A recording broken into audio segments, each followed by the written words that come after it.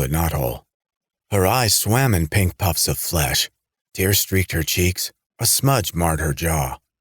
Her hair was disheveled, her clothes filthy, torn, blood-spattered, and burned in spots. Yes, burned. She was running like she'd never run before. Uphill through the woods, out of breath, aching in every muscle, running on her last ounce of strength. She hadn't a step left in her. Still, she ran on, gasping, shooting terrified glances into the darkness behind. As she ran, she failed to hear any of the normal sounds of night. No nocturnal animals scampering in the brush, no creatures slithering in the grass, nothing flitting past on night wings, not even crickets, nothing but her gasps, her footfalls, and the unearthly sounds of the thing chasing her. The leaves crunched and the branches snapped to its uneven step as it, whatever it was, pounded the path behind. Its occluded breath, growing louder, drawing nearer, threatened Angela like an opening theme from a horror flick. Suite for string orchestra, tubular bells, Malcolm is dead, music to scream by, music to die by. Its throaty panting gave way to a guttural howl. The thing was hot on her heels and closing. All seemed lost when the dawn arrived. Angela experienced a rush of hope as brilliant rays of orange, white, and gold burst through the trees. But that hope was fleeting. The cavalry had not arrived in time. It wasn't the light of salvation. Rather, it was the dawn of the dead. It cast long shadows through the woods, while at the same time ominously lighting a clearing ahead, like a spotlight on a stage. Lights up. She was afraid. On the final act in the theater of blood. Angela had no choice. She left the path, crossed the clearing in 8 panicked strides, then, gasping in terror and exhaustion, pulled up with no more room to run. No! She caught her balance at the brink of a sheer rock cliff. She swallowed hard and gaped over the edge, taking in the 100-foot drop to a surging river below. Her mind reeled, her stomach rolled. She took an involuntary step back. Her cognitive senses took an instant to catch up. She was trapped. She turned to stare back across the clearing to the woods on the downhill side. She dropped her arms to her sides, flexed her fists, and fought to master her breathing. Was she afraid? Yes. Still, if it was the end, she decided then and there, let it come. She was Angela Roscoic, wasn't she? Her old man's kid? She'd meet this, like she met every challenge in life, head on. The morning breeze chilled, blew through her hair and torn clothes, brushed her beads of sweat, turning her skin to goose flesh and sending a shudder through her small athletic frame. Behind her, Angela heard the water surging below. At the timberline before her, she heard the snap of twigs and crunch of leaves, heralding the arrival of her pursuer. The thing broke through the trees. Angela screamed and bolted upright in bed, just like the heroines did in the old horror movies she loved so much. She eyed her surroundings in the gloom and finally recognized them. Her own bed, in her own room, in her own apartment.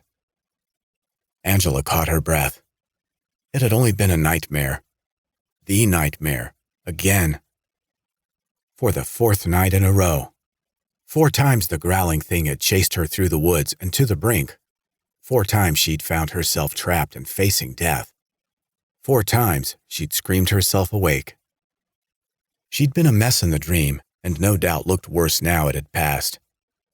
Angela sat drenched, her too big flannel nightshirt clinging with sweat, her hair matted, her breath coming in pants, and a rivulet of saliva escaping the side of her mouth. Ugh, pretty. She wiped her chin with her shirt sleeve and collapsed back on the damp pillow. Like most actresses, most directors, most people of the theater, Angela was a night person, not much good in the day. Facing the normal world was challenge enough. Now, with her nights being ruined by crazy dreams, ugh, who needed it? She lay there, slowing her breathing, blanking her mind, willing her muscles to relax. She looked at the bedside clock, and groaned with relish. "Whatever you do," she told herself aloud, "don't fall asleep again. It's time to make the donuts." To heck with nightmares. She had places to be, people to see. If she didn't get going, Angela knew the day would wind up being one big trip through hell. 4 hours later, following a shower, toaster pastry with sprinkles, and a few last-minute chores at the theater, she'd procrastinated the day before. With a cup of espresso driving away the remnants of her nightmare, and her comfy as an old shoe maverick driving away the last of the 200 miles from the Windy City, Angela motored through Savannah, a sleepy northwest Illinois town on the east bank of the Mississippi. If she'd read the map right, she had nearly reached her destination. One of the great thought thinkers at the last meeting of their Chicagoland Directors Guild, to the question of where their next convention ought to be held, had boldly suggested a retreat into the wilds beyond the city, a getaway and play, as he called it. Of course, with the exception of a film shoot in South Bend, he'd never been more than 5 miles from the heart of the loop. Someone else would have to arrange the affair. Angela as, 1, the committee's recording secretary, and 2, the only member not at the meeting, was nominated and immediately elected. She had no more experience with nature than the others, but that would teach her to miss meetings. That was 5 days ago. 4 fruitless days of rehearsal followed, with a guest director that made Scrooge look open-minded and amiable, with a cast of young performers straight out of Village of the Damned, each one followed by a night of rotten sleep and the recurring nightmare. 4 nights of being chased in a senseless dream. And it was senseless. What dream, after all, could be more hair-raising than the frightening world of the theater? Moreover, Angela was a horror film nut. Monsters didn't scare her. She found them a blast. She was gaga for all things gothic. So why was she having a nightmare? Why a nightmare set in the woods? She wasn't afraid of the woods. She just wanted nothing to do with them. She was a Chicago girl, born and bred, and didn't go anywhere without plumbing. And why the dark faceless thing on her heels? Chi-Town was full of things willing and eager to chase you. You didn't need a walk in the woods for that. But what needled Angela most about the dream was her own ravaged condition. The torn clothes were nonsense. She pitied the guy that ever laid a hand on her without the okie dokie. Likewise, her dreamed exhaustion was patently ridiculous. When she wasn't in a show, staging a show, or catching a fright flick, Angela kept fit by running marathons. The personal challenges of the sport gave her a rush. She may have needed tiptoes to peek over a 5-foot wall, but she could jump one with no trouble. It would take a heck of a run to wear her out so completely. The dream made no sense. Anyway, the nightmare was behind her and the trip from the city. The reason for the trip could now occupy her mind. The mission foisted upon her to scout the sticks for a retreat venue. But she may as well have been on a journey to the far side of the sun. Outside of her comfort zone, she cruised through Savannah, feeling as if she'd entered the creepy small-town territory of Salem's Lot, or maybe, let's scare Jessica to death. The sidewalks at that early hour were virtually empty. The few gaunt figures out and about silently followed her progress down the street with the deliberate stares of Stepford wives. She'd freely admit she wasn't being fair to the locals, but couldn't help feeling what she felt. In Chicago, 1 million people might pass by, but none paid you any mind. But in that tiny river town? It wasn't that Angela minded attention. She just preferred to be on stage playing somebody else when it came. At the hard curve in the middle of town, between the Lutheran church and the fire station, Angela passed a sign reading, Marina. On a phone call 3 days earlier, she'd been told specifically to pass the sign and the marina by an insistent and gabby Park District big shot and to keep heading north. She drove through 2 traffic lights in total and found herself already heading out of town. Gorgeous rock bluffs with sheer cliffs, not unlike the one in her dream, the Palisades according to her map, imposed to the right of the highway. Then, thankfully, on the left appeared the sign she had been directed to look for. Despite the fact it made no sense at all, she turned left onto Marina Road, which she now knew didn't lead to the marina, crossed a series of railroad tracks, and eased into the gravel lot of something called Miller's Landing. Ahead, for as far as she could see to the left and to the right, surged a gray-green superhighway of water, the Great Mississippi River. Angela had arrived. In one way, Angela soon discovered the boonies, like the city, were governed by the maxim, hurry up and wait. She'd forced herself from bed, escaped the city madness, nursed the old maverick across the state, and arrived safely, only to find the door locked and the landing office vacant. She looked out over the bobbing boats, wooden piers, and beyond the concrete incline to the water. For the launching of boats, she imagined, considering her options. Someone named Arthur should have been waiting to give her a boat ride. There wasn't a soul about. How, she wondered, would she get to the island? An island retreat, that's what she was getting the Chicagoland directors into. Prior to that moment, the nearest Angela had been to the Mississippi was a 4-week run of showboat in summer stock. Now, finally, she saw the river for real and saw it come to life. The birds were everywhere, big black and white birds that looked like pelicans and majestic birds that were certainly eagles, though she didn't know gold from bald, soaring past each other overhead. On the rocks, beside and beneath the dock, frogs croaked, snakes hissed, and all around the hidden things in nature leaped and slithered and made their presence known. She couldn't see the fat daddy cats and walleye hanging low along the shoreline, but they were there. She could hear the big-mouthed bass break the surface with a splash. And though Angela knew only that they were fish, she wondered if they weren't giving the fin to the few anglers visible up and down the way. The rapid river slapped the riprap on both the Illinois and Iowa shores. That was Iowa over there, wasn't it? Barges, flat, rusting metal monsters asleep at anchor, waited for the day's work to begin. It was all quite amazing. But one look told her that while Old Man River might just keep rolling along, he was too wide awake, wide, long, fast, and cold for her to swim. As in her nightmare, Angela was trapped and had no choice. She would have to wait and hope Arthur and his boat put in an appearance. Resigned, committed, and with her mind now free, Angela heard music.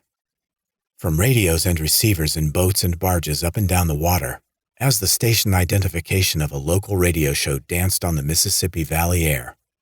WORM, Old Man River Radio. She heard the sprightly jingle from at least one of the cars or trucks or campers in the parking lot. Had probably been hearing the broadcast all along, but had blocked it out. Who listens to commercials after all? Now she heard it plainly, the first sign of civilized life the city girl recognized that morning. As the song died, there boomed a gravelly voice of a female radio host. Yes, it is, moms and dads, boys and girls. 3 packs a day, Angela guessed. This is your charming and delightful old Aunt Sal. And right over there, shoving another cinnamon bun in his pie hole, is my sidekick, little runny-nosed Eddie. Hi, Eddie. Hey, Aunt Sal, came the laughing reply over the air from the depths of their studio. Sal Cartwright, Savannah's most famous radio DJ, didn't just sound like a frog. She looked like one, and had, sitting in her WOMR radio seat, since the training wheels came off Caesar's chariot. Eddie Landfair, her co-host, his headphone cord stretched to its limit, his mouth jammed with pastry beside the snack wagon across the studio, had been with her for half that time. On this beautiful morning, Aunt Sal croaked, moving the flexed microphone arm above her desk closer to her mouth. We need to start off with a warning. Choking down a sticky bite, licking his fingers, Eddie raced back to his seat and told his mic. Say, sounds serious, Sal. Whoa, easy on the alliteration, Eddie. You'll hurt yourself. But yes, a warning. We want to inform our faithful listeners that the south end of Mississippi Pool 13 will be closed today. What? Eddie asked, in mock surprise. That's right, little Eddie, Aunt Sal said, scanning the news release in her hand. She rattled the paper in front of her microphone for effect. Says right here, no lock and dam traffic due to dredging below the rock island. The river never closes, Aunt Sal. It does today, you lying little rat. Pool 13 is open for recreation.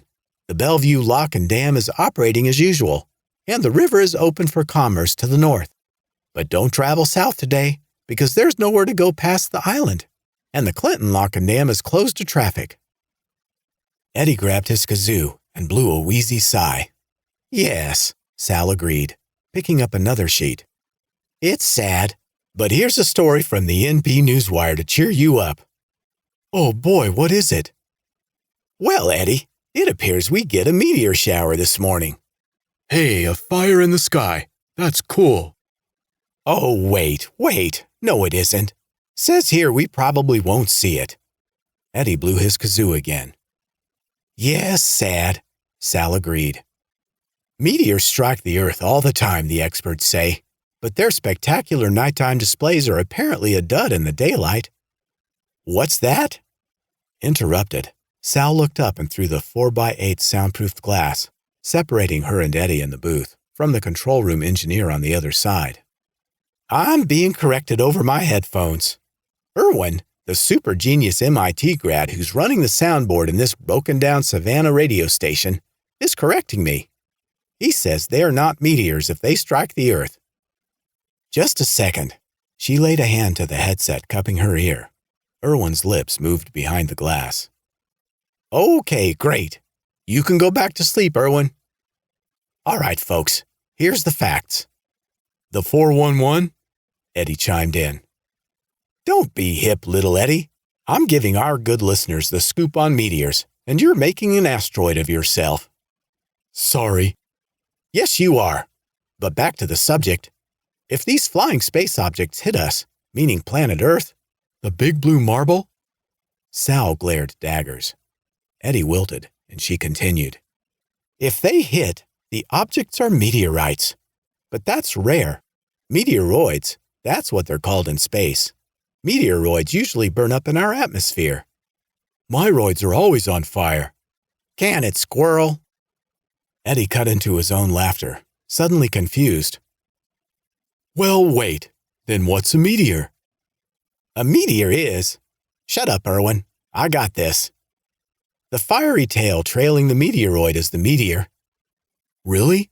Eddie asked. That's so confusing. Only to you.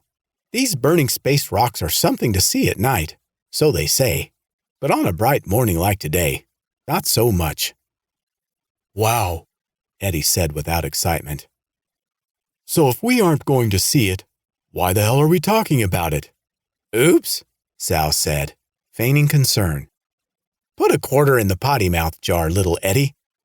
What, just for saying hell? Yes, sirree, Bob.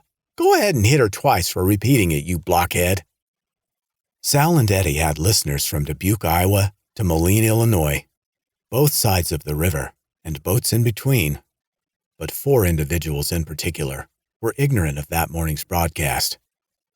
Those 4, occupants of a battered Econoline van pulling into the Bait and Switch gas station and convenience store on the north end of the one blink and you miss it town of Sebula, Iowa, were assaulting their senses with the Ramones' frenetic beat on the brat. The van jerked to a stop by the outside pumps. In the vehicle, a hand slipped between the seats to poke the CD player into silence. The radio took over, and Aunt Sal continued whooping on little Eddie in dulcet tones of dumped gravel. While you pay up, you little freak. 2 coins tinked atop a pile of change, presumably in a glass jar, and Sal spoke again. There you go, toilet tongue. Now that's done. On behalf of our sponsors, Pool 13 Pools and Crappy's Tattoo Parlor and Bar, I get to tell the listeners we're looking at rain this afternoon and more rain tonight. But for now, it's a fine Saturday morning on the quiet Mississippi. The redhead behind the steering wheel, startling not only for her gorgeous hair, but for her ghost-white skin and the ring in her nose, poked the power button and put the radio out of their misery. Her name was Noreen, and of the 4, she looked the most like a human being. But she was desperately nervous and couldn't stand any more noise. The others, Dex, her boyfriend, cracking his knuckles, and breathing deep in the passenger seat, Gar, their leader, and Falcon, Gar's girl, locking and loading handguns in the back, were replete in their ghastliness and frightfully dyed hair, black leather, severe makeup, tattoos and piercings, goth nightmares all, and all four as nervous as cats. "Leave it run and be ready," Gar told Noreen. The lizard's eye contact in his left eye and his rooster foot necklace unsettled her. She nodded and looked away. Gar turned to the others. "Everyone stay cool. Don't go shopping. Keep to the plan, and this will be child's play." Falcon and Dex both nodded. "Let's do it." Gar shoved the van's side door open, and he and Falcon hit the ground running. Dex slipped from the front, between the seats, and followed hot on their heels. "Y'all be careful," Noreen called, in the sweetest little southern fried accent. Like children released to play, they raced across the lot in a mad parade. Dex overtook them, reached the store first, jerked the door open to a welcoming chime, and held it. Gar and Falcon, brandishing their weapons, hurried in. From the van, Noreen heard Gar shout, "Get him up!" Then, Dex disappeared inside too. 2. Believe it or not, when the bandits first hit the store, Billy Pratt, the cashier, was more frightened of their makeup and clothes than he was of their guns. He'd been robbed before, with weapons ranging, swear to God, from a ball bat to a chainsaw. He'd seen plenty of guns, but he'd never seen anything like these people. Freaks, that's what they were. Society discards, pouring through the door, waving pistols. Billy didn't mess with freaks. "Fill it!" Falcon shouted, throwing an empty linen bag at him. "And don't fuck around!" Leather, tats, piercings, and paint. The woman meant business. At least Billy thought it was a female. Some kind of jungle woman or cycle slut. Billy didn't know much, but he knew when to do as he was told. He tapped a key on the cash register. Ding! And the drawer slid open. Dex circled round the corner and pushed past him. Of course, Billy didn't know the fella's name. All he knew was the guy was a big African-American. The others looked white, in leather, with spikes at his collar and wrists, and he was no stranger to a gymnasium weight room. The fella didn't say boo, just started cherry-picking off the shelves. Cartons of cigarettes, boxes of cigars, bottles of whiskey, and one of vodka. Billy didn't know, but vodka made Noreen horny. The loot disappeared into Dex's bag as fast as he could snatch it. Falcon jumped the counter, sending Shrine Circus coupons, the contents of a need-a-penny, take-a-penny tray, and impulse buys, from condoms to caramels, flying into the air. She landed on her feet on the other side, crunching the rain of peanuts, keychains, and miniature horoscope booklets beneath her heavy jump boots. She snapped open her bag and grabbed one of the lottery displays. With no time for unraveling the tickets, she took the whole plastic carousel. "You little punks!" The shout from the back of the store startled them all. They looked up to see a tubby 50-something man charging from the storeroom, down the gum and breath mint aisle, with a Louisville Slugger over his shoulder. This was Ferenc Blasco, the store's owner, and Lord was he mad. Gar, standing lookout in case of such an emergency, as Falcon saw it, loitering uselessly by the zingers, in Dex's opinion, saw Blasco coming without being seen. Gar used the butt of his gun to smash the old boy and send him reeling into the endcap display. Blasco hit the floor in a hail of antacid tablets and beef jerky. Dex sped up his activities. Falcon paused in her thieving to enjoy the heady violence. She threw Gar a smile of twisted glee, then, riding her adrenaline wave, turned back on Billy and jammed her gun in his nose. "Let's go!" Falcon relished the fear in the cashier's eyes and celebrated by wagging her split tongue in his terrorized face. "Let's go." It was the same phrase muttered at the same time, by a different person in another setting. The mutterer, Professor Paul Riggus, stood alone recalling a recent conversation and growing annoyed. "Come on, man, let's go." That's what Dr. Richard Malcolm had said. His colleague, a lit professor at the same college. Paul taught geology. The small L and capital G were how Paul thought of each. Had been insistent. "Come on, you said you'd teach me to rappel. Let me steal a few days of your vacation. Let's go." So the getaway was set. They would make a weekend of it, bosom pals, rock climbing in the wilds. First, the Mississippi Palisades, and then onto Rock Island. Paul shook his head, knowing he should have known. Vacations never worked out, and this was one holding true to form. Like a nincompoop, he'd waited all Friday, yesterday, on the bluff overlooking the Palisades and River Valley, and later, below the sheer cliffs, for his fellow professor to put in an appearance. But Malcolm, probably helping a leggy undergrad with her homework, had failed to show. As you do not rappel alone, the day was wasted. In the evening, Paul caught a boat for the Rock, their next scheduled destination, telling himself they'd merely had a miscommunication. Rock Island Park officially had yet to open for the season, but the caretakers, an old couple named Aaron, and the park superintendent, a talkative Mr. Towers, received him cordially and let him stay. Made him comfortable, in fact. He'd had a restful night's sleep and rose with the sun to find Malcolm still a no-show.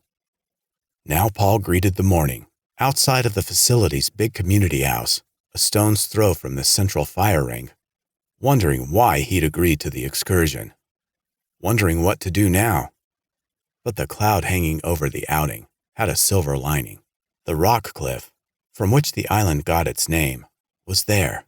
He was there, and the river valley was lovely, even for college professors soured on adventure. Paul looked to his gear. 2 rope bags and a duffel piled on a picnic table and sighed. With nothing to do but wait, he might as well double-check the gear and hope for Malcolm. Paul grabbed the duffel, but before he could unzip it, was interrupted. Harry Towers, the park super, led a man in clerical garb from the main building and off the porch. Paul had caught a glimpse of them earlier from a distance when they'd arrived with the caretakers. Where the errands had gotten to, the professor hadn't a clue. The man of God was tall, thin, with wispy gray hair and a white dog collar, a suit in Johnny Cash's color scheme, and a wide smile. Barry Fitzgerald, without the crust, Paul guessed. It was a guess. The professor patronized neither the cinema nor the hallowed halls of organized religion. Towers looked exactly as he had the previous night, short of height, pink of face, red of nose, with a middle mound keeping his feet a secret from him. He had a tendency to talk incessantly, and was even then. The religious leader followed, smiling patiently, trying unsuccessfully to work a word in edgewise. "I'm certain, Father Snow, your young people will have a terrific time here on the island." "I'm sure they will. Kids always do when they put their minds to it, Father?" "Please, Superintendent, it's Reverend, not Father. Then, come to think of it, you probably wouldn't know about kids, I suppose, being a priest and all." Paul grimaced, embarrassed for Towers. The fat fool was talking so much and so fast, he couldn't hear himself being offensive. Reverend Snow was not a priest. He was a minister, a horse of a different color. Paul wasn't a churchgoer, but he wasn't an idiot either. Towers, chattering like a crazed magpie, having missed the one sentence the poor guy had gotten out, was off to the races again. "I've got a young woman coming. She should." Towers interrupted himself to look at his watch. "She should be here, organizing a reunion or team get-together, or something. I don't remember if it was a high school or college. She may have said. Well, it makes no difference. I think our island park will fit her group admirably. I mean as well, I expect as it will fit yours." The Reverend attempted to reply, but Towers cut him off. "We'll tour the trails now. She'll soon be here. Oh, she is late, but she'll be here soon, I'm sure. We can tour the buildings together. Our trails are gorgeous this time of year. but just between us, you wouldn't want to be lost near dark." Towers spotted Paul, exclaimed excitedly, then steered the Reverend towards him. "Good morning, Paul. Father Snow, let me introduce you to Dr. Paul Riggus." "Reverend," Snow corrected, reaching for Paul's hand. "Professor," Paul corrected in return, giving it a shake. Towers hadn't heard either. "Not a medical doctor, I think." Towers corrected himself, incorrectly. "A scientist of some sort, looking over our facilities before we're actually open for the season. We do try to accommodate when we're able. Paul, Father Snow is touring the park in anticipation of some church function or other." Paul and the Reverend shared muted smiles, brothers in suffering. The minister turned to the park official and tried to speak, but Towers cut him off. "It just occurred to me I may have given you the wrong impression," the superintendent said. "Paul doesn't work here. He's one of our visitors. The park wouldn't have any use for an archaeologist, would we? Well, I've another group organizer coming.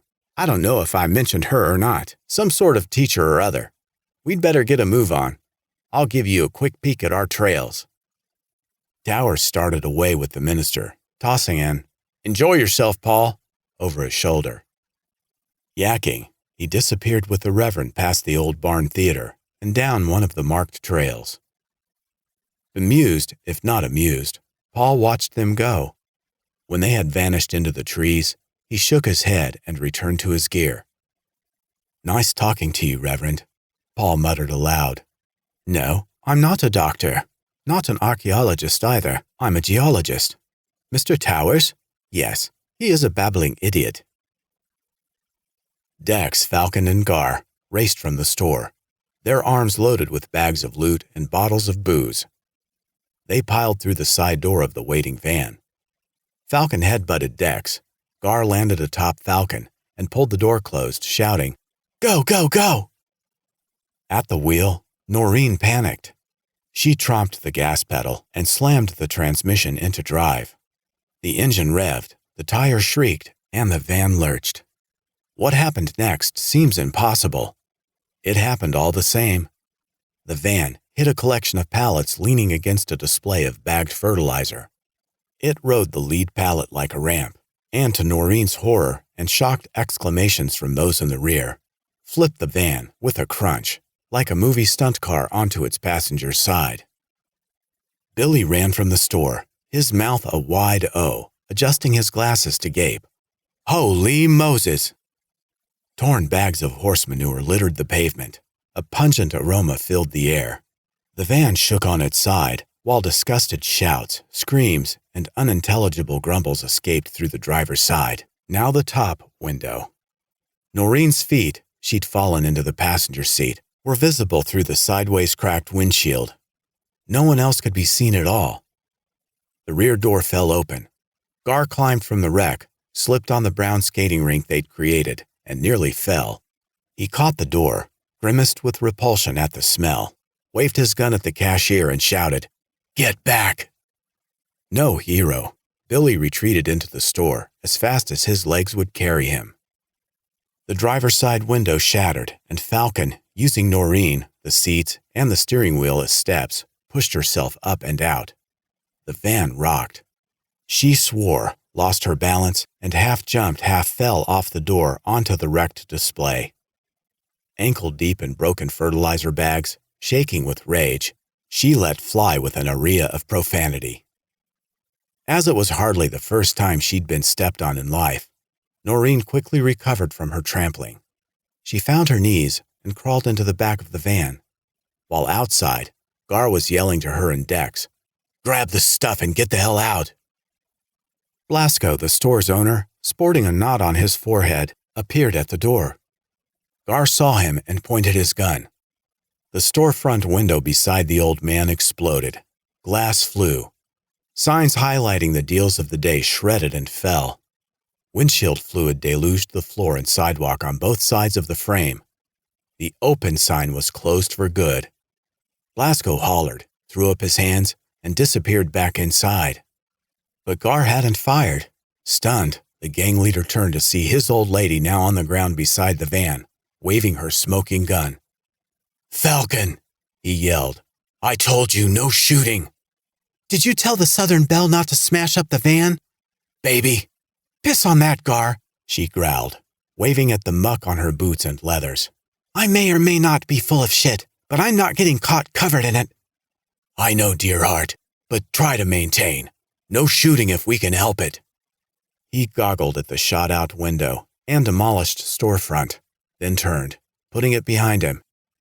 He yelled to the van, "Come on, you two. We haven't got all day." Dex staggered out, limping, a bag of loot in his left hand, the palm of his right pressed against his forehead. A red stream of blood ran from beneath his hand, around his eye, and dripped on his jacket. Noreen followed him out, crying, "Dex, you all right?" He ignored her, letting Gar help him through the pool of horse manure. Falcon brushed past them back into the van. She cursed to the sound of breaking glass, then stuck her head out. "Get your asses back here and help me." She disappeared again. Inside, Falcon collected the surviving loot, scattered to all corners of the compartment, shoved it back into bags, and the bags to the open rear escape. When Noreen showed her face at the window, Falcon all but exploded. She grabbed the neck of a shattered whiskey bottle and wagged it at the redhead, screaming, "I ought to use this on you." Noreen cried in desperate apology. "Falcon," Gar shouted, "we don't have time for this. Let's go." Silently promising to smack the worthless bitch later, Falcon threw sacks of lottery tickets and cigarettes at Noreen. "Take these. Do something right for once." Loaded down, the goth thieves left the wrecked van and the lot on foot. Cibola, the island city, was a sliver on the world separated from Iowa by Cibola Lake and from Illinois by the Mississippi River. The town was 9 blocks long and 4 wide, discounting both the 2-mile elevated road leading in from the North Bridge and the South Marina. The bait and switch sat on the north end of town, on Highway 52, the east-west causeway north of the lake, connecting the town with the landlubbers of Iowa proper. Trailing broken glass, dripping fertilizer, and here and there spots of blood, Gar shouldered the limping Dex down the middle of Broad Street and away from the wildly rearranged convenience store. The girls, their arms loaded with loot, followed after. 3. For all the excitement elsewhere around the river valley, there was none at Miller's Landing, and nothing on the horizon. The landing supervisor had finally arrived and opened his office. Angela had expected, unfairly she admitted, a sinister banjo player with bad dental work, but couldn't have been more wrong. He was a perfectly normal, if quiet man, willing to help, but not really able. He had no clue where her river taxi was. His call to the island on her behalf had gone unanswered. He offered to rent her a boat if she wanted, but Angela, aware she was no Tippi Hedren, decided against it. Alone on the pier, there was little to do but pace and look around. She'd given up worrying about missing her island tour. What would that accomplish?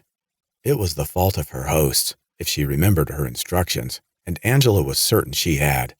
They said they'd send a boat. Instead, to pass the time, she gave in to her inner nerd and started mental push-ups, taking in her surroundings and with imagination deciding which horror film they placed her in. The novice would have ogled the docs and simply named the biggie, Jaws, and its sequels. Jaws 3, set in a SeaWorld knockoff, didn't count. And the ripoffs, Barracuda, Tentarera, Tentacles, each the same movie in an ocean setting. By adding a boat landing on a river, it got tougher.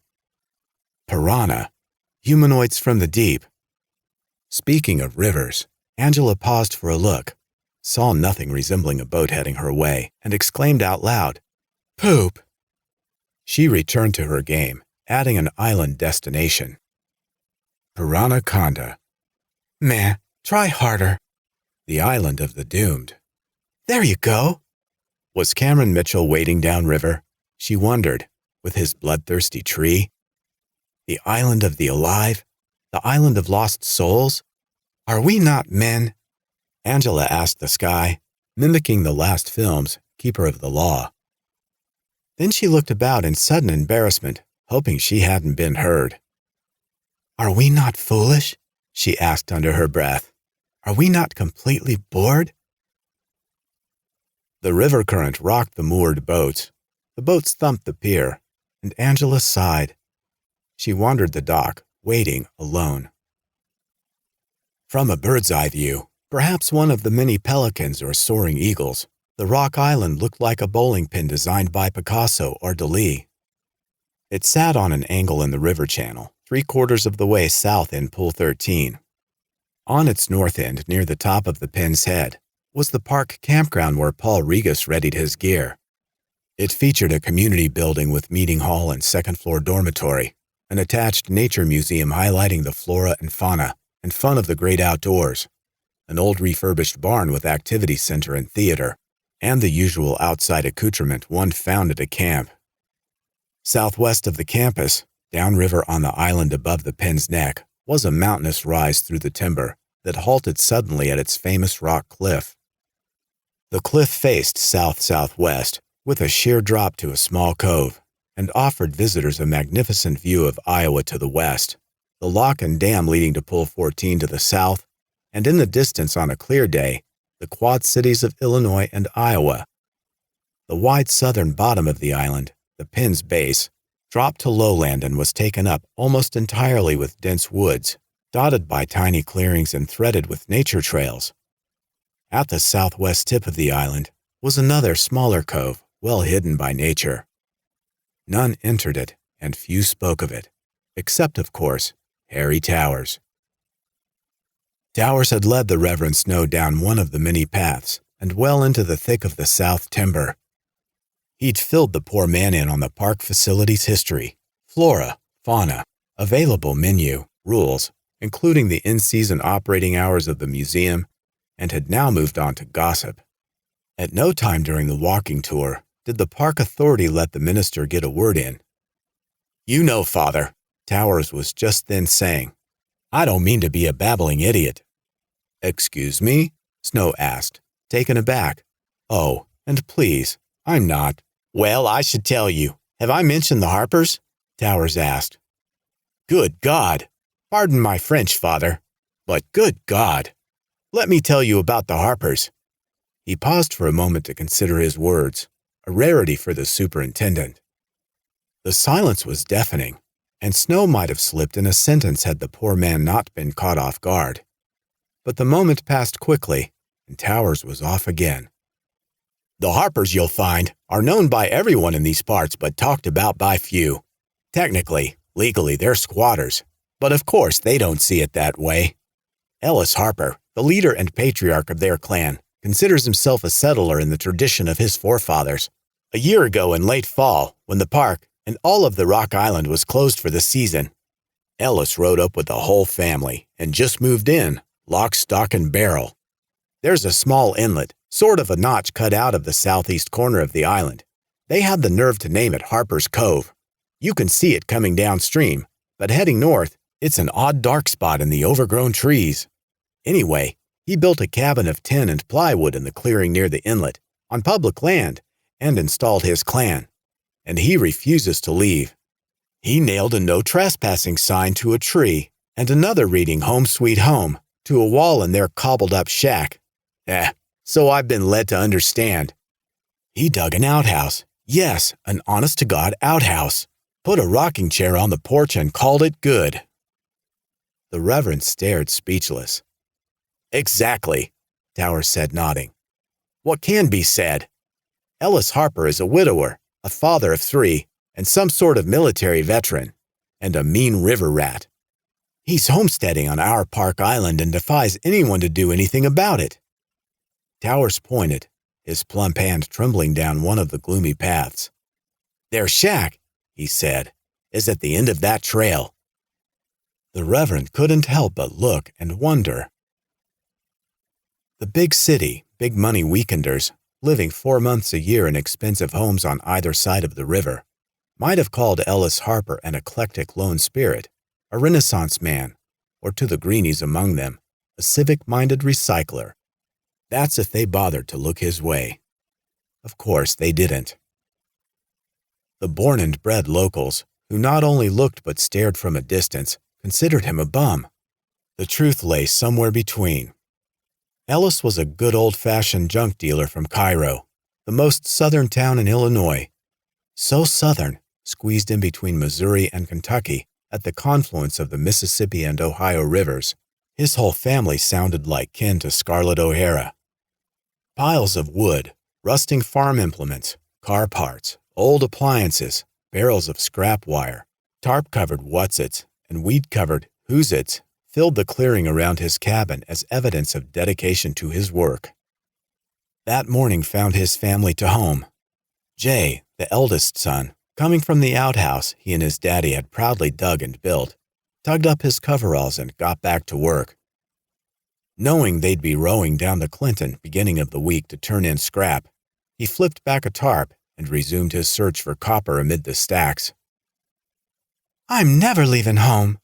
The statement and the voice belonged to Crystal, the middle child and only daughter, and had come from her favorite tree.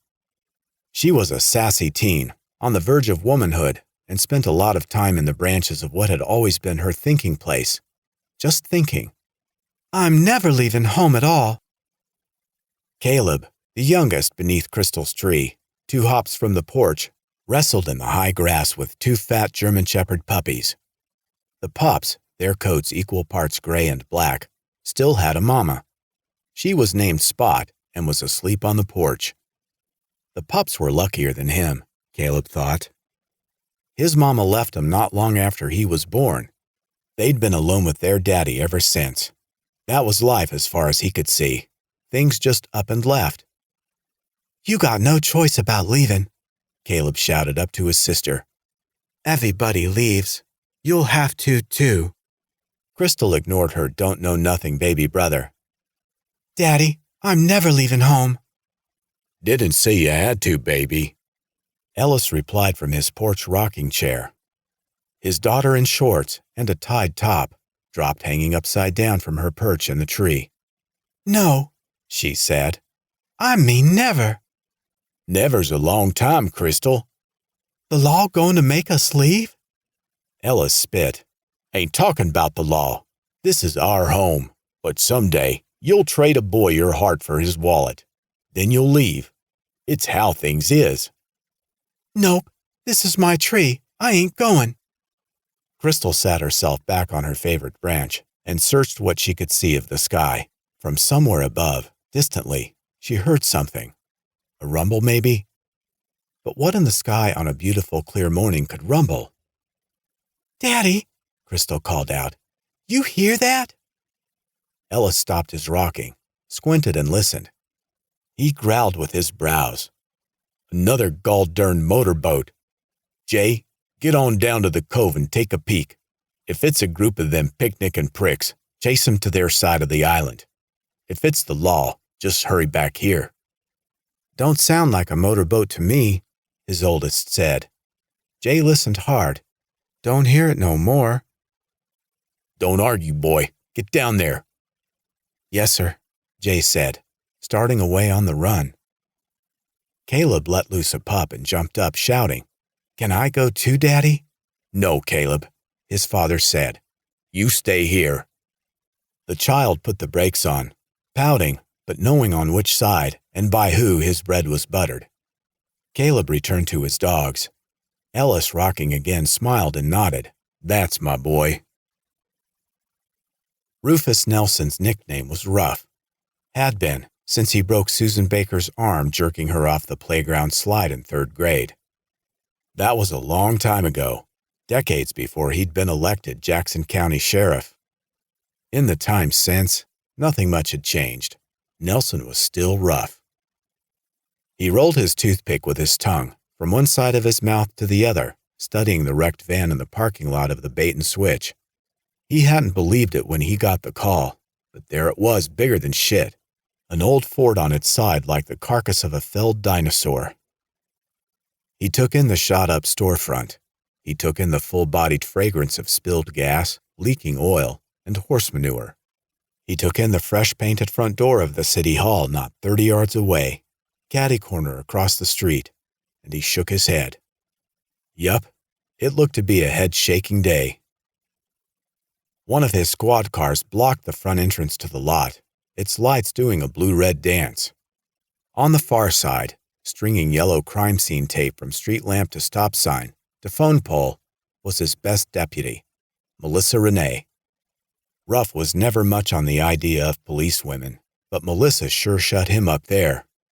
She was a good girl, and as soon as she had the rubberneckers, weren't many yet, but there would be, blocked out so they couldn't tramp any evidence, she'd start on the government nonsense, calling the hazmat wizards, environmental protection sharpies, and the photo and fingerprint scientists up from Clinton. All the BS they could have skipped if the perps hadn't fired a gun in the commission of the crime. Bastards. All the crap Ruff hated to deal with. Yup, Melissa was a good girl. Something, an unusual sound, like a distant rumble, caught his attention and Ruff looked up to the sky. Melissa looked too. She didn't miss a trick. He panned the blue west and saw nothing, slipped his sunglasses into place, panned the east, and saw the same, not a plane, not a storm cloud in sight. Though the radio was calling for rain, he and his deputy shared a shrug, and she went back to work. Ruff tucked his gun belt back into place, tended toward the gut as he was. It had a habit of slipping. He headed around the parking lot mess, past the shot-up window, and into the store. J. Harper heard it as plain as day, louder than before, the rumble. His daddy said it was the boat motor of some snoop, but search the river as he might, he couldn't see a boat anywhere. He stood beneath their homemade sign reading Harper's Cove, hung from a tree above their overgrown and sagging pier, and looked. Their small, empty rowboat tapped the dock with a slight movement of the water, but that was all. The river was clear to the south. Jay left the cove, circled around through the weeds and trees, through the heavy brush, into the cattails and prairie grass on the island's open southeastern shore. He looked up and down to the east and saw there was nothing to see. The river was empty, but the rumbles continued. Jay wouldn't argue with his daddy for all the tea in China, that was for sure. Still, he didn't believe the noise had anything to do with Snoops, the law, or the Mississippi. He thought, was almost certain, the strange sounds were coming from the sky. He looked to the wild blue yonder, but saw nothing but a few wispy clouds. Funny, it sure sounded like it came from the sky. Inside the bait and switch, Billy had the store's first aid kit out of the back of the room and was doing laps around Blasco's head with a roll of gauze. The store owner held one of those popped ice bags to his noggin and was trading hands around Billy's doings to hold it in place. Ruff Nelson helped himself to a large coffee in a paper cup. "They get anything else, Ference?" he asked, sniffing the brew. Blasco grunted, probably from the pain, maybe for attention. "I haven't had time to check, Sheriff." Ruff watched 3 sugar cubes sink from sight. "Let go of his head, Billy, so he can check." Billy did. Blasco got up to have a look around the store, while the clerk asked, "Why aren't you chasing them, Ruff?" Ruff took a long first sip before looking up. "Do I chase people?" He pursed his lips and blew to cool the coffee. "I got the causeway blocked to the west. I got the bridge blocked to the north." "Why?" Billy asked, sticking his nose in further. "We told you they went south." "Yeah, I got south," Ruff said dryly. "Then where'd they go, genius?" Billy shrugged. Ruff shook his head. So much for south. The chime, surprisingly still intact above the door, rang as Melissa stuck her head in. "Ruff, you got a few seconds?" The sheriff assured her he'd be right there, and his deputy ducked back out. "That's it," Blasco called from behind the counter. He came around front, crunching across the spilled doodads littering the floor. "All my cash, everything in the till, all my lottery tickets. half my smokes, a bottle of Smirnoff, 2 Captain Morgans, and a couple of bottles of VO. The sheriff shook his head. With Jack Daniels right there on the same shelf, I am depressed. He took another sip and gave his cup the stink eye. You switch coffee brands, Ference? You want to criticize it? The store owner growled. Pay for it. Ruff studied the disaster of tossed shelves and scattered merchandise. Don't look to me like you could make change. He turned in no hurry and started for the door. What if they grab a boat? Billy, hurting his brain trying to detect, asked the sheriff's back. There are plenty around. They'll get away. Not to the south they won't. They can't get off the island unless they do steal a boat. If they go to the trouble, they can't get out of the pool to the south. They're dredging, and the Clinton lock is closed. Ruff paused at the door for a long, slow sip. This isn't Los Angeles, Billy. It's Sabula, Iowa. He stared past the busted window to the wrecked van in the lot. You were robbed by the Adams family. They're on foot. Judging by the blood, at least one is limping, hopping, or being carried. They aren't exactly invisible, boy. He took another thoughtful sip. Just hold your water. As long as a bass is a fish with gills, it's just a matter of time. Ruff pushed out of the store. 4. When Sheriff Nelson, who didn't chase people, and his favorite deputy arrived at the bait and switch, saw the wrecked van, instituted the first roadblocks, and began to discuss the manpower necessary for a search, the armed robbers were less than 2 blocks away. With Gar slowed by the injured Dex on his shoulder, and Noreen too idiotic to put up with any longer, Falcon had taken the point. She led them, running for a block and a half in plain sight down the town's main drag. Dressed in black leather and studs, with explosive hair and fright makeup, trailing manure and blood, she hollered over her shoulder, in Falcon's own special diction, to remind her man they were going to draw more attention than seemed advisable. We need a fucking plan! The notion of swiping a car was considered and quickly abandoned. Vehicles with keys left in the ignition were bound to be scarce, and no one in their ragtag group knew how to hotwire an engine. Besides, Gar told them, the cops would soon have the roads blocked. It made more sense, he said, to keep their eyes peeled for a boat with a reliable-looking outboard, or better yet, with keys in view. People were less careful about boats. What we gonna do? Noreen asked. We're surrounded by water, Gar growled. What do you think we're going to do? Falcon got it, of course, was way ahead of her old man. Still, she had a problem. As thin as the town of Sabula was, water showed between the houses on either side of them. Falcon was perplexed as to which direction offered the best chance of escape. She finally decided with the foolproof, eeny, meeny, miny, mo method and led them through a yard to the right.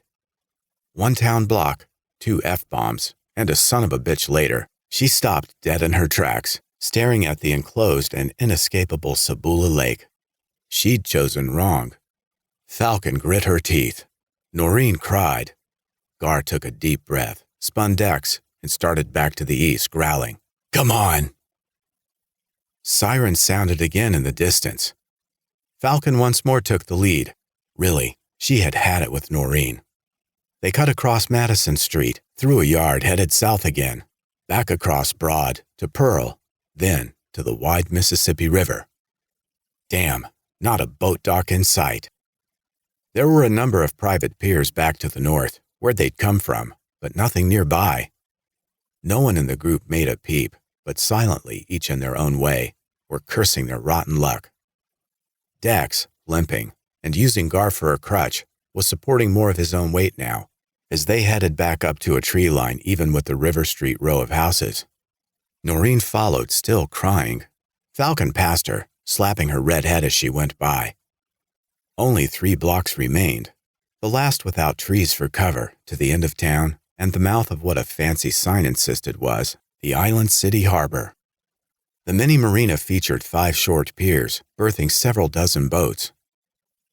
One local, an old-timer near the pilot house with a bent back and a short clay pipe, sat watching them. He saw the approach of the oddly dressed quartet, with the leather-clad Falcon in the lead, and took them for trouble. He stared as Falcon darted from one boat to another checking for keys. He silently puffed his pipe, considered the situation, then hid his face behind his newspaper. From then on, he actively ignored them.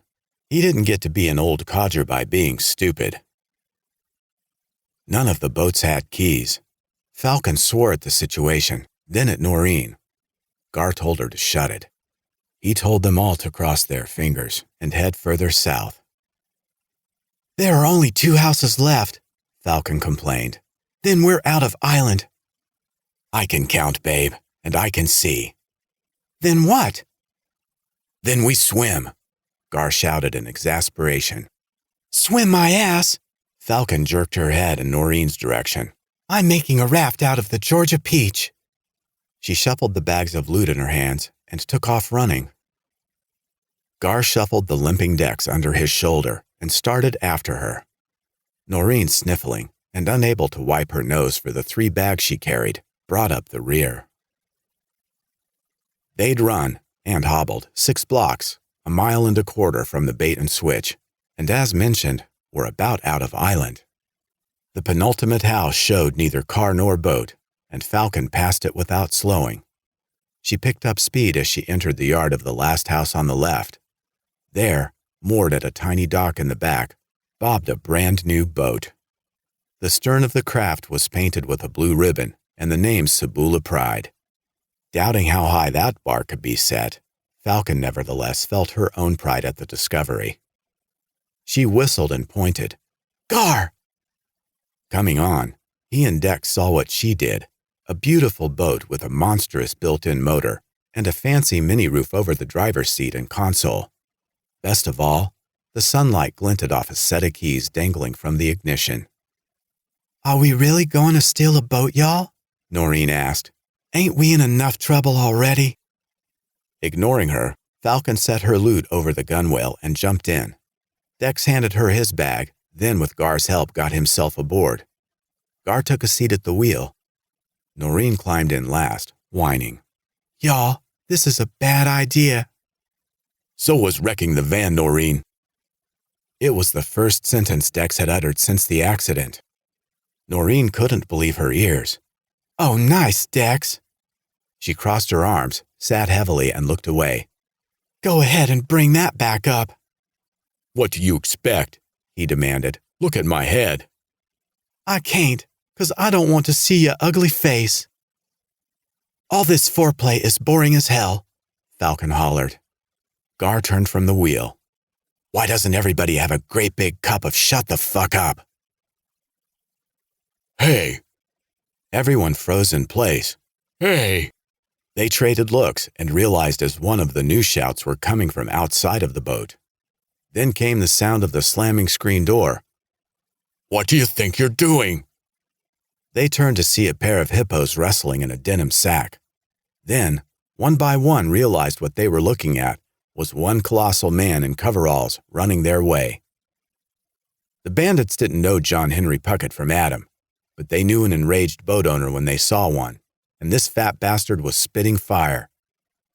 Gar turned the ignition key, expecting the way their day had gone so far, nothing but the metallic grinding of a bad starter or the hiccups of a faltering engine.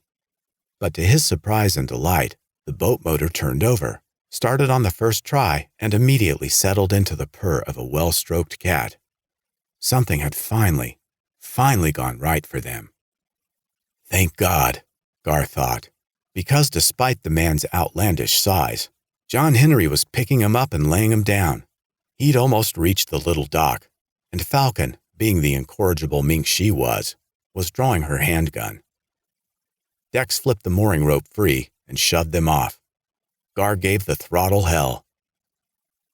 John Henry hit the dock as if it were a diving board and launched his behemoth body into the air. The boat's stern sank as the motor bit into the river, and the Sabula Pride roared away.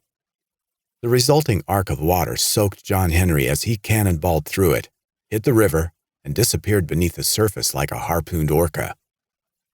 Nothing remained but the gleaming wake of the stolen boat. John Henry wasn't the only John on the river that morning, not with John P. around. John P.'s favorite song was Jimmy Dean's Big Bad John.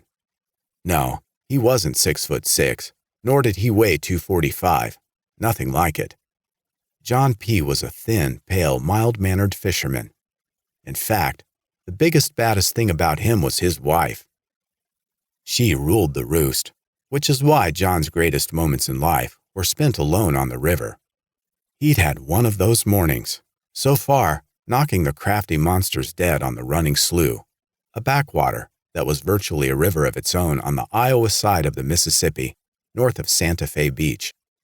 And he was having one of those moments now. John P. grinned over his morning catch, swimming laps in his boat's live tank, lowered the bench seat cover, and took the wheel in hand. He fired up his faithful outboard and puttered back toward Miller's Landing. It had been a good morning for little Big Bad John. He didn't know who she was, the tiny brunette pacing the pier as he motored that way. She looked kind of bored and sort of depressed, and maybe she needed a little help. Not that John thought he could be much help, but she was a looker. He wasn't a dirty old man, not by a long shot, but had he been 20 years younger, or she 10 years older? He saw her brighten visibly as he drew near. It was nice to see a smile on a young woman's face at his approach. Yes, sir, and it wasn't his imagination. She was smiling bright as the morning sun. On her side of it, Angela pulled up in her pacing as a small motorboat came her way. There was one man aboard, a skinny old man, sitting at the steering wheel. It appeared her wait had finally ended. The old guy was an Arthur if she'd ever seen one. "Good morning," Angela called out, waving.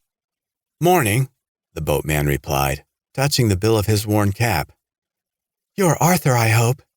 "Excuse me?" She raised her voice over the idling motor. "Are you Arthur?"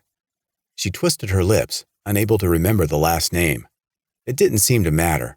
From his frown, it appeared they were both about to be disappointed. "No, I'm not Arthur. Sorry."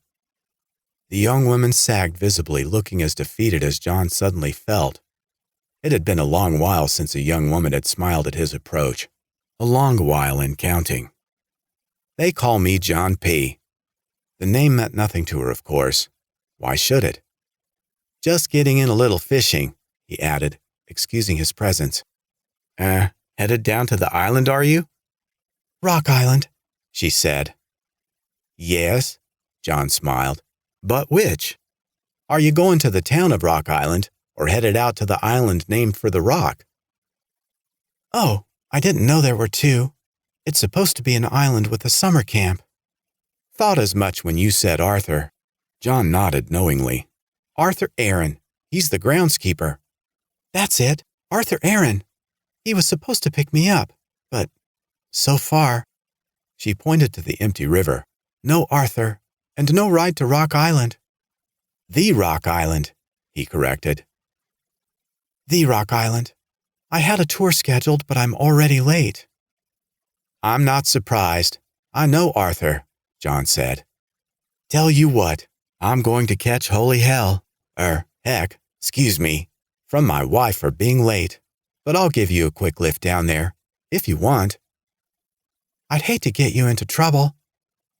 "Oh," John waved it away. "It's just a couple of miles." "That would be wonderful. I'd really appreciate it." His boat bumped the pier lightly, and Angela took hold.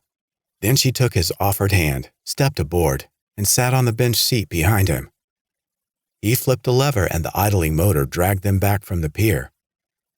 Clear with room to spare, he flipped the lever again, turned the wheel, and they started downriver. "I really do appreciate it," Angela repeated, shouting over the growl of the motor. John waved it away. "It's beautiful." "What's that?" "The river. I've never seen the Mississippi before. It's beautiful and big." "Bigger than you know," John said with a laugh. Then Angela discovered how she would be paying for the ride. The only thing John P. loved more than fishing was the river itself, and he shared that love whenever he could, Angela got more than a ride. She got a lectured tour. In no time at all, she learned they were on the 4th longest, 10th largest river on the planet, that not counting the drainage basin that reached into Canada, the river flowed entirely in the United States. That the headwaters of the Mississippi rose in northern Minnesota and twisted downriver through 27 lock and dam combinations to the Gulf of Mexico. That the Army Corps of Engineers and their locks deserved all the derision that could be heaped upon them for their attempts to control the river. As if anyone could, John P. laughed. Man's hubris. Angela nodded her agreement. Men are like that. John did a double take, but left it go. If there was one thing he'd learned from marriage, it was when to let something go. Best get back to his tour. It was safer. The section of the river between each of the locks, he told her, is a numbered pool. He released the wheel and spread his arms. We're on pool 13. If you were to see it from a plane or one of them fancy satellites, pool 13 looks like the front half of a snake. He pointed over the stern to the north. She comes south out of the number 12 lock and dam at Bellevue, Iowa. Then she slithers southeast, then south again in a meandering S. He pointed over the bow to the south. The pool grows wide and oval, like a snake's head north of the Quad Cities. Then the whole river skinnies up to barely nothing going into the number 13 lock and dam at Clinton. Looks just like the snake's flicking her tongue out.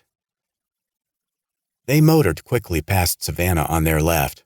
On the river, headed the opposite direction, none of the emotionless early morning roamers could be seen. And the little town, in Angela's opinion, looked entirely different, less foreboding, almost quaint. You just left Miller's Landing, John P. declared. He pinked with embarrassment. Sorry, you probably know that. What I meant was, the river fishermen and the out-of-towners, the weekend warriors, put in at the landing. He chucked his thumb to the left as they passed another group of piers, featuring mostly tied-up houseboats. This here is the Savannah Marina. These are permanent residents, the old-timers and the long-timers. The landing launch is sport, the marina docks leisure, John P. laughed. Angela chuckled herself. She'd had to brace herself to make the trip, and all the while couldn't help but wonder if she had what it took to succeed in her mission. To her surprise, she'd just discovered one of the locals already considered her a sport. No sooner had they left Savannah behind them, John pointed to another smaller town coming up on the right side of the river. That there's Sabula, Iowa. 1 block inland, red and blue flickering lights competed with the morning sun to be seen. John P. both saw and recognized them, obviously the police. Without thinking, he muttered, "Looks like someone stepped on their dick." Then John turned bright red. "I am so sorry," he told Angela, suddenly sweating bullets. "I'm used to being alone out here." "Meh," she replied. "Don't worry about it. I've heard worse. I work in the theater." She pointed back to Sabula. "I thought I heard sirens earlier, but I wasn't sure." The old guy, yet to recover from his gaffe, had pulled out a red farmer's hanky and was furiously wiping his neck. Angela felt for him and tried to offer relief by changing the subject. "So, where exactly is this island?" A couple of miles downriver," he told her, waving over the bow. "Right in the middle of the stream, not far from a speck of a town on the Illinois map called Thompson." Angela nodded. "Whereabouts on the snake?" John stared confused for an instant, then laughed aloud. "In her neck, right at the base of the head." John Henry Puckett's stolen boat had blown by the rock island, and using John P.'s metaphor, was racing across the wide oval head of the great Mississippi snake, with Gar at the wheel. They passed a buoy wearing a bright sign, lettered in red reading, "Lock and Dam Closed." Gar throttled the motor back, nearly unseating his passengers. Their wake ebbed, and the boat settled to rocking with the river current. Distantly stood the angled concrete walls and iron-red workings of the lock and the great drop of the dam, gateway to the Quad Cities, and environs south, shut down for the day. While in the river pool this side of the dam, rising from the water like a metal serpent from beneath the Loch Ness, was the Corps of Engineers' massive dredger, already hard at work. The machine howled like the creature it looked to be, gobbling silt from the river bottom by way of a huge vacuum, lifting it to the surface and pitching it from a maw of an upper exhaust chute onto a growing pile of muck on the western bank. Outside of the distant beauty, regardless of the awe-inspiring mechanics of the dredger nearby, all was frustration for the boatload of goth bandits. Their escape to the south, they now saw, was entirely cut off. "Damn it!" Gar shouted, slamming his hand on the wheel. "We should be on the road and halfway to Dubuque by now." "Oh, y'all," Noreen whined. "I'm so sorry I wrecked the van." "Shut up, bitch," Falcon screamed, "or I'll kill you." "Yo, don't yell at her," Dex said, coming to his girlfriend's defense. "You shut up too, pansy," Falcon growled, refusing to back down. "Falcon, Dex, knock it off." "All I did was say I was sorry," Noreen said. "Ain't no reason for her to be ugly." "We're tired of hearing it," Falcon barked. "You fucked us all. We're all going to jail for armed robbery. It's your damned fault, and we don't forgive you." "I'm not going to jail." Gar gunned the engine. He turned Puckett's boat on a dime, shifting his passengers and their loot again, and nearly tossing Noreen out. They started back upriver. Arguing as they were, with John Henry's boat motor revving to beat hell, none aboard heard the rumbles in the sky, the same rumbles heard throughout the valley that morning. Neither did they hear one particularly high-pitched whistle. They were oblivious to the fist-sized object that raced over their heads like a missile, the first blazing space rock of the predicted meteorite shower. The cosmic stone splashed into the river in their wake, hissed gray steam, and disappeared beneath the surface. 5. Crystal dangled from her tree, her biscuits hanging lower than her shorts. Ellis, out of his rocking chair and sorting through loose wire in the yard, saw her accidental display, frowned and grumbled. "Cover yourself, girl." "Daddy." "Daddy nothing," Ellis insisted, heading into the shack. "You're a spectacle. Cover yourself." Crystal dropped to the ground and yanked her shorts back in place. Caleb was still laying with the pups in the grass. Spot had joined them, and the boy, using the mother shepherd as a pillow, called to his sister. "How come Daddy don't let no one come here?" "'Cause people try to make us leave our home," Crystal answered, without interest. "How come?" "Daddy says the world's gone mad." She picked a wildflower, the first she'd seen that spring, and spun it in her fingers. "They say we're squatters." Her little brother persisted. "What's a squatter?" "Daddy says it's people do for themselves without giving. The government a cut." Caleb lifted one of the puppies towards her. "Here's your cut." "Get that flea bag away," Crystal said, pushing his arm with her foot. "You're ignorant." Spot, moving only her eyes, issued a low growl. "You shut up too, Spot, you old mad dog." "Daddy." The shout was Jay's coming at them through the trees. Caleb looked up. Crystal looked around. Ellis stole a peek out of the shack's sole window. Their eldest brother, Ellis's eldest boy, appeared on the run from the trail to the cove, calling, "Daddy, there isn't no boat." "I can hear it," Ellis insisted, "and I'm pert near deaf." Sure enough, there it was again. The air was alive with rumbling, louder now, insistent and coming on. Jay turned to what sky he could see through the trees. "I hear it," he said.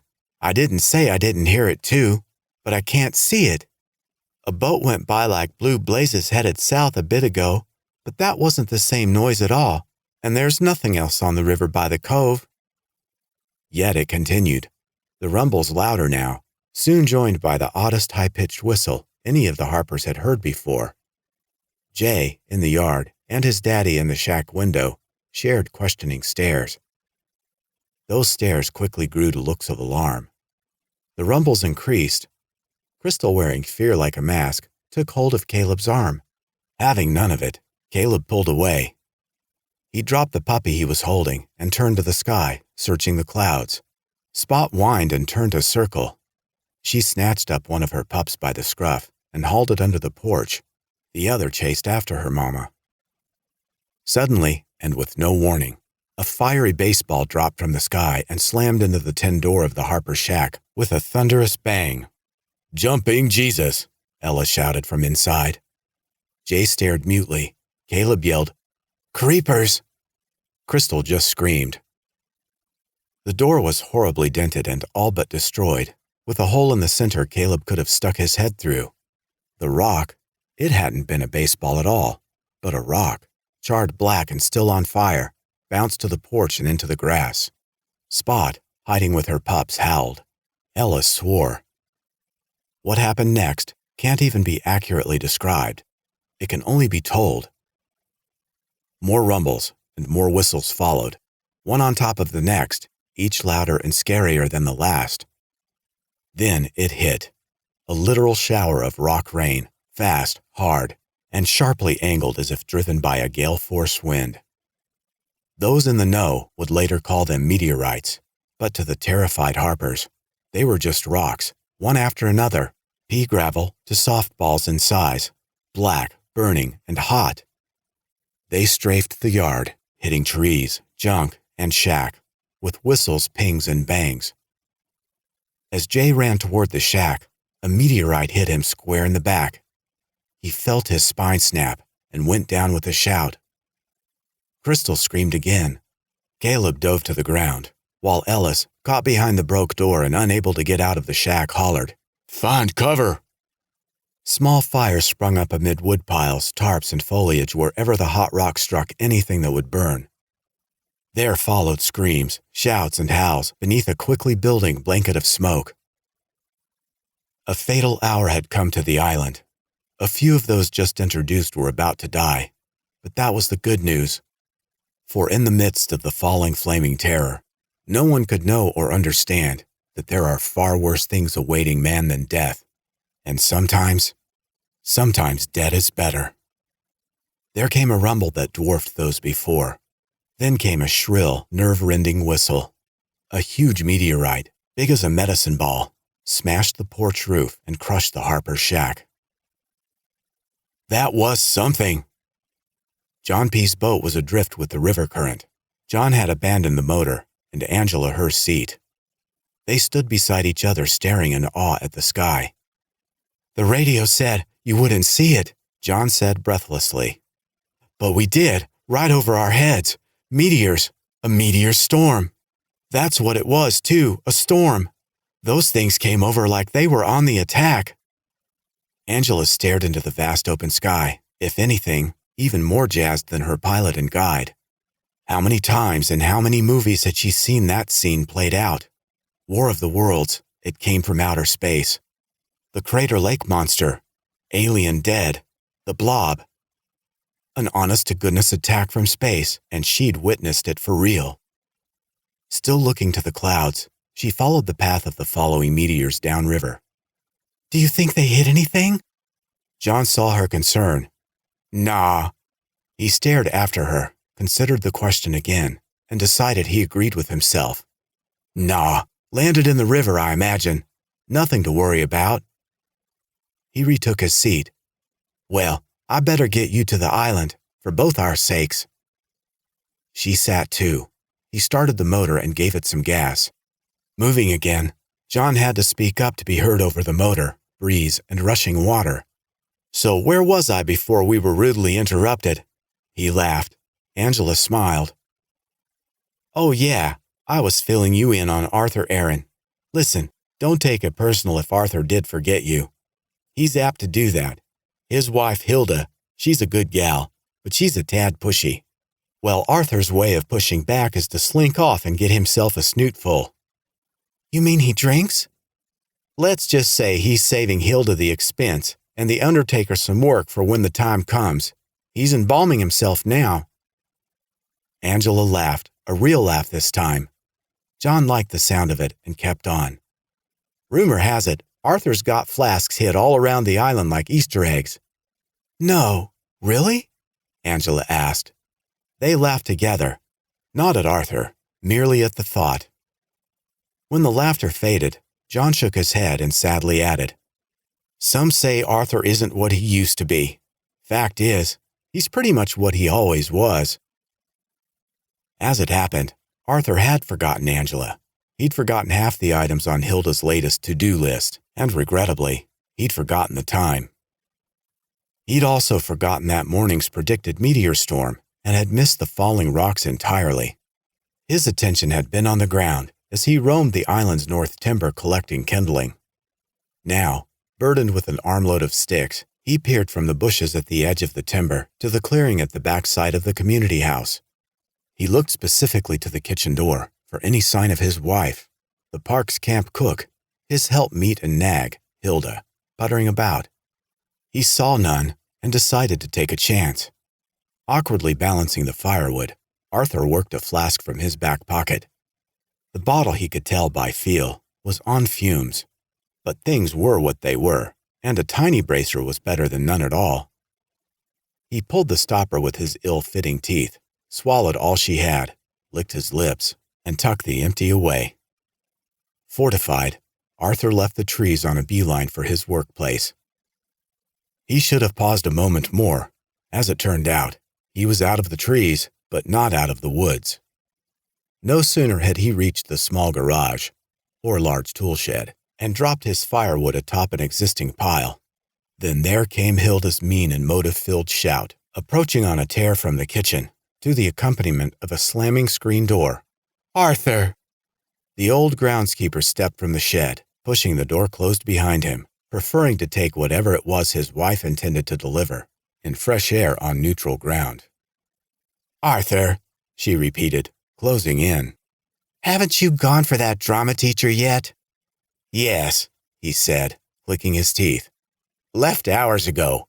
Have no idea when I'll be back." "Don't you be smart, Arthur Aaron. Don't you even. That poor woman's going to be waiting." "Why, it's too early, isn't it?" "For heaven's sake," Hilda said. "Early came and went a long time ago." Arthur looked at his watch, frowned, and tapped the crystal. "My watch stopped. I don't understand that. That's a new battery too, damn it." "Language. Go and get that teacher." All right. I'll finish here and clean up first." "Lot of good it'll do a dirty old man like you to clean up. There's no time to finish anything. Not that you were doing anything. As it is, you'll be lucky if she's still there." "You think it's time?" He looked at his stopped watch again. "For heaven's sake, Arthur, which part of you are already late do you not understand? You're a good man, but you are brain dead and walking around." Arthur sighed, nodded, and disappeared back into the shed. Hilda turned in exasperation, took in the yard on the side of the house and a good chunk of the campus, and gasped aloud. There he was, that college rock scientist, coming from the restroom outbuilding, with a front row seat to her spat with Arthur. She had no idea he was there. He stopped beside one of the picnic tables piled with equipment. Red with embarrassment, but determined to mend the situation, Hilda headed his direction. "I'm so sorry, Dr. Riggus," she sang, 20 feet off. "I didn't know you were out here. I'm so embarrassed yelling at poor Arthur right in front of you." Paul, doing his best not to see and overhear, no longer had a choice. "Don't worry about it, Mrs. Aaron," he replied with a smile. "That's what husbands are for, huh? Oh, and not that it matters, but I'm really not a doctor. I'm just a college professor. Or just Paul. Paul will do fine." He was so modest, Hilda thought, and handsome. Arthur had been handsome once. "Oh, all right, Paul." Though it wouldn't have seemed possible, she reddened even more. Avoiding eye contact with the professor, Hilda ogled the picnic table spread from one end to the other with ropes and doodads, without any idea what any of it was.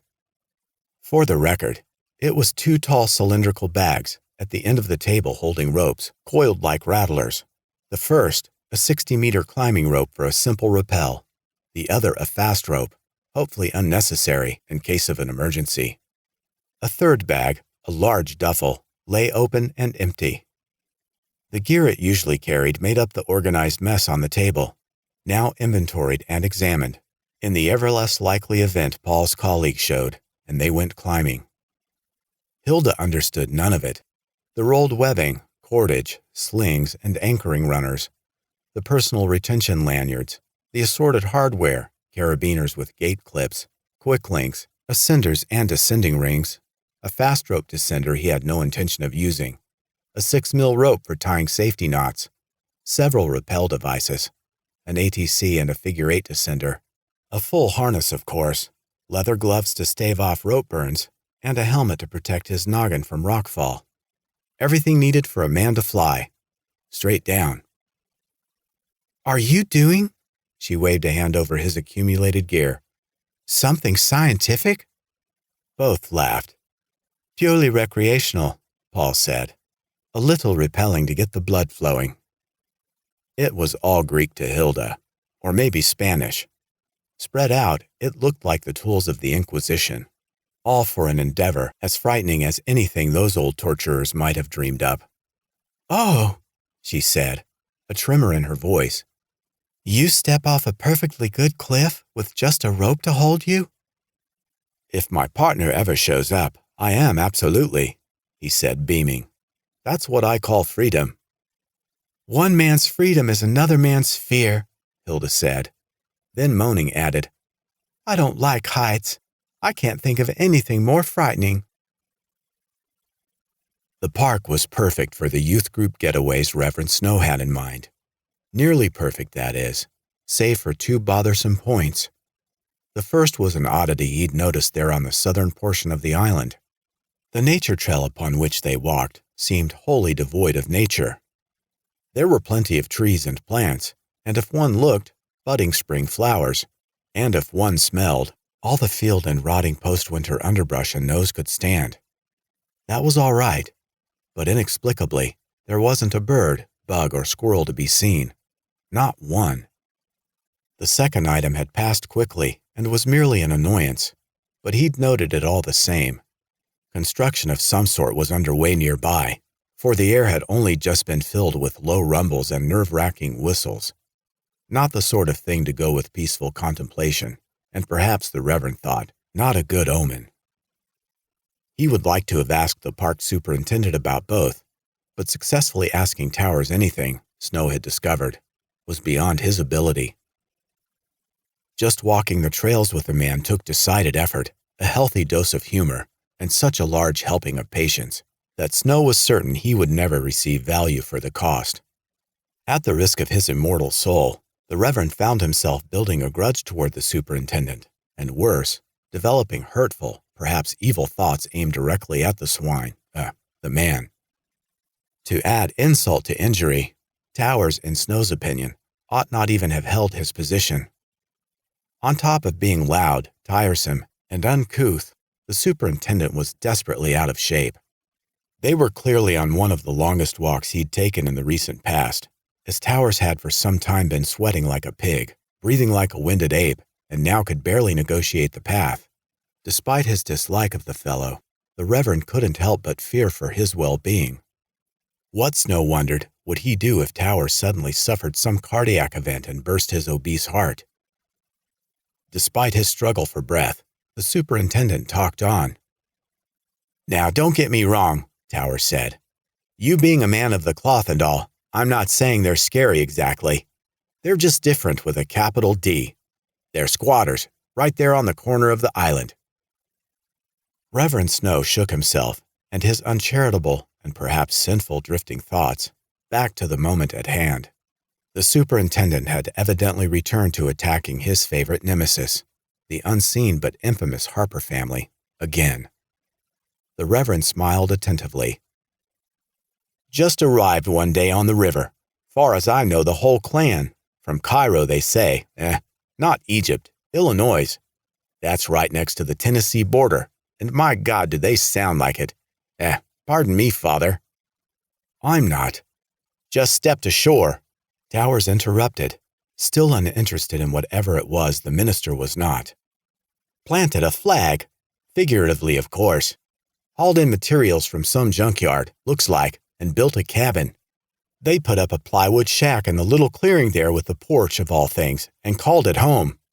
They built a dock at the inlet where they came ashore, like it was Plymouth Rock or some such foolishness.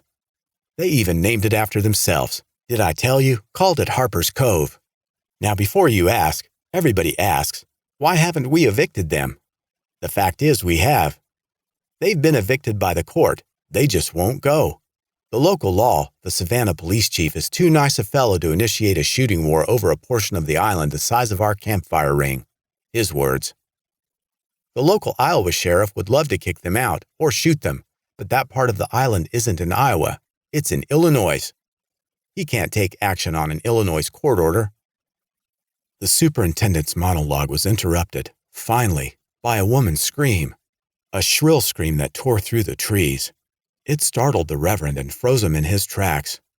Unbelievably, Towers took no notice and kept on talking. I have no interest in the matter, you understand, the superintendent said. Not personally, but I have my clients to think about, visitors to the park. It came again, a terrified woman's scream. You can certainly see my point. Mr. Towers, please, the reverend shouted, embarrassed at having to scream himself to shut the man up. The park official halted, gobsmacked by the reverend's rudeness. Distantly, a pained male voice joined that of the woman. Both were screaming. My heavens, don't you hear that? The reverend asked. Those screams. Is that your Harper's? Towers had no choice but to hear them now. I don't know, he stuttered. It would have to be, yes. The girl, Crystal, and one of the brothers, Jay. Or, who's the young one? Caleb. Their names aren't important now. The minister took off running in the direction from which the screams had come, shouting over his shoulder, Come on. Wait, Towers hollered. Don't do that. If we just show up out of nowhere, Ellis Harper will shoot us. The reverend ignored him, running on. Towers threw up his hands, sighed in desperation, and putting his bulbous self in motion, reluctantly followed. 6. Harry Towers, or anyone for that matter, thinking the Harpers lived in a junkyard before, had a surprise coming. The small clearing claimed by the squatters as a homestead had now been claimed by smoke. The shack, what could be seen of it through the acrid gray swirls, had collapsed and was wildly burning. The roof was gone. In a cruel joke, the fragile porch railing remained untouched, giving it the appearance of a church pulpit over the wreckage. Crystal, the only family member still on her feet following the cosmic barrage, coughed and waved her hands before her searing eyes, crying out, Daddy! Caleb! Jay! She turned in place, searching but seeing little, wondering what in heaven to do. Somewhere in the yard beneath the smoke, she heard a groan. Daddy? Caleb? She heard it again, and a voice calling her name. She followed it and finally found her older brother face down on the ground with his coveralls on fire. Crystal dropped and slapped at the flames, tamping them out. Where's Caleb? Jay screamed. Crystal, crying, couldn't catch her breath to answer. Crystal, where's Caleb? I don't know, she supped. I can't see Caleb or Daddy. Find Caleb. Never mind me and Daddy. Daddy was in the shack. He's dead. My back's broke. I can't move my legs. I can't help you. Find Caleb. Find him. Crying, fighting for breath in the smoke, Crystal rose to search the rubble. Caleb! Caleb! The Reverend Snow arrived on the run, at what the tree suggested was a clearing. Dear God! He exclaimed, his mouth hanging open as he fought to see through the heavy smoke. Towers arrived a moment later, huffing and puffing. Land sakes alive! The superintendent cried between gasps. The Harper place was never anything to look at, but now... Snow scowled, resenting the new monologue. It wasn't necessary. Even through the smoke it was plain to see the place was destroyed, a burning shambles. Ellis Harper! Towers shouted, coughing and fruitlessly waving at the smoke. "Ellis, are you folks all right?" The Reverend, unwilling to wait for an answer, disappeared into the cloud. Endless talk was cheap. He intended to help, if he could. Whether led by Providence or merely luck, Snow quickly found the eldest Harper boy, Jay, and was flabbergasted by his condition. He lay face down, his clothes burned, and his body broken. But he was still alive. Towers moved more cautiously, around the thickest of the smoke to the other side of the clearing. He found Crystal on her feet and physically uninjured, crying for her baby brother. Towers dived in, helping her dig through the debris. In short order, they found Caleb, unconscious beneath the porch. Towers pulled him free and handed him to his sister. "Get him away from here, Crystal. Get him out of this smoke." She did as she was told and carried her brother away into the cool woods. Towers remained behind, determined to search the wreckage for their father. "Ellis!" he shouted. He took a breath, climbed the porch through the spiral of smoke, and dug into the wreckage of the shack. The Reverend found a rain barrel in the yard, and better still, a cup hung on a nail beside. He ladled a drink for the boy, wet his handkerchief in hope of offering some comfort, and headed back. Jay had been right. His back was broken. He was badly burned, in searing pain, and had a desperate thirst. He drank with Snow's assistance, crying the whole while and fighting to catch a breath. The Reverend tamped his sweating forehead, praying for the child, crying himself. Picking through the rubble, Towers continued to shout for their missing father. Then he lifted a sheet of scrap tin that had once been part of the roof. Under it, glowing red-orange beneath a crust of black char, was the cause of the destruction, a big, roughly round meteorite. The heat radiating off the rock was beyond belief. It hit Towers. He screamed and dropped the weathered tin, covering the superheated space rock again. But the damage was done, and horribly burned. Towers screamed on. John P. idled the motor and slowly maneuvered his boat toward the island park's east dock.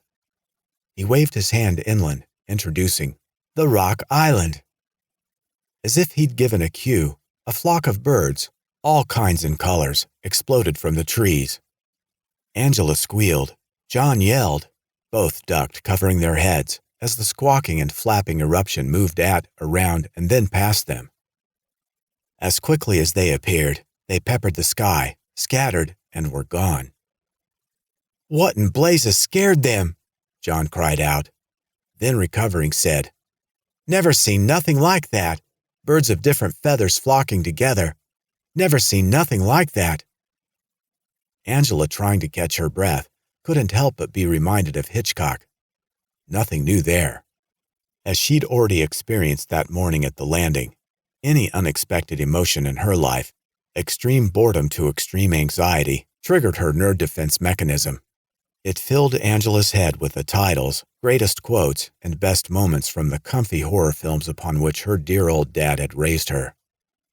And the startling avian explosion had instantly given her the birds. "It's a morning for sights," John P. said. "I'll give it that. Speaking of which," he pointed to a faded green rowboat with a rear outboard moored at the dock. "That's Arthur's boat there. Hard telling where Arthur is." He shifted to neutral and let his own vessel drift in. Angela was out of her seat, thanking him and moving to the abandoned ship before they bumped the pier. Once they did, he gave her a hand over. She cleared the gunwale and looked hopefully back. "You're coming, aren't you?" "No, sorry, but you're on your own."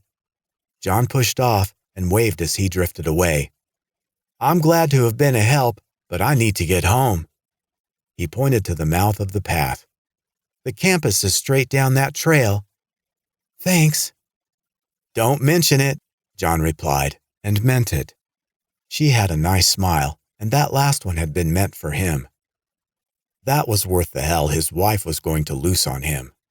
He waved again, turned the boat, and started back upriver. With the island behind him, and plenty of river ahead of him back to the north, John P. took a good long look at his dash. He frowned and gave one of the gauges a couple of solid raps.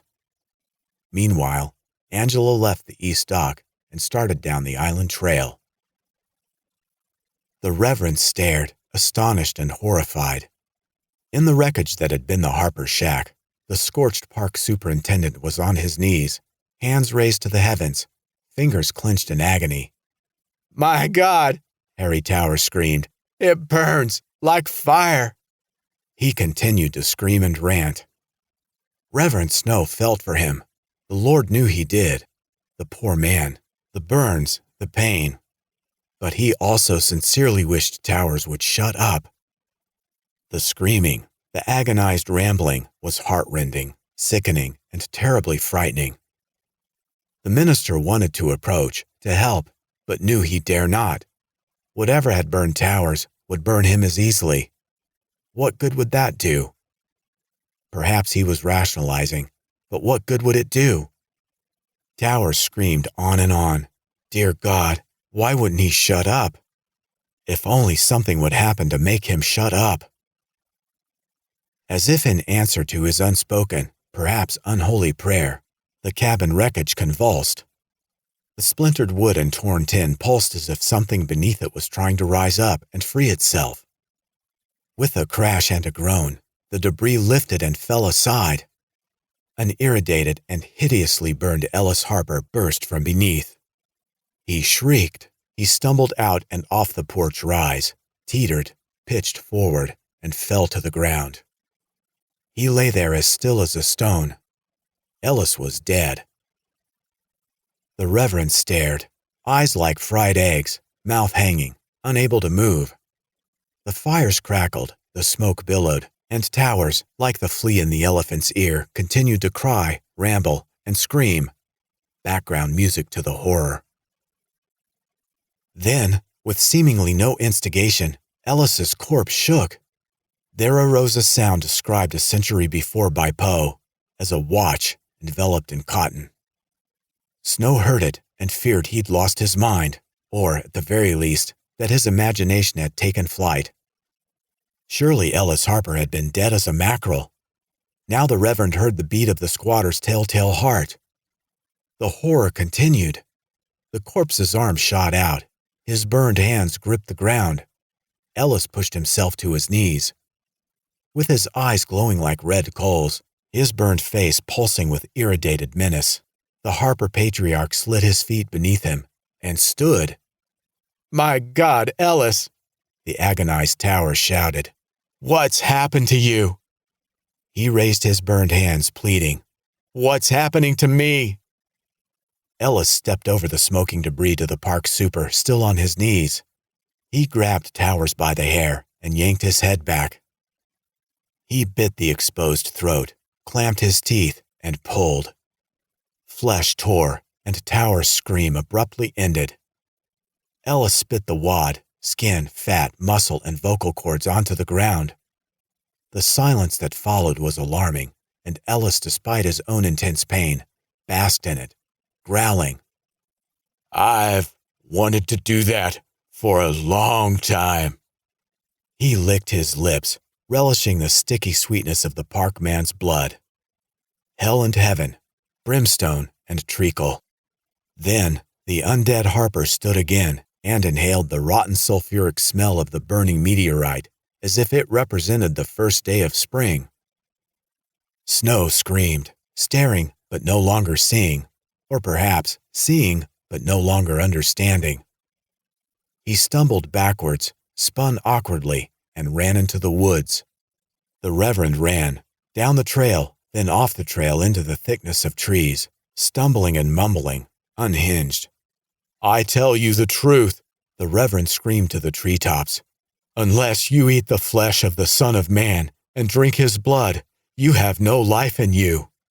He laughed, roaring, and he ran. "Whoever eats my flesh and drinks my blood has eternal life, and I will raise him up at the last day." He howled, and he ran. "For my flesh is real food, and my blood is real drink." Whoever eats my flesh and drinks my blood remains in me, and I in him." Dodging this way and that, circling back upon himself, laughing hysterically, the raving Reverend Snow disappeared into the woods. Ellis, looking considerably healthier than when he died, stood licking the blood from his fingers. Behind him, the dead burned, and just now returned Towers stood up with glowing eyes. He tried to speak, producing nothing but a gurgle as juices ran from the hole in his throat. Hearing another cry of pain, Ellis climbed over the smoking debris. Towers followed him into the yard. The eldest Harper boy, immobile on the ground and unable to defend himself, saw red eyes first, then a face in the fog coming his way. "No, Daddy, no!" Ellis dropped down over his son, his bloody mouth open, his tongue hanging. Then his glowing eyes shot wide with terror. He howled and pulled away. A covered stack of wood lay on fire beside the boy. Buried in the burning tarp was the source of its ignition, another of the hot space rocks. It was this glowing shard of meteorite that terrified Ellis. The undead Harper violently repelled, scrambled back to his feet and away, leaving Jay to himself. Towers backed off as well. Ellis knew Jay was not the only fish in the river. There were others. "Crystal!" he shouted, sounding himself as if he were underwater. "Caleb!" He searched the smoke-clouded clearing around the ruined cabin, but came up empty. He turned and started into the woods. "Crystal! Caleb!" The Towers thing gurgling through the hole in his throat followed after Ellis. 7.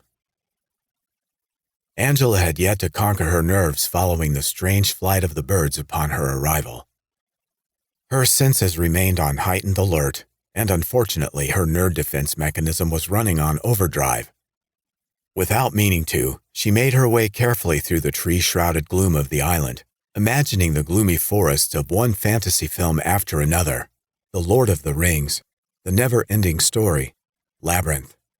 But as the eerie timber thickened around the winding trail, as the foliage crunched and snapped beneath her feet, the fantasies faded and the horrors crowded in. Long weekend, dead weight, the evil dead. Something howled in the distance off to her left, and she halted, frozen in her tracks. Angela didn't like that. She loved horror from a theater seat or the safety of her couch, but didn't need a howling in the woods. She stared into the timber off the trail, uselessly, for there was nothing to see, and as quickly as it had arisen, the sound had gone. She heard only silence, an unnatural silence in her opinion. True, she knew nothing about the outdoors, but weren't timbers noisy with wildlife, with the chirping and skittering of everyday critters? Since the birds had flown, there had been nothing. Now a howl? What kind of creature, she couldn't help but wonder, living on a river island in the middle of nowhere howled? Maybe she was mistaken? The howl, after all, couldn't have been real. Could it? Angela returned to the trail and hesitantly started down the path through the trees again. She tried to force her racing thoughts away from whatever creature might be roaming the woods, but it was no use. All on their own, they'd switched categories on her. The fantasies were gone entirely, replaced now by a cascade of fright flicks, featuring, of course, howls in the gloom. A company of wolves, Wolfen, the Brotherhood of the Wolves. Crystal had carried her brother on her shoulder from the scene of their burning cabin, into and through the woods on the south end of the river island, for as long as she absolutely could. She carried him all the time as big sister and surrogate mother, when he was little. But he wasn't little anymore. She was running out of steam. Besides, he was awake now and coughing miserably and crying about the smoke in his eyes. "I'm sorry, baby." She put him down, grabbed his hand and took off running again, pulling him along. Crystal and Caleb popped out of the woods and crumpled in the high grass on the bank beside the river. She tore a piece of fabric off her top, wet it in the cold Mississippi, and bathed his eyes and face. "Does that feel better, Caleb?" she asked in a whisper. In the woods behind, she heard her father calling. "Crystal!" Ellis howled. "Crystal!" But there was something wrong with his voice. The horrid noise frightened her. Worse, she could hear her daddy and what must have been Mr. Towers crashing through the trees. They're carrying on, branches snapping beneath their stomping feet. Their shouts and tortured breathing should have spooked the wildlife, the small critters and the birds. It should have sent them racing and flying in fear, but it hadn't. Crystal noticed it the minute she entered the wood with Caleb. The animals were all gone. She turned quickly to look over her shoulder. There again, a pained cry, then the growl of her own name. Behind it came Mr. Towers' gurgle in the trees. They were getting closer. "Crystal?" Caleb lay awake now in her arms, his eyes wide with fright. "What's happening?" "Shush, I don't know, baby," she told her brother. "You got to do something for me. You got to go get Mr. Aaron." "I don't want to leave you." More breaking limbs and another shriek, louder now. They were closing in. "I'm afraid." "I know, but there's no time to argue," Crystal said. "You gotta get help. Get to the campgrounds and get help." She lifted him to his feet and gave him a shove. "Go!" Their daddy and the park man burst through the trees on the other side of the clearing. Crystal gasped in horror at their burned and bloody conditions, their frightful red eyes. They weren't human no more. Blood-sucking freaks, that's what they were. Caleb saw it at the same time she did and took off like a shot. He vanished in the thicket. "Caleb!" Ellis cried, and dove into the trees after his son. "No, Daddy!" Crystal screamed. Then she remembered the other man, the other thing. She turned back quickly to see Towers raising his fat, charred hands in her direction. He mouthed speech, but owing to the missing voice box, produced nothing. A gurgle escaped the jagged hole in his throat. Crystal screamed, jumped out of his grasp, and darted into the woods. Dripping gore, Towers trudged into the trees after her. Moon of the Wolf, Scream of the Wolf, Werewolf of London, The Howling. "My God," Angela muttered. "You're just now getting to The Howling? How could you have forgotten The Howling?" She was still alone and talking to herself, playing her silly movie game, and badly enough, she'd embarrassed herself. She needed a life. But why bother, she wondered, when she was making such a mess of the one she already had? The involuntary game in her head had apparently come to an end. The horror movies had gone for the moment, leaving only the gloomy trail in the woods and her sometimes gloomy thoughts, and whatever lay beyond. But then she rounded one last slow curve, and to her relief the wooded path ended. A large white community house came into view through the trees, and Angela stepped into what had been the park's campus clearing. Before she had the chance to wonder, what next? She spotted an athletic, good-looking man packing equipment into a duffel at one of the picnic tables. She was late for her meeting and feeling as if she'd somehow failed the Chicagoland Directors Guild, but suddenly things were looking up. Maybe the tour wouldn't be so bad after all. Angela cleared her throat to draw the guy's attention, raised her arms theatrically, smiled and called out, "Well, here I am." Paul Riggus looked, saw the compact brunette, and returned her smile. "Morning." She obviously wasn't Dick Malcolm, so he still wasn't going rappelling. But whoever she wasn't doing the scenery any damage. Maybe, Paul thought, things were looking up. Paul and Angela, strangers, each had their own perspectives on their chance meeting. There was another, a third view of the situation, of which neither was aware. On a trail in the woods on the other side of the clearing, Caleb Harper, running for his life, saw the community house coming into view through the trees. He didn't know Angela or Paul, but he saw a lady across the way in the mouth of another trail. He made out flashes of a man in a light-colored shirt not far from her. He saw the end of his own trail and ran for it, breathing hard. Too hard to get a word out. And Caleb heard the rhythmic thud of his daddy's footfalls immediately behind him. But he was almost there, almost to the big house where Mr. Aaron might help, or maybe those folks in the clearing. Almost there. Ollie, ollie, oxen free. 3 more steps. Ellis grabbed Caleb by the collar from behind. He jerked his son backwards and clamped his hand over the boy's mouth. He pulled up panting, shaking, unintentionally burning the child with the radiating heat born of the meteorite as he wrestled to hold him and keep him quiet. Angela heard something. Paul, too. Both looked, Angela straight on, the professor over his shoulder, across the campus to one of the many trailheads leading into the woods. Neither saw anything. The path was empty and all appeared quiet. Paul shrugged. Angela smiled and whispered, "Something wicked this way comes." Ellis had carried Caleb back, away from the mouth of the path, then off the trail and into the trees. There, he dropped heavily to the ground. Ellis held Caleb down and bit him deeply in the side of the throat. Caleb flailed violently for a moment, then ceased to struggle altogether. Ellis sat back on the leaves with a rustling crunch, pulled his unconscious and wounded son onto his lap, and drank deeply, relishing the warm tang of iron and sating his bloodlust. Almost immediately, Ellis's burned and decomposing flesh began to mend itself, to rejuvenate.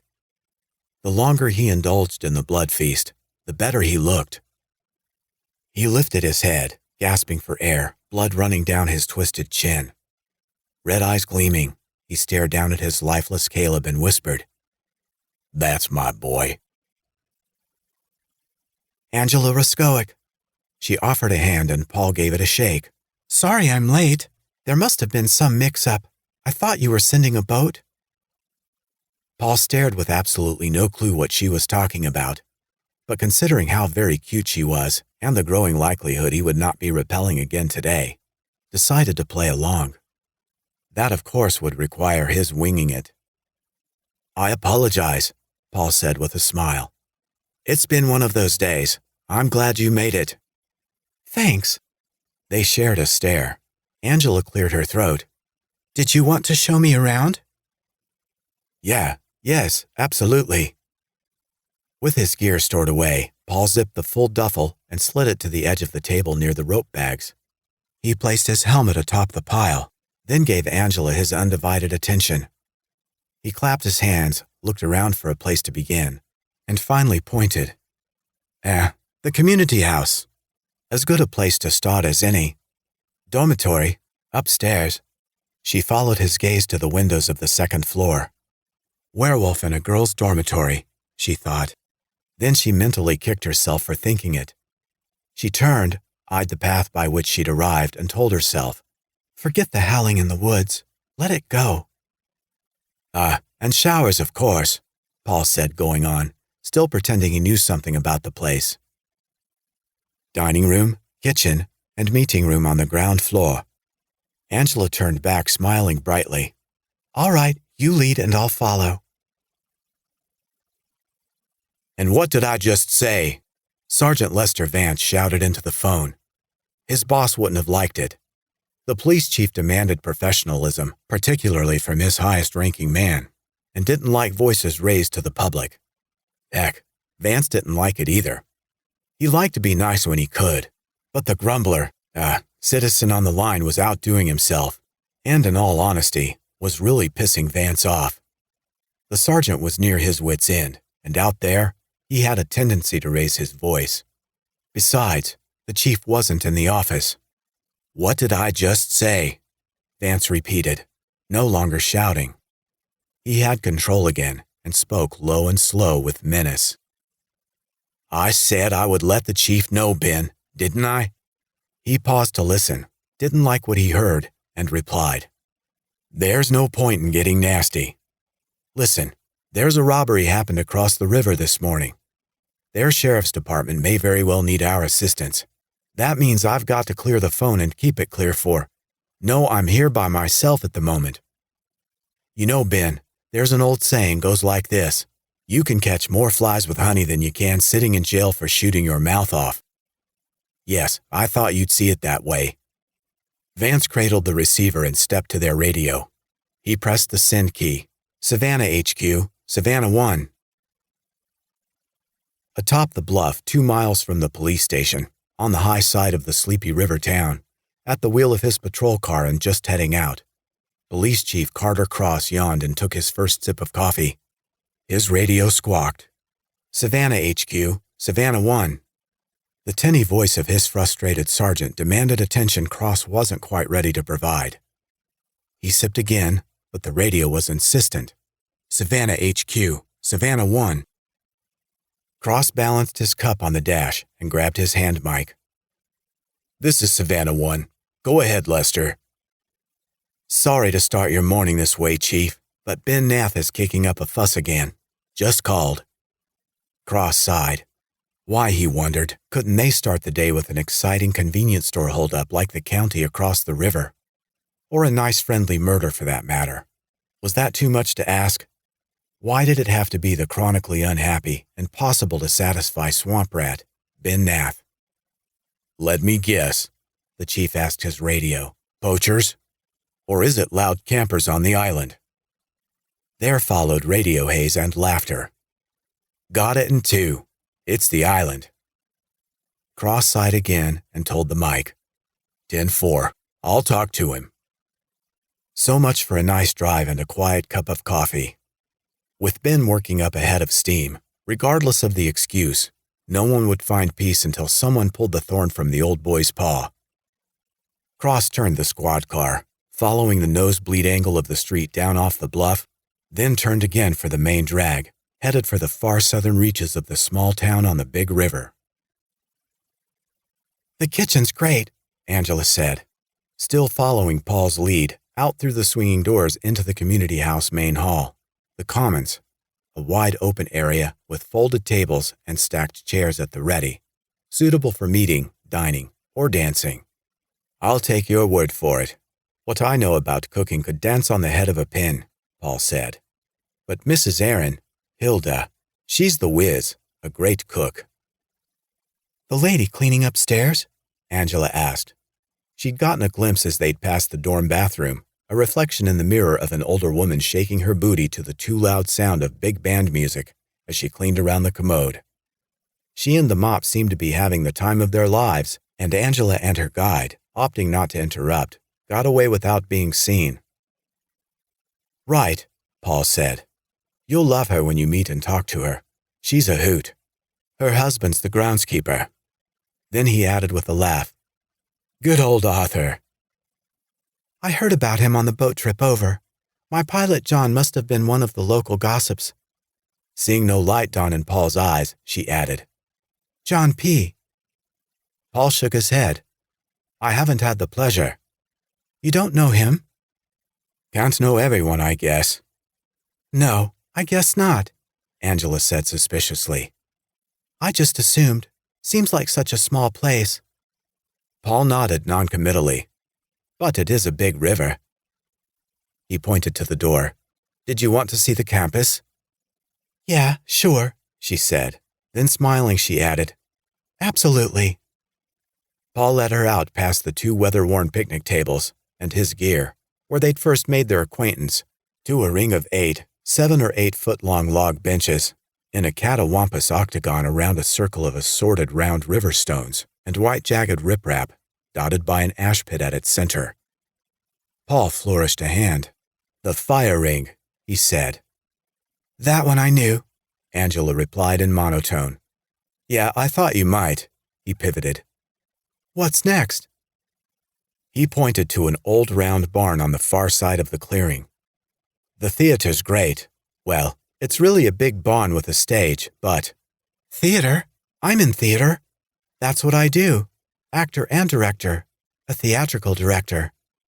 That's the group I'm scouting a meeting place for, the Chicagoland Directors Guild. Remember? He didn't appear to. Nice-looking guy, she thought, but thick as a tree. He gave no sign he knew what she was talking about. She'd given him the lowdown over the phone when she arranged the tour. Apparently, you didn't need to be smart to run a park camp. Whatever, they had a theater. Poor thing, Paul was thinking. Still thinks I'm Harry Towers. Well, nobody said you had to be smart to direct a play. There seemed little sense of informing her at this late date. Paul left his thoughts and rejoined reality, in time to notice Angela had abandoned him. She was headed for the barn, on the run, shouting back over her shoulder, "Come on!" Paul hurried to catch her, but that wasn't happening. Angela could run. She beat him to the building with plenty to spare, but politely waited for him to get there and let her in. "The theater," he said, throwing his arms wide as they stepped in. "Room for a prom, or a scout jamboree, or a meeting of gilded Chicagoland directors. Or push the chairs to the side and do the sound of music." "You mean Sweeney Todd," Angela said.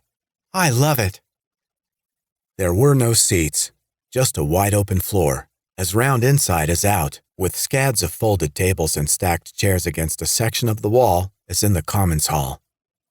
Across the way was a large modern fireplace with a neat pile of chopped wood nearby at the ready.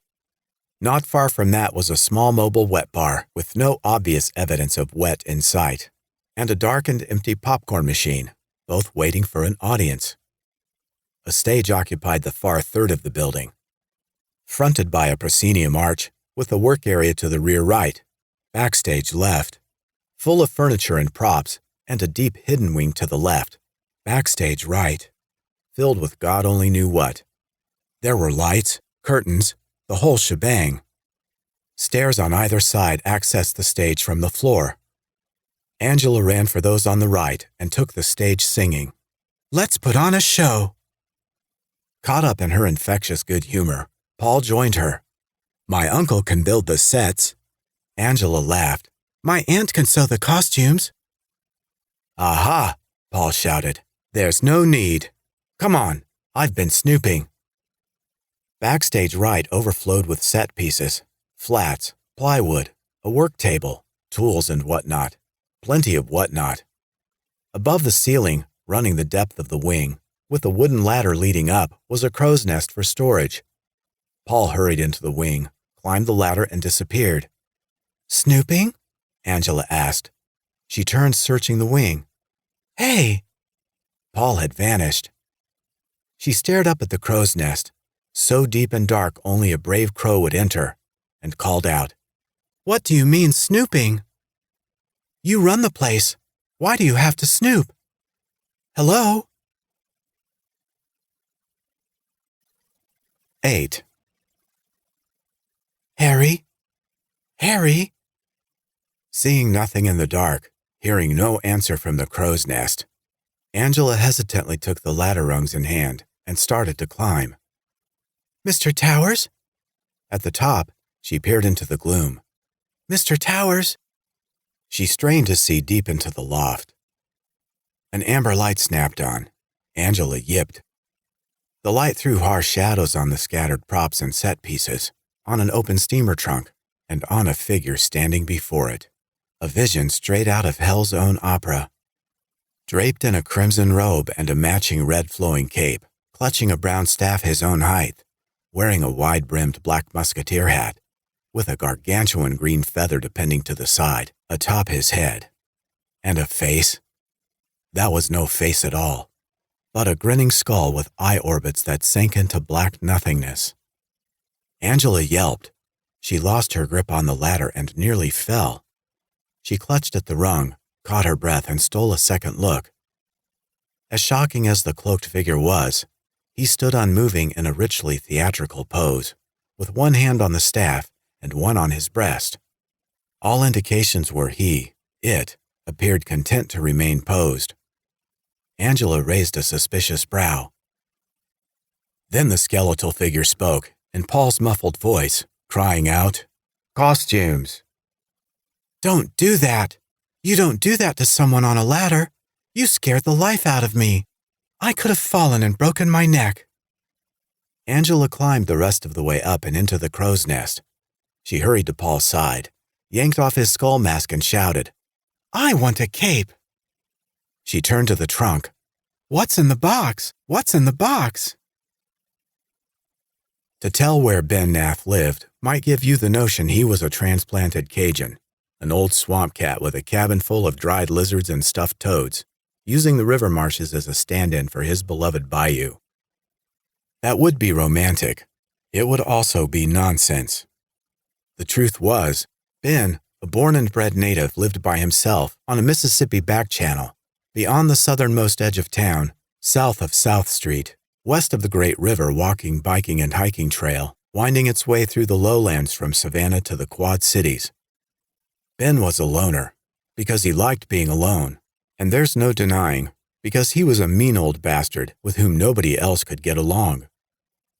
You couldn't see his place from the town line, but if you knew where to turn, and beyond that where to pull off, it was just a short hike when the river was low and the land dry, through the thick trees to the shifting bank of the channel beside which his house sat on stilts. In other words, the middle of nowhere. Chief Carter Cross, having answered Ben's chronic complaints for years, knew where to turn off. He parked his squad with no enthusiasm, took another sip of coffee as a bracer, then took to shoe leather through the trees and the deep grasses. He was spotted the instant he reached the other side of the small backwater timber. Spotted and targeted as Ben stormed from his shack and down his rickety steps like a Tasmanian devil. Ben Nath was a nasty piece of work. He was as disagreeable as any 3 men, but short the body parts for one. He was missing the lobe of his left ear, every other tooth in his head, and the 3 middle fingers of his right hand, leaving him what looked like the pink claw of a Mississippi blue crab. One eye was hidden by a squint, but that, Cross thought, was more attitude than ailment, as it wasn't always the same eye. Ben was small, wiry, and so bull-legged he looked like a rider in search of a horse. No doubt his mount had taken all the bitching it could stand and run off, leaving the ornery cuss on foot. If that wasn't enough, Ben's sweat stank of beer and garlic. He screeched like an owl and blasphemed every time he opened his mouth. A real charmer. "Jesus Christ," Ben hollered, coming on. "Took you long enough to get here." "Good morning, Ben." "Is it?" the old man asked tartly. "Might be for you. Still last night for me. Why, I haven't slept a wink. The carrying on from that goddamn island was ridiculous, Carter. And I'm telling you right now, I'm not putting up with those park campers another summer like last. Jesus Christ." The teeth were precious when he ranted. To change the view, Cross looked down the channel to where it joined the Mississippi proper and to a green speck in the distance, the portion of the rock island visible from there. As for noise, he heard nothing whatever out of the ordinary. "There are folks partying all night up and down the river, Santa Fe Beach, Crappies," Cross said. "Makes no sense to blame the camp." "Now you're telling me what I'm hearing and where from?" "I didn't say a thing about you, Ben. Not a thing. I was reminding you of a fact of which you are already well aware in regards to the river. It's a busy place, night and day, especially in spring and summer. As for the island, I don't even know if they're open for the season yet over there. Christ on a crutch, I didn't say it was Cub Scouts. Anybody with a boat can get over there and raise hell. And they do, disturbing the public peace. Worse, disturbing my peace. Now you going to do something, or are you leaving it up to me?" "If I was you, Ben, I'm not, but if I was, I'd turn her down to a slow simmer." Cross brought his hands up to his hips. "Patrolling that island is police business. You stick your nose in police business, you're going to wind up with a bruised nose." "Son of a bitch," Ben growled. He wasn't calling the officer a name, merely starting a sentence. "You ain't threatening me, Chief, are you?" "I don't need to threaten anyone. I'm telling you exactly how it is. Now, as long as you've known me, have I ever left a complaint unchecked?" "I didn't say you had." "Same goes for this complaint. I'll see if there's anything to it, and I'll get back to you." "Well, there's plenty to it. See that you do." Cross longed to ask, "Ben, Don't you ever smile? And maybe return the, you son of a bitch, as a postscript. But he didn't. Enough had been said already. He made do with a sigh, turned, and started back for his squad. He didn't know why he'd bothered to come all the way out there. The man was always inhospitable and unreasonable. It had been a waste of time. Ben, meanwhile, fumed and blasphemed, watching with one eye as the police chief disappeared into the trees. The old hermit didn't know why he'd bothered to call the cops. They were lazy and stupid. It had been a waste of time. You looked just like Lon Chaney, Angela told her guide as they stepped from the theater. As was becoming their norm, Paul had no clue what she was talking about and looked a question. From the Phantom of the Opera, Angela said in answer. Well, sort of. Your color scheme was wrong. The robe and cloak were right, but the feather should have been red too. Paul continued to stare. And your rod of Asclepius should have been black. My what? The staff, the big walking stick. It was brown, should have been black, with a serpent entwined around it biting the skull. There should have been a skull at the top. She made what she must have imagined was a skull face. The young professor pulled the theater door closed, continuing to stare as if the girl were nuts, which she obviously was. Otherwise, Angela went on, ignoring him, you looked a lot like Lon Chaney. You'll have to forgive me. I'm a horror fanatic. Not a fan, a fanatic. I love scary movies. Paul nodded. Lon Chaney, he said, stretching his memory. The Wolfman, right? No, Lon Chaney Jr. was the Wolfman. I'm talking about his father, who was not, by the way, Lon Chaney Sr. You see, Chaney Jr., whose real name was Crichton, didn't become Jr. until 20th Century Fox blackmailed him into it in 1939.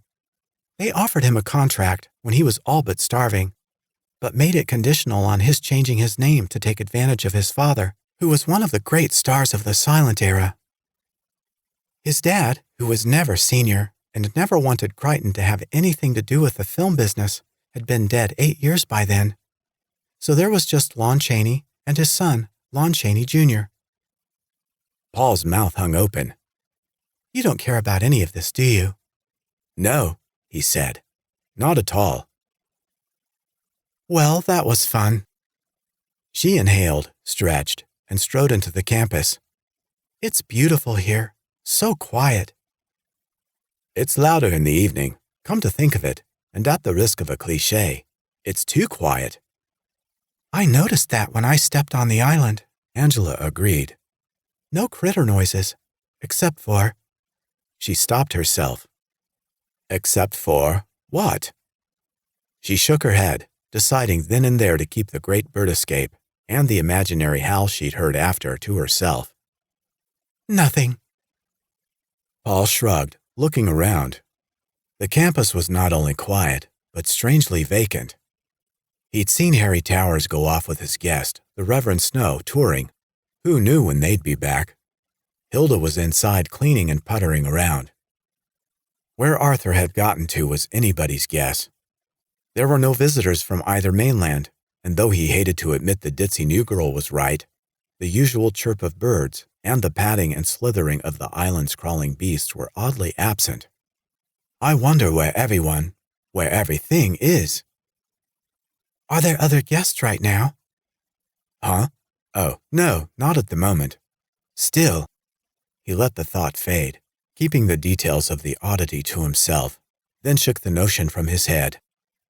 Any idea of the time? You don't have a cell phone? Paul raised a brow. Why do I need a cell phone? I want to know what time it is. They have a clock. Unable to help himself, Paul stared again. He'd never met anyone whose mind always drove in a circle, regardless of how straight the road. Angela, for her part, returned his stare as if she were dealing with a child. Cell phones, she explained. They have a clock on them. Fascinating. No, I don't have a cell phone. Do you happen to have the time? You don't wear a watch. Paul inhaled deeply, held it, then exhaled slowly. He smiled, proud of his display of patience.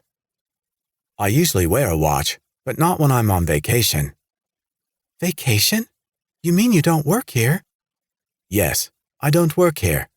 I never said I did. You mean you're not Harry Towers? Paul laughed. God, no. He turned and headed for the picnic tables and his gear still resting there. Angela followed, complaining. You mean you just let me think you were Harry Towers? I'm not responsible for your thoughts.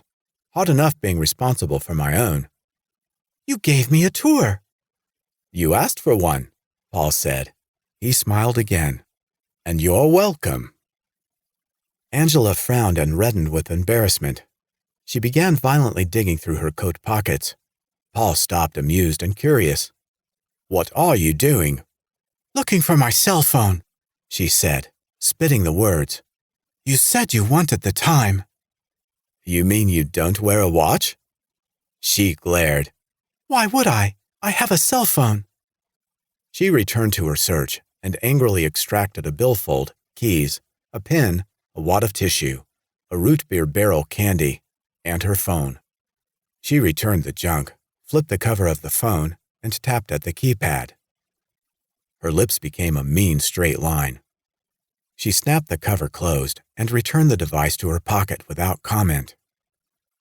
Paul waited, counting. 1 Mississippi, 2 Mississippi, in his head. 10 Old Man Rivers later, he had to ask. No cell signal? Angela shook her head without looking at him. So you can't tell me what time it is? Her lips remained pinched. All right, then. Paul had it. His colleague and climbing partner, yet to arrive, was surely not now coming. None of the usual suspects were around, and the goofy girl, who loved horror films, as yummy as she was to look at, was rubbing his rhubarb the wrong way. Raspberries to all of them. It was an absolute no-no to rappel alone, but his vacation was an ass-aching bust, and he had it. He grabbed his helmet and rope bags in one hand, and his duffel in the other, and loudly announced, I don't know where the others are, but they ain't here. You've seen all this tourist trap has to offer. Now, I'm going rock climbing. Have a nice life. You're not even going to tell me your real name? I never gave you a false name. You assumed I was Harry Towers. Okay, you're not even going to tell me your name? As you probably won't be here when I get back, what's the point? Paul started away. Angela watched until he reached the trailhead to the right of the theater, at the edge of the clearing.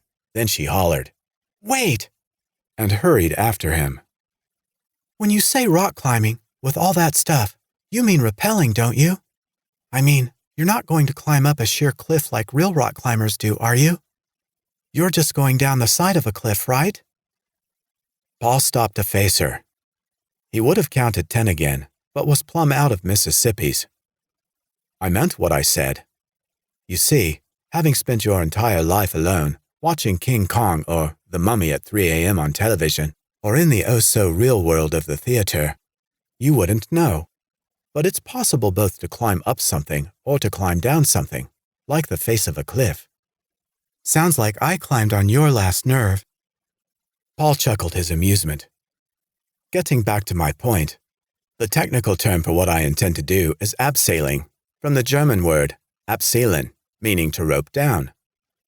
Rappelling, or rapping in American English, depelling in Canadian slang, adding in Britain, and rappling in Hindi, is a means of controlled descent down a rock face using a rope when a situation is dangerous, a method to access difficult-to-reach areas at height, and a terrific way to escape difficult-to-deal-with individuals on the ground. I'm just saying. Okay, Angela said, nodding pleasantly. I'll watch you. Watch? What fun would that be? Well, I'm not rappelling. You mean you're not abseiling? Paul corrected, starting away. I didn't ask you to come. Well, I'm coming, she replied, starting after him. But I'm not rappelling. Do you want to bet? They disappeared together up the trail. 9. Are Ben's knickers all a twist? Easy, Chief Cross told his microphone, and with it, his sergeant who knew better. There was a day once upon a time when you could ask tactless questions over the radio, but thanks to too many nosy folks, too many scanners, and too many bottom-feeding lawyers, that day was gone. Though in Ben Nath's case, he had a hard time working up a lather. Still, he'd have to have a talk with Lester. For the scanner fans, he keyed his mic and added, "If you're listening, Ben." He paused, fought the urge to say, "Don't bother calling because you know it's true," but instead said, "Everything is under control." He could hear old Ben covering the walls of his shack with bouncing blasphemies and Lester laughing himself silly in the radio room. Cross had by then reached the opposite side of Savannah and was pulling his squad into the parking lot at Miller's Landing when he remembered something he wanted done. "Say, Sergeant," he told the mic, "give them a call over there at the island." "I already have, just to see who was about," the radio haze crackled. "I couldn't get any answer. If she's there, Mrs. Aaron probably has her radio blaring." Cross parked, facing the river, called on more brain cells than he'd planned on using at that hour, and decided.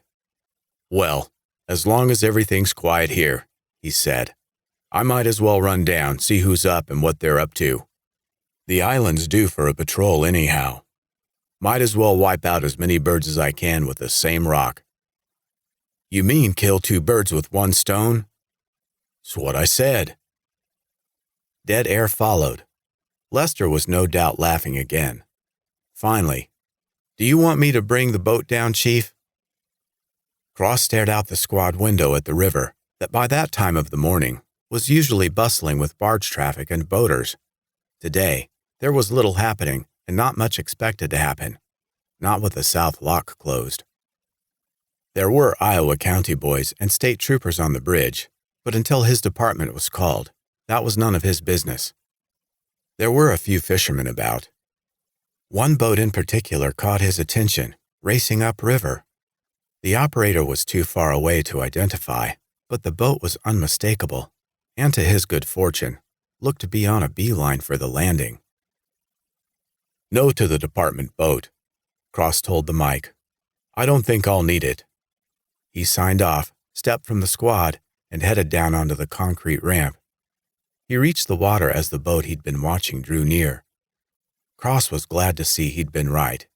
He waved and called to the operator at the wheel. "Morning, John P." "Morning, Chief," John shouted back, slowly bringing his vessel in. "How are you?" "That's yet to be determined." "Oh? Why's that?" A sneaking suspicion was building in the fisherman's mind. Still, he had to ask. "What's going on?" "I need a lift down to the Rock Island." John's face fell. His idling motor died, and Cross put out a hand to stop his drift before the boat bumped the ramp.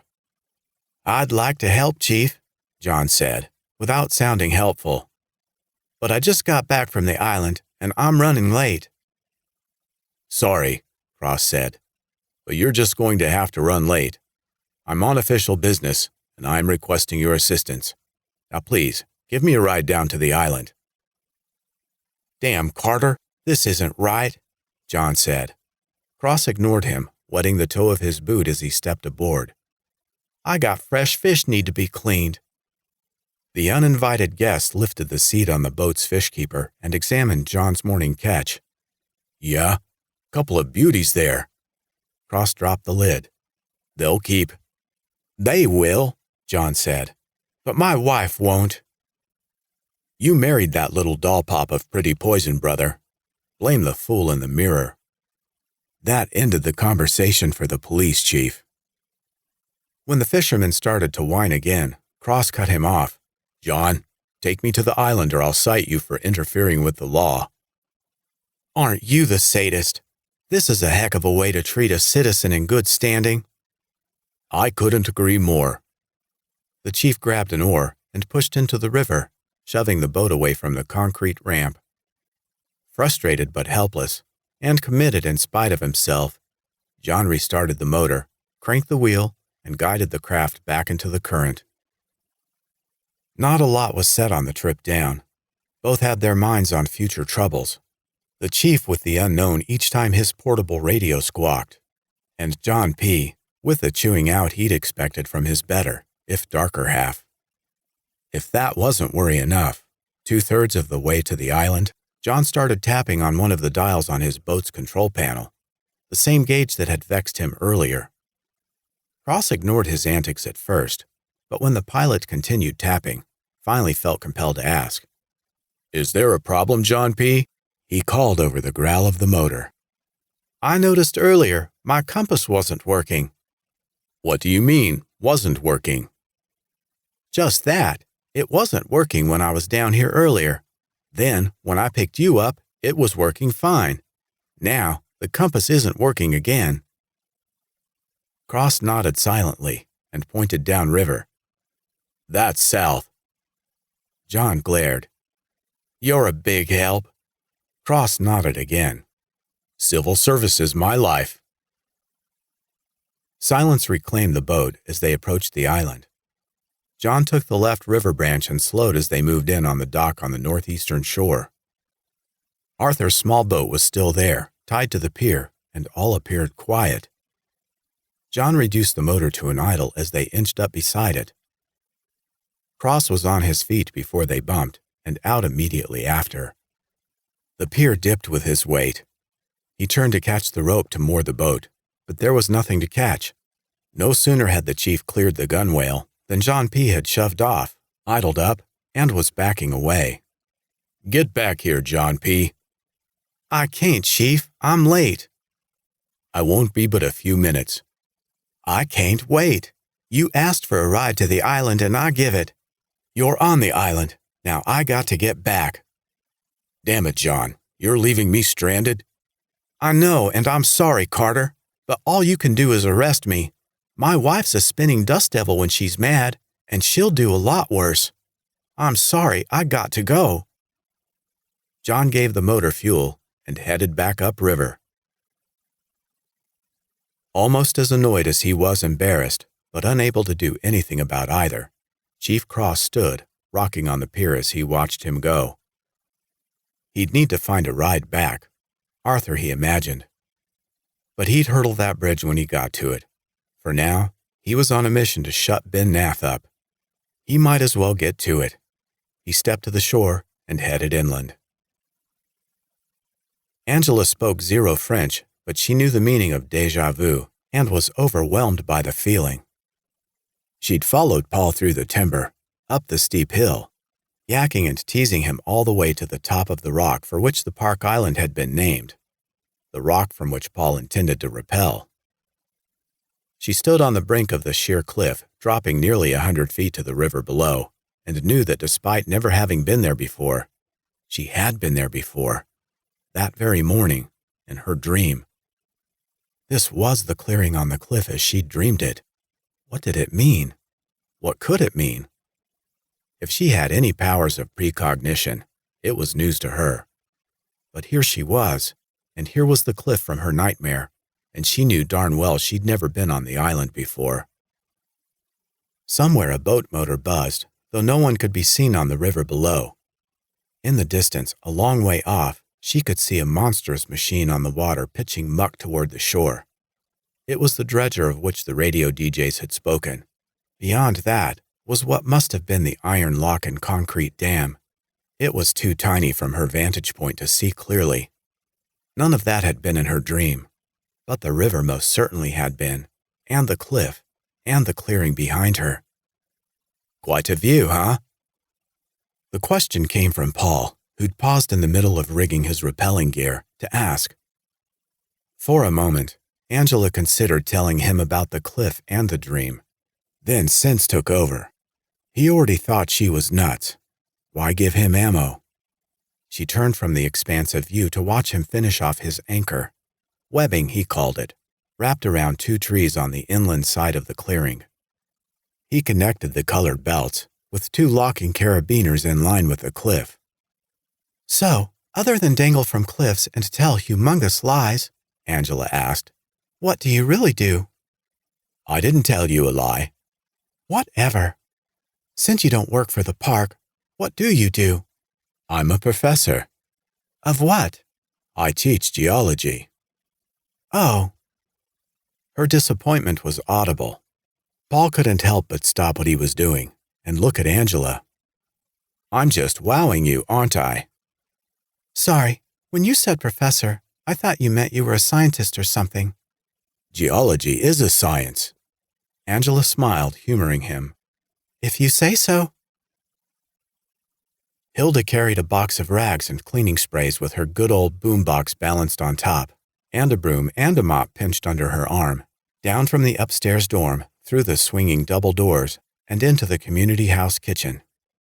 She leaned the broom and mop, set the box on the counter, plugged in her radio, and raised the antenna. The work never ended, but she found a way to make it all bearable. More than bearable. This was her favorite time of day. She turned the radio on to her beloved jazz channel and was startled by a burst of static. That had never. Oh well, the radio, like everything else, had seen better days. A moment of playing with the tuning knob did the trick. Lovely jazz. Hilda paused to look out the window. The door to Arthur's shed was closed and all seemed quiet. She turned away back to work and missed seeing the flash of two dark figures as they appeared from the woods and quickly vanished behind the shed. Inside the shed, Arthur stared at his empty boat trailer and scratched his head. Wasn't he supposed to go somewhere and do something?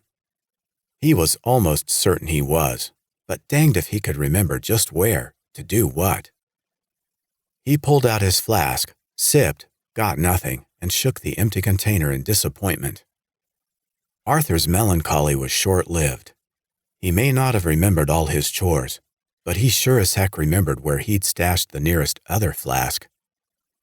He found it, hidden behind a shelf of life vests and boat seat cushions. They belonged to the park's pontoon boat still over at the marina, waiting to be got out now the dead season had passed.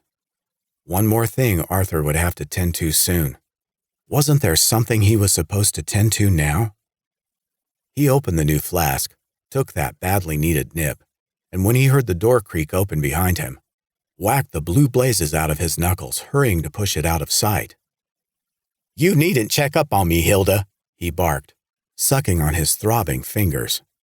I don't spy on you. Arthur turned to see it wasn't Hilda at all. It was that young one from the other side of the island. What was his name? Caleb, that was it. Caleb Harper, standing in the doorway. It took another look, another moment for him to realize there was something dreadfully wrong with the little boy. If it was a little boy. Caleb, that you, son? The door moved again, and something filled the doorway behind the child. Arthur gasped. It was Ellis Harper, the boy's father. At least it seemed to be from the size and shape, but he'd never have guessed had he not seen the boy first. Arthur blinked, trying to focus. But it wasn't him, and it wasn't his old eyes. It was them. What in the name of the good God had happened to them? 50 yards away inside the house, Hilda's boombox filled the kitchen with big band swing, the only music there was in her opinion.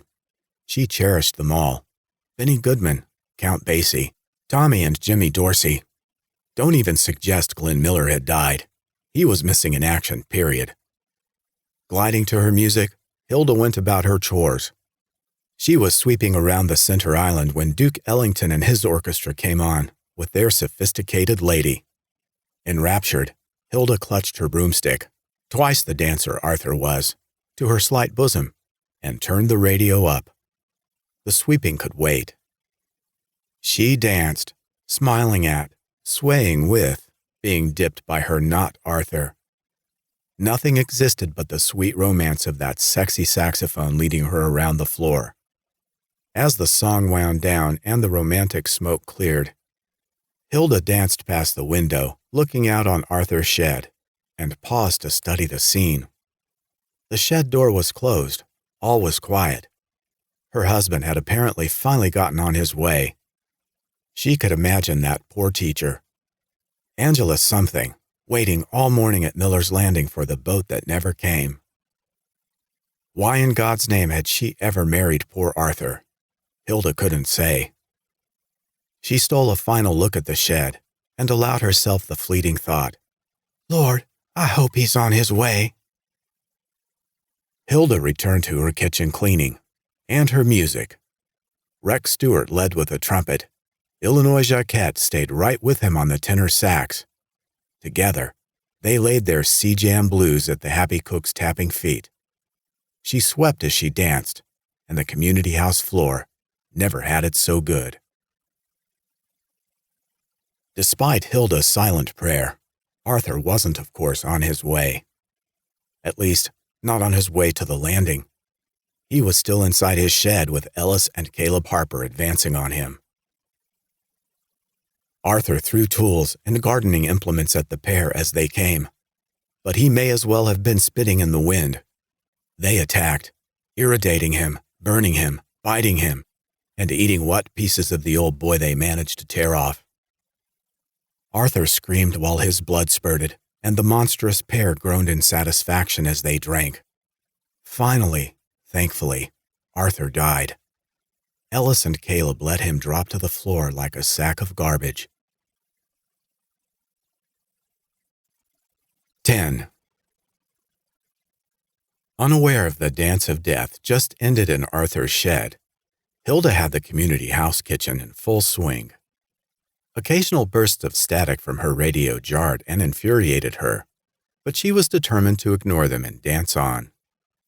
The volume had been high all along, but now the music could only be described as blaring. She'd tossed away her broom and taken up with a randy mop that whirled her wildly about the room. Over the airwaves, Gene Krupa moved from his manic drums to the string bass, providing the frenetic pizzicato with his sticks, as he flooded the commons with his big noise from Winnetka. Hilda was mopping and bopping. Then, out of nowhere, her back cricked. Hilda all but fell on her face. Her mop, the instant before a rousing dance partner, was suddenly just a crutch, and a haphazard one at that. The fun was over. Holding her aching back, leaning heavily on the mop, Hilda struggled to the counter to turn the boombox down, and then to the nearest chair. Feeling old and tired, she was too wrapped up in her pain and her plight for another glance out the window. Had she the strength, Hilda would have seen death in the shadows. Two figures, both blood-splattered, the larger of them with smoke rolling off his shoulders, exit and round the far corner of the small building. But Hilda was hurt and didn't see them. Neither did she see the door on the tool shed slip quietly closed. Paul had his rappelling harness on and secured. He connected his personal lanyard. He eased the middle of the climbing rope into the anchor carabiners and secured the gate clips. He lifted the rope that remained, flaked on the ground with its ends knotted, and stepped to the cliff edge. He shouted, "Rope!" and threw the bundle over the side. The rope played out down the face of the cliff to the small beach below.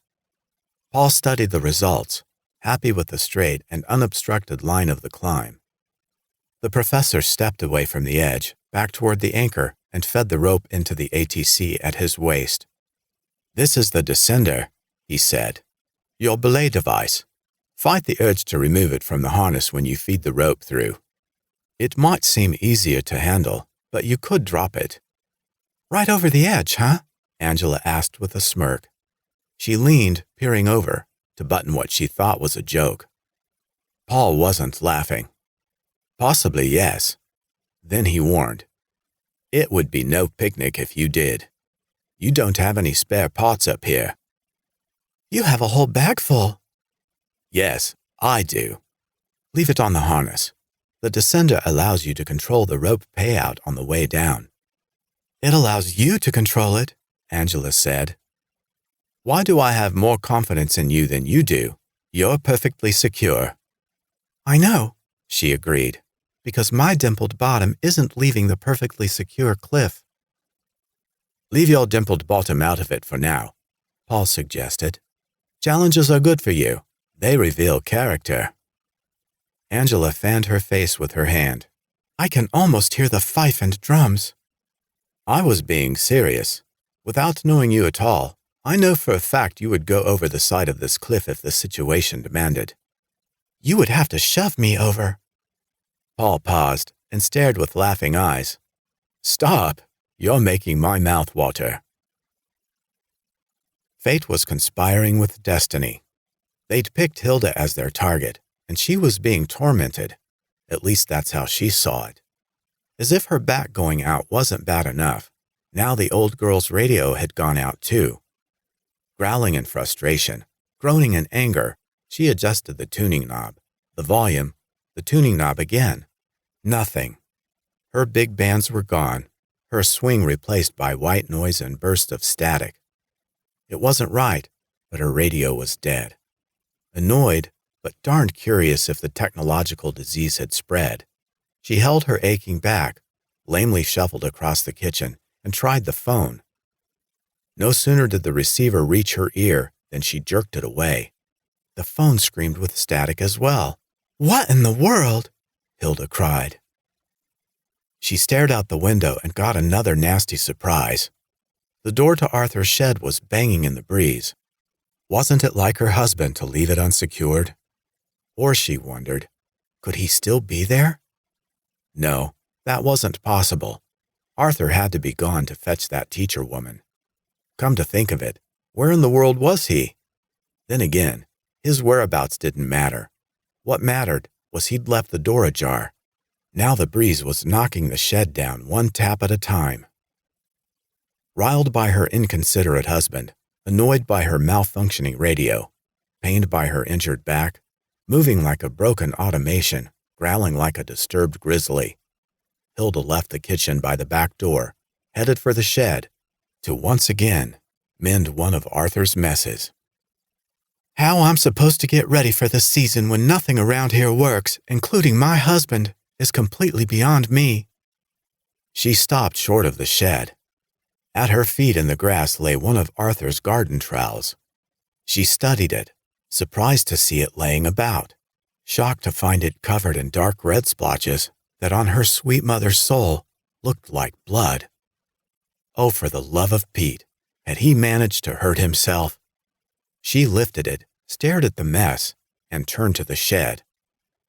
Arthur! Arthur! With a sense of rising fear, something she hadn't felt in Arthur's name for a very long time, she stepped slowly toward the shed. Still carrying the gore-covered trowel, she reached for the door with her trembling free hand.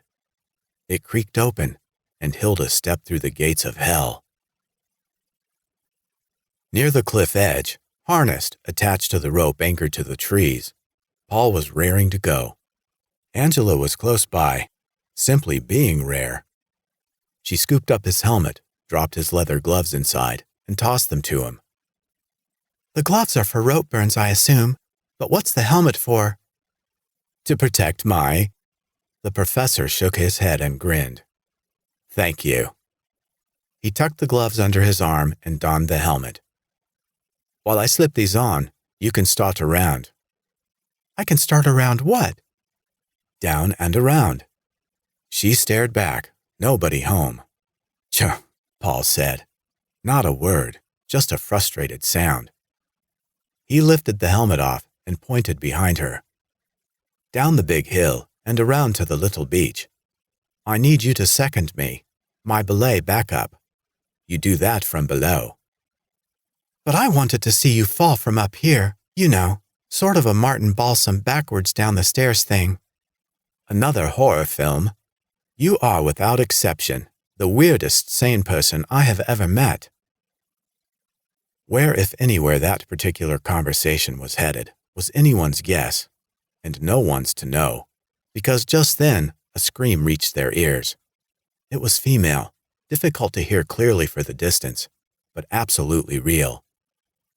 Paul, so startled all he could do was stare, stupidly asked Angela, "What the hell was that?" "That," she replied, "was a scream. And you call yourself a scientist?"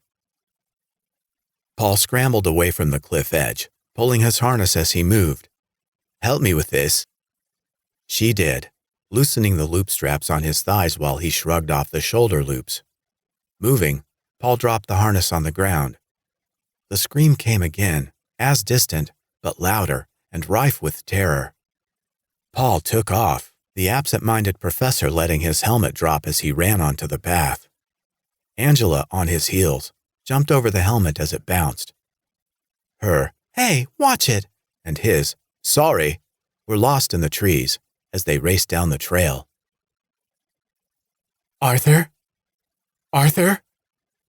Traumatized, bludgeoned by what she'd seen, Hilda, mumbling in terror, her knuckles white from her grip on the bloody garden trowel still in her hand, staggered back out of the shed. "Arthur!"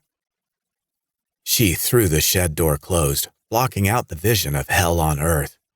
Yet the action gave her no time to catch her breath or collect herself, for in swinging it shut, she revealed an all-new hell waiting beyond the door.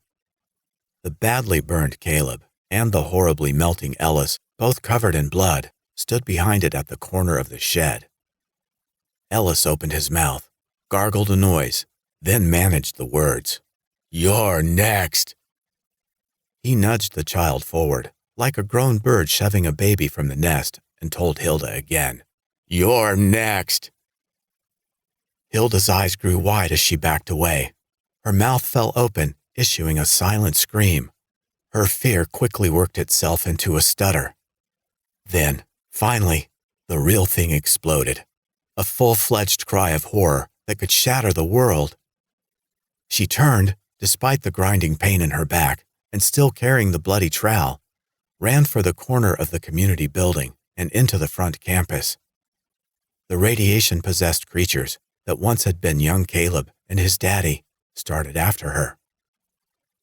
Hilda ran, her mind reeling, past the commons porch, picnic tables, fire ring, and into the timber.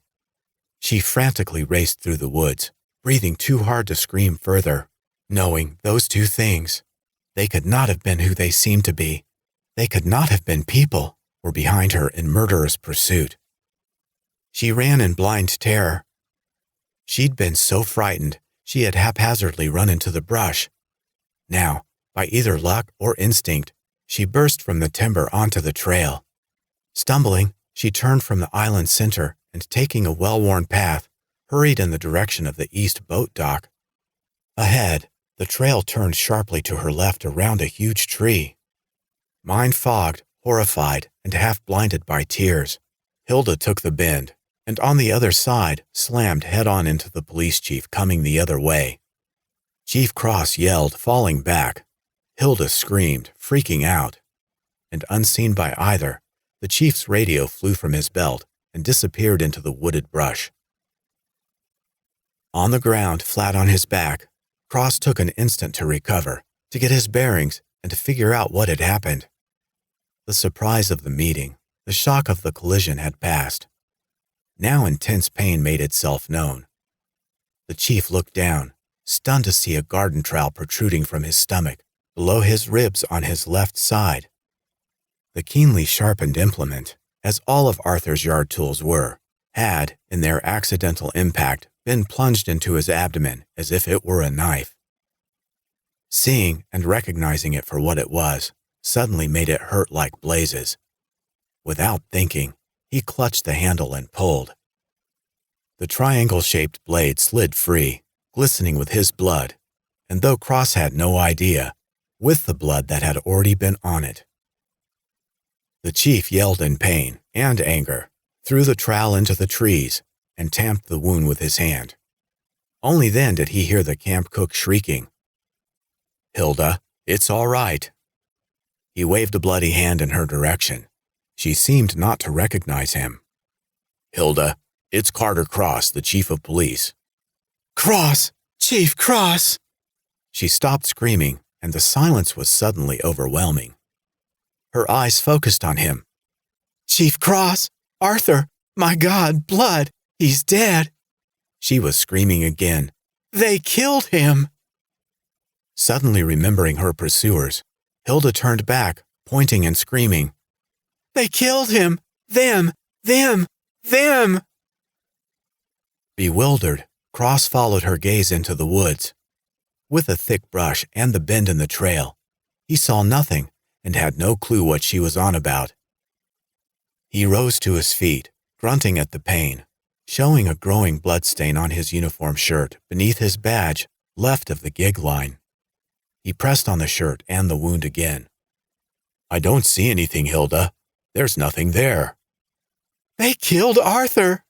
All right, we'll find them," Cross said. "Let's go back to the campus." "No!" she shrieked. "I won't go back there. I won't." "All right." He took a deep breath. God, his guts were burning. "Hilda, listen to me. If there's someone back there that's after you, someone who hurt Arthur, I have to check. I can't fight you, and I can't leave you here in the middle of the woods. I'll take you to the east dock. You can wait by the river until I get back." That quieted her.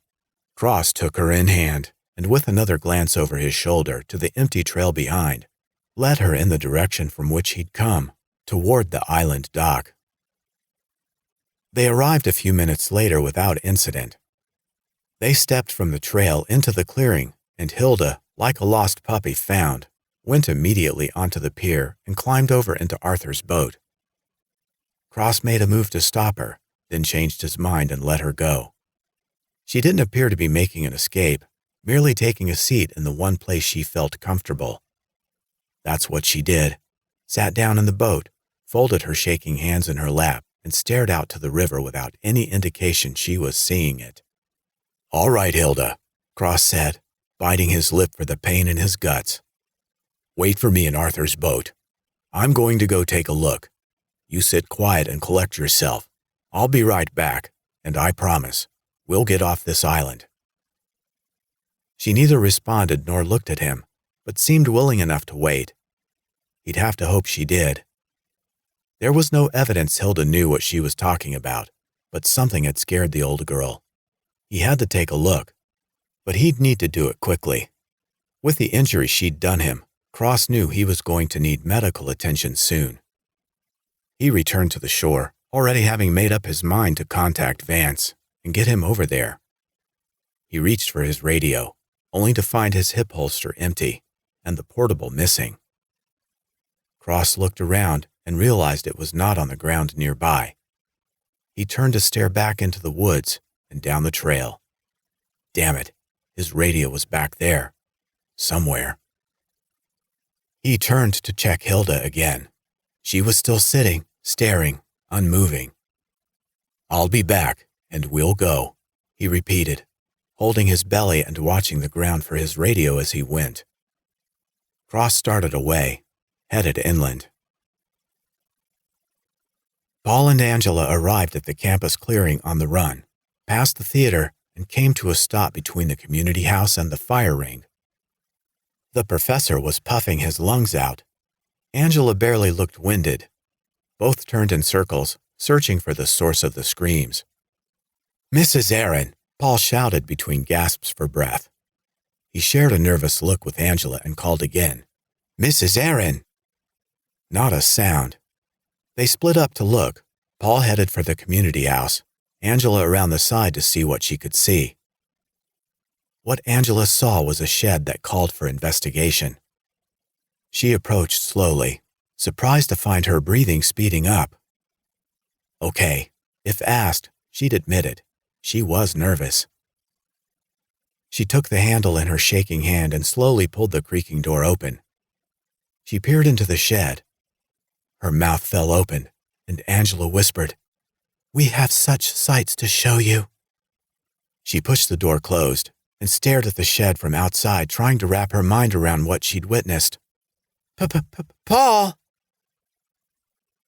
On the other side of the community house, at the big window on the porch, hands cupped, straining like a peeping Tom to see in, Paul heard Angela shout.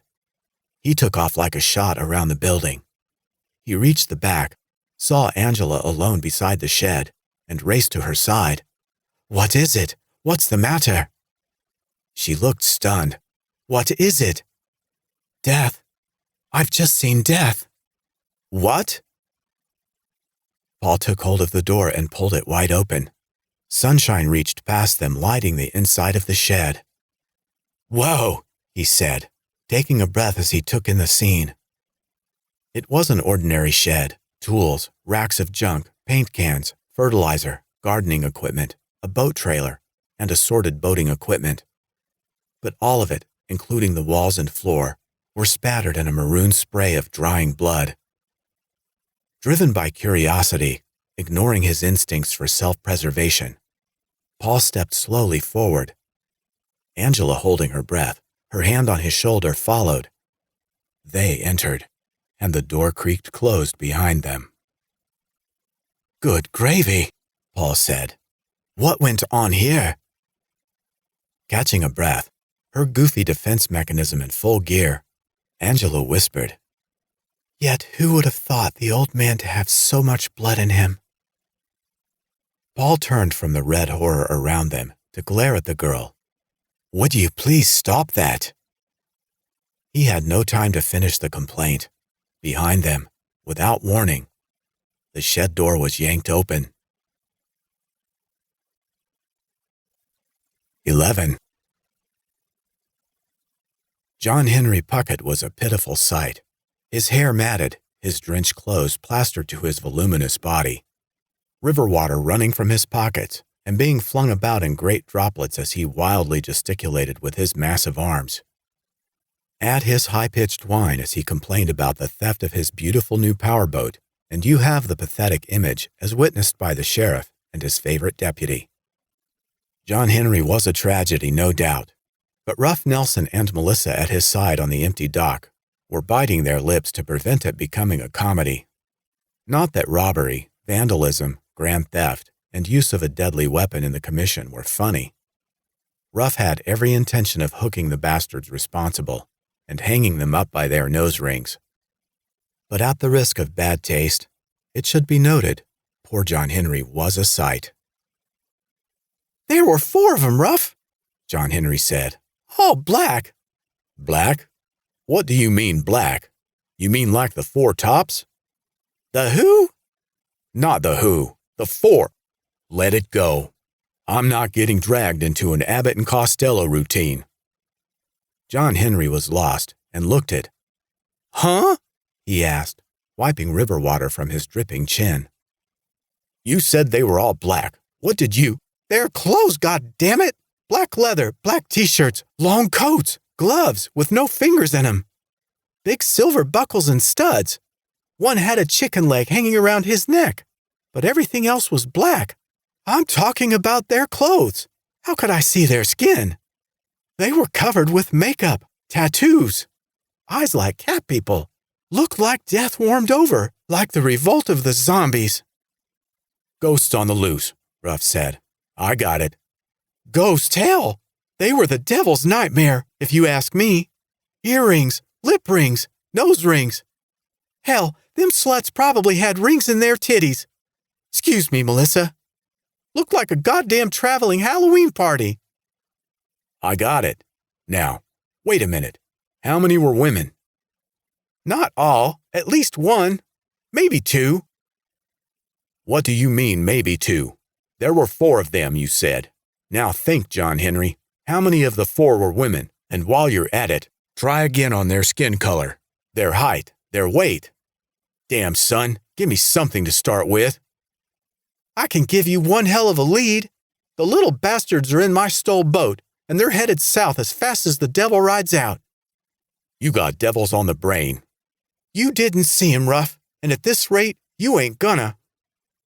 "They won't get far. You can be sure of that." Ruff considered laying the whole situation out again. The lock and dam being closed above the Quad Cities with nothing moving to the south, save fish, the dredger holding everything up, the units he had blocking the roads. But to hell with it. Let him read it in the paper.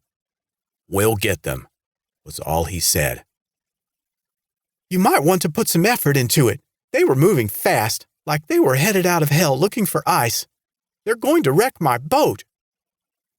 Ruff rolled the ever-present toothpick with his tongue, considered putting effort into slapping John Henry upside the head, but decided instead on a meaningful grin. That's why I don't commit armed robbery, John Henry. He tugged his gun belt up under his gut. Moving fast is for felons. Well, the big man said, throwing out his ample chest, I tried to stop him. Ruff looked the wet mountain over, from his muddy hair to his soggy boots leaking river water in a puddle on the dock. Yeah, the sheriff said. Pretty damn stupid, John Henry. Don't add up to much, Ruff told his deputy a minute later, as they stepped from the pier back onto terra firma. But it's something. Get on the horn, Melissa. Update our all points. There's 4 of them for sure, at least 1 female, maybe 2, dressed like a motorcycle gang of creatures the world forgot. They were headed south when they left here, too. Ruff disappeared around the corner of the house. Melissa followed, starting a transmission on her portable radio. John Henry was left to drip dry in the sun on his empty dock. Inside Arthur's shed, splashed with buckets of blood, Paul and Angela were already aghast. They couldn't help but grab for each other when the door was yanked open from the outside. There was no time to think or prepare. Neither knew what to expect, but it certainly wasn't what they got. A gravelly shout of, "Police!" Their instant relief was quickly replaced by a new fear. "Don't move!" The stranger in the doorway was indeed a cop, with a cold blue gun in his upraised hand pointed at them. Carter Cross examined the pair quickly, but minutely. In less time than it takes to say, he decided they were no immediate threat and turned to the shed. His face gave nothing away, as he took in what was obviously the scene of a violent crime, but his voice momentarily faltered. "What is going on here?" No answer. The couple looked at least as stunned as Cross felt. He couldn't blame them. It had been a stupid and unprofessional question. He scanned the shed again. "Are the 2 of you alone in here?" Both nodded, and Paul said, "Just us." "Are either of you armed? Any guns?" That got him a no from each. "Any weapons?" he asked. "Knives, clubs, hand grenades?" No, and no again. "Are either of you injured?" "No," Paul said. "We don't know where the blood came from," Angela added. "I'm Chief Cross of the Savannah Police Department. Without touching anything, I want you to step single file out of the shed." He lifted his weapon to ensure they understood the threat and backed a step out of the doorway. Both complied with hands raised. Only then, as they moved carefully and somewhat fearfully past him, did Angela notice the police officer's free hand on the side of his stomach and showing beneath it, his shirt stained with dark blood. "Chief," she said, "you're hurt." "Forget it," Cross barked. He looked over the area outside the shed. Satisfied it was clear, he waved his pistol forward. "Lead the way, folks. Out front." He ushered them around the community house to the picnic tables beside the fire ring and ordered them to sit. "Now," he said, catching his breath, "who are you people, and what's going on?" "I'm a guest, a camper, whatever you call it," Paul said. "Paul Riggus." "And I was a potential guest, Angela Ruskowick." She pointed at the growing stain on his shirt. "That needs looking at." "It's not life-threatening." "You've never heard of peritonitis?" she asked. Cross looked at her, not unkindly, then regained his practiced hard features. "Never mind. Let's get back to the subject at hand. Where did all that blood come from?" "We don't know," Paul said. "We were up on the cliff when we heard a scream." "What scream?" "I assumed it was Mrs. Aaron. We came running and found this. Where Mr. and Mrs. Aaron are, I don't know." "I've got Mrs. Aaron waiting back at the dock. She's in a hell of a state, half out of her mind with fright." "Hilda Aaron?" Paul asked.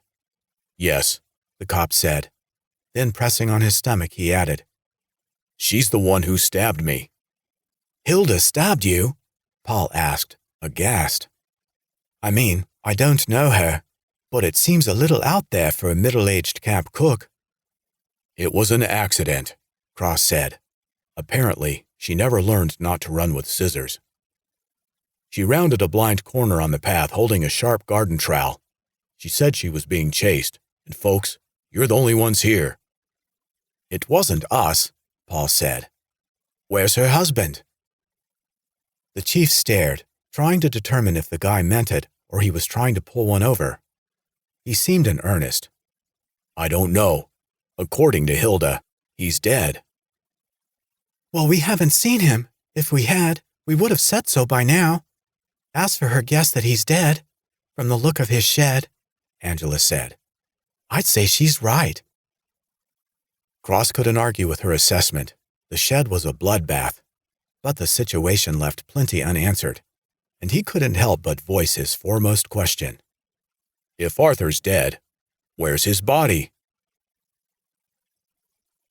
Hilda sat numb in Arthur's boat, where Chief Cross had left her. She hadn't moved an inch, but the jostled boat had left the pier and drifted with the current. It bobbled 8 feet downriver, held in check only by the taut mooring rope.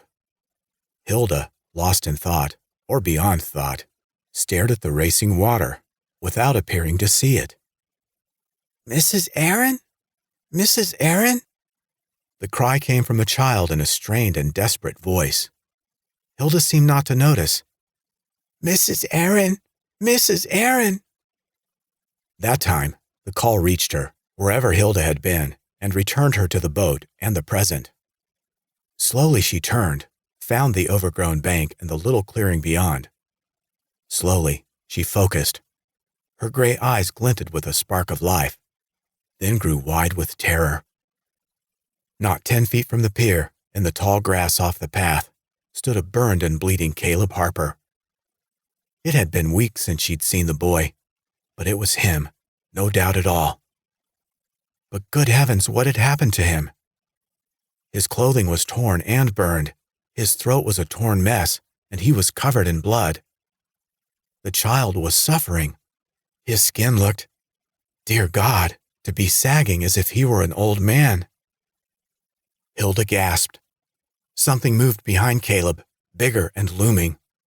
It stepped from the shadows of the trees into the sunlight, and even then, though Hilda knew him well, it took a moment to recognize the boy's father. Ellis was an explosion of horror and gore, burned and bleeding like his son, but far worse. He was disfigured. His skin looked to be falling off, like some incredible melting man. Hilda could not believe her eyes as she stared at the uninvited pair. "Mrs. Aaron," Caleb called again, drawing her attention from his monstrous father.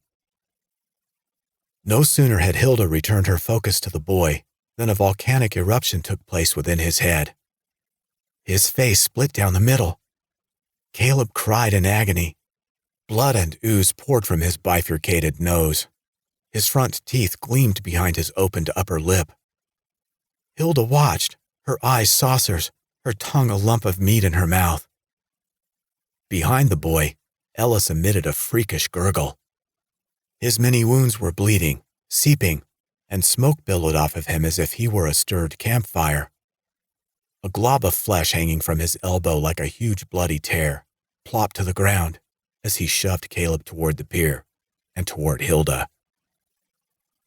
Hilda's mouth fell open in horror, but no sound came out. "We're sorry about your husband," Caleb blurted, his gravelly voice failing him. "Since the space rocks come, it's the only way to cool the heat, to stop the pain." He stepped onto the pier. "We just can't get enough," Caleb cried, great yellow tears yet, at the same time, licked his bloody lips in hunger. "We're sorry we had to do that to Mr. Aaron. And we're real sorry about you." He caught the mooring line in his swollen hand and began to drag her boat back toward the pier. Hilda, in her first voluntary action since opening the door to Arthur's shed, nearly tipped the boat as she crabbed to the sternmost seat in the craft. Her attempt to put distance between herself and the Harpers was pointless. The boat was nearly to the pier. Caleb grabbed the gunwale, yanked the boat awkwardly toward him, and reached for Hilda. She screamed, and out of room, fell back over the stern, into the river. Caleb let loose with the cry of a banshee. Ellis joined him, sounding like a wounded animal. Behind them, someone shrieked, "He who is not with me is against me." The shout came like a trumpet blare from the trees. Reverend Snow, wide-eyed and mad as a hatter, leaped from the brush, swinging a chunk of a heavy tree limb like an ancient barbarian. Caleb and Ellis turned from Hilda, flailing in the river, to the raging man of God. The melting Harper creatures, it seemed, couldn't believe their red eyes. Caleb hissed and ran at the Reverend. Snow swung his club and batted the boy to the ground. "And he who does not gather with me scatters." The Reverend swung the limb again, a roaring roundhouse. He hit Ellis square in the side, waist high, and drove the club through him, cutting him completely in half. Ellis howled. Muck splattered. His legs plopped to the trail in a writhing and decomposing pool of goo. His upper torso cartwheeled through the air and landed like a shovel-load of pudding in Arthur's boat. Ellis's shrieking head hit the gunwale and splattered. The shriek stopped. Beneath the irradiated gore, the boat caught fire. On the shore, the grass under the pool that had been Ellis's legs browned and began to smoke. Exultant, the Reverend turned on Caleb. The boy jumped to his feet and ran into the brush. Snow shouted after him, "The Lord said, 'You of little faith, why are you so afraid?'" During the chaos, Hilda had bobbed up in the river, soaked and slapping the water. Sputtering, she gained her footing on the muddy bottom and, stunned, had trudged to shore. Now, with no energy and little force of will left, she dragged herself from the river. The Reverend saw her, threw the branch down, and reached for her, saying, "Then he got up and rebuked the winds and the waves, and it was completely calm." He helped her to level ground and lifted her to her feet. Then he squeezed Hilda's shoulders and yanked her to him. Wide-eyed, he exclaimed, "Do not fear, for I am with you. Do not be afraid, for I am your God." Hilda, overwhelmed by his mad eyes and his contorted face, screamed. Oblivious to her terror, the Reverend ranted on. "I will strengthen and guide you. I will uphold you with my righteous right hand." 12. Cross holstered his gun. Whoever they were, this Paul and Angela, it seemed unlikely they were responsible for turning Arthur's shed into a charnel house. And it was gratifying, the chief found, that without the threat of being shot, the pair even relaxed a bit and did their best to answer his questions. "We'll do what we can to help," Angela said. "But first, you need that wound patched up." Cross frowned. He didn't like being mothered when he had a mother. He liked it less from a person of interest in a crime. He would have told her so again had they not been interrupted. But suddenly, distantly, another scream filled the air, and thoughts of the chief's wound vanished. All three looked up toward the east path, while Paul and Cross complained in unison, "Not again." Pressing his hand firmly on his abdomen, Cross took off running in the direction of the scream. Paul followed, hot on his heels, shouting, "Wait there!" to Angela over his shoulder. "Not very likely," she yelled back, starting after them. The chief stopped and turned, backing Paul up. "Wait there." Paul could go climb a tree as far as Angela was concerned, but there was no mistaking the police chief's order. Cross had made it official. She pulled up and stopped, but didn't like it, and didn't pretend to. "This is crap." Ignoring her complaint, the chief and Paul continued on the path and into the woods. The Reverend had his hands full with the struggling Hilda. Still in his freshly mad way, he was trying to get through to her. "Have I not commanded you?" he asked, as they wrestled. "Be strong and of good courage. Be not afraid, neither be dismayed, For the Lord your God is with you wherever you go." Hilda answered with another scream. On the path, Paul had taken the lead over the injured chief, and on the run, arrived first at the small clearing beside the island dock. The scene before him was such a bizarre circus of horrors. Paul had to pause and decipher what he saw. The motorboat, Arthur's boat, on the river near the pier, was on fire. Hilda, the camp's cook and house mother, was soaking wet, as if she'd gone for a swim and looked to be in the clutches of all people, the minister he'd met only that morning. Both were shouting for their lives. Hilda was in terror, while something about the reverend's demeanor, even more than his actions, made him seem darkly sinister. Paul joined the fray, coming to Hilda's rescue. He grabbed Reverend Snow, pulling him off the hysterical woman. Cross arrived a moment later, out of breath, with pain etched across his face. He too had to take the scene in before he could react. Paul was thrown off and nearly landed in the puddle that had once been Ellis's legs. He had no idea what it was, but the stench invaded his nostrils and the smoke stung his eyes. Sickened and half-blinded, Paul got back to his feet, found Hilda, and pulled her out of the tussle as Cross grabbed the Reverend. "I will instruct you and teach you in the way you should go," the minister screamed. "I will counsel you and watch over you." It was short work for Cross, once he had him, to throw the Reverend face down on the ground. He leaped atop him and, despite his own injury, expertly cuffed Snow's hands behind his back. Then, and only then, with the suspect secured, did the chief allow his own condition to slow him. With his head swimming, sweating in waves, with the bleeding from his stomach flowing anew, he rolled and sat up beside the trussed-up minister. "I might have known," Cross said, puffing. "A religious wacko." Paul eyed the chief in surprise. "The nuns used to whack your knuckles, did they?" Cross would normally have apologized. For that matter, normally he wouldn't have said it in the first place. But things were looking less and less normal. He gripped his stomach, winced at the pain, then caught sight of the goo puddle on the ground, the smoking and bubbling mess into which Paul had nearly landed. "What the hell is that?" "Don't know," Paul said, holding the spent Hilda on her feet. "Whatever it is, I nearly bathed in it." The high dry grass around the puddle caught fire. Paul did his best to stamp the flames out without touching the red and green slime and without dropping the stunned camp cook.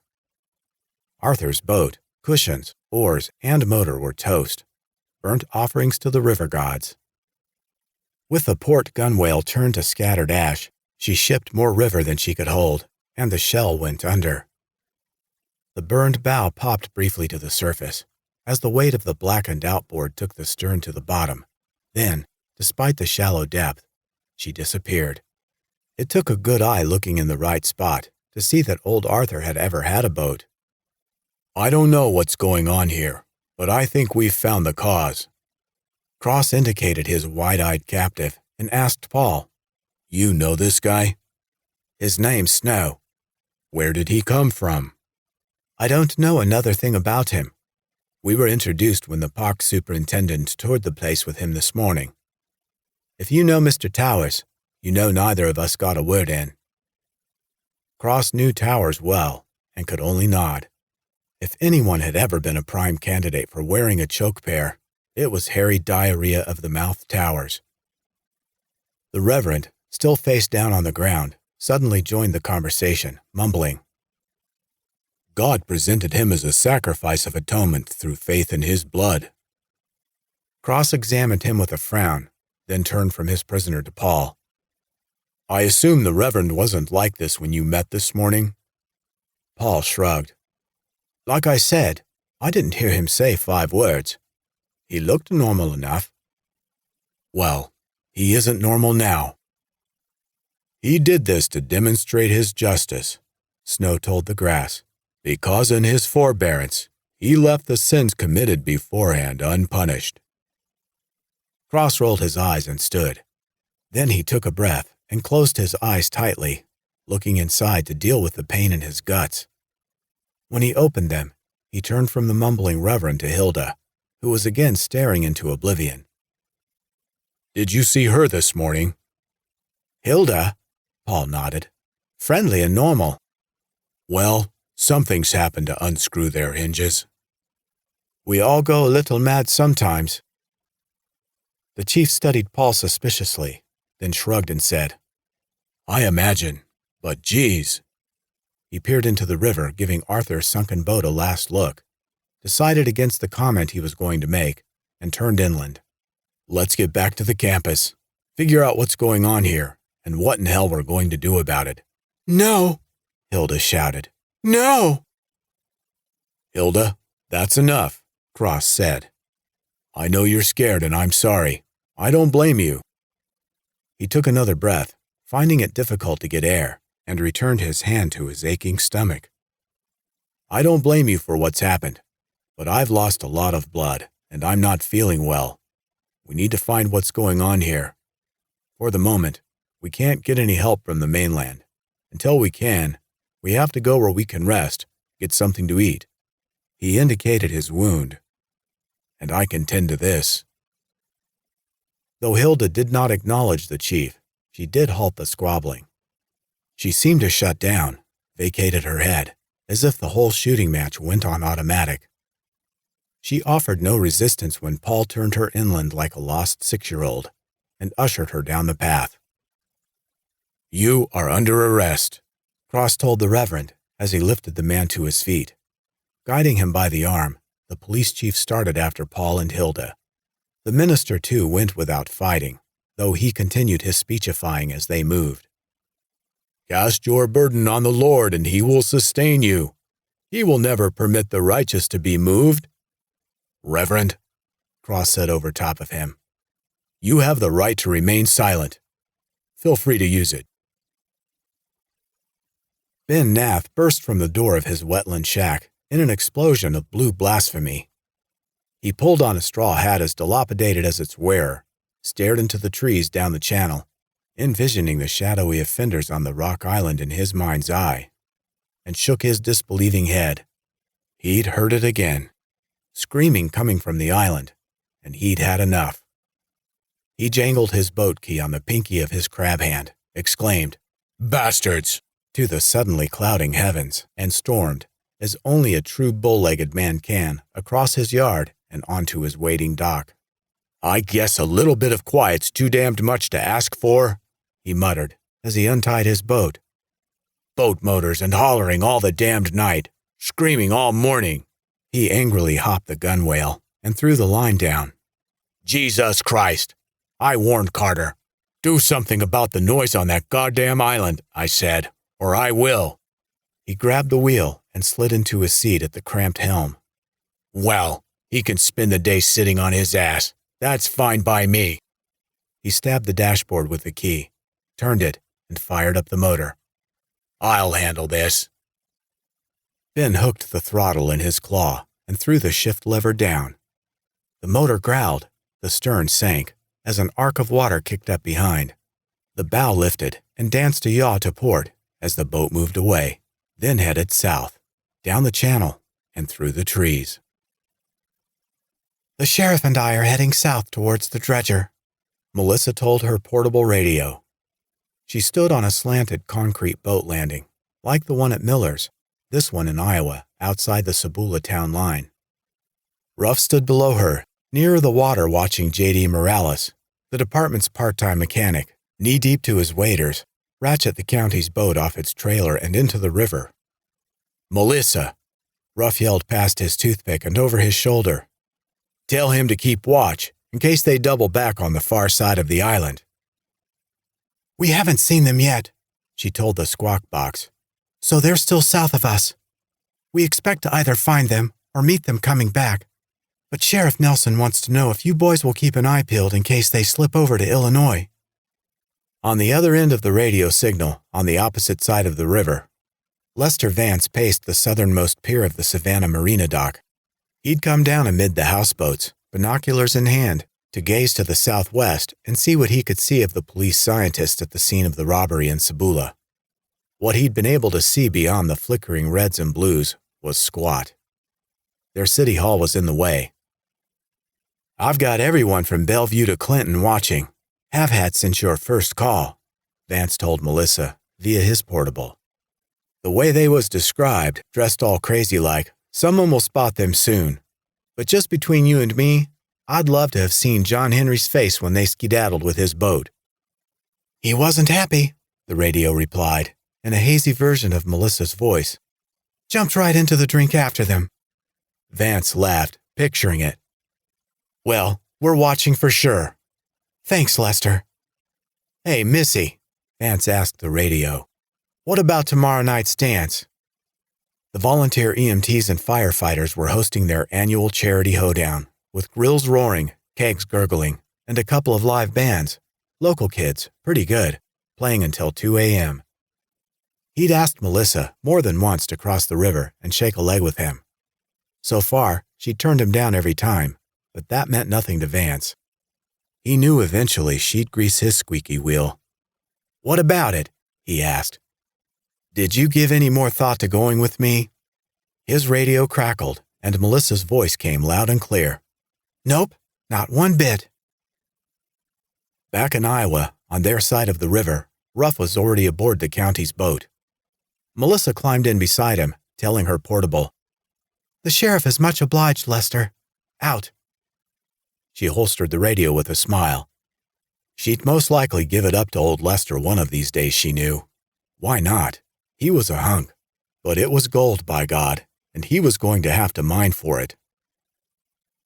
Safely outside of his deputy's randy thoughts, Ruff Nelson had his mind on a quartet of gun-toting weirdos who would soon be entering a very unpleasant period in their worthless lives. He fired up the motor and turned the boat downriver. 2 miles away on the marina dock, put in his place by the gorgeous little deputy, Vance tried to get the town dance out of his mind and get back to work. To that end, he changed the frequency on his portable. Savannah 2, Savannah 1. He gave it a second and repeated the call. Savannah 2, Savannah 1. He stared at the radio in mute surprise. Chief Cross was renowned for answering his portable in a timely fashion. The silence was strange to say the least. Vance had no way of knowing that Carter Cross's radio lay half buried in high grass and loose foliage off a trail in the woods of the Rock Island. No way of knowing beneath the fallen leaves, the portable emitted an unheard burst of static, and then went silent. All he knew was Cross wasn't answering. Dismayed, Vance holstered his radio and looked out to the river wondering what he should do next. The answer to his unspoken question appeared in the distance, buzzing like a mad dragonfly, fast approaching from the south. 13. His wife was going to be as mad as all get out, and as John P. motored upriver, he decided he didn't care.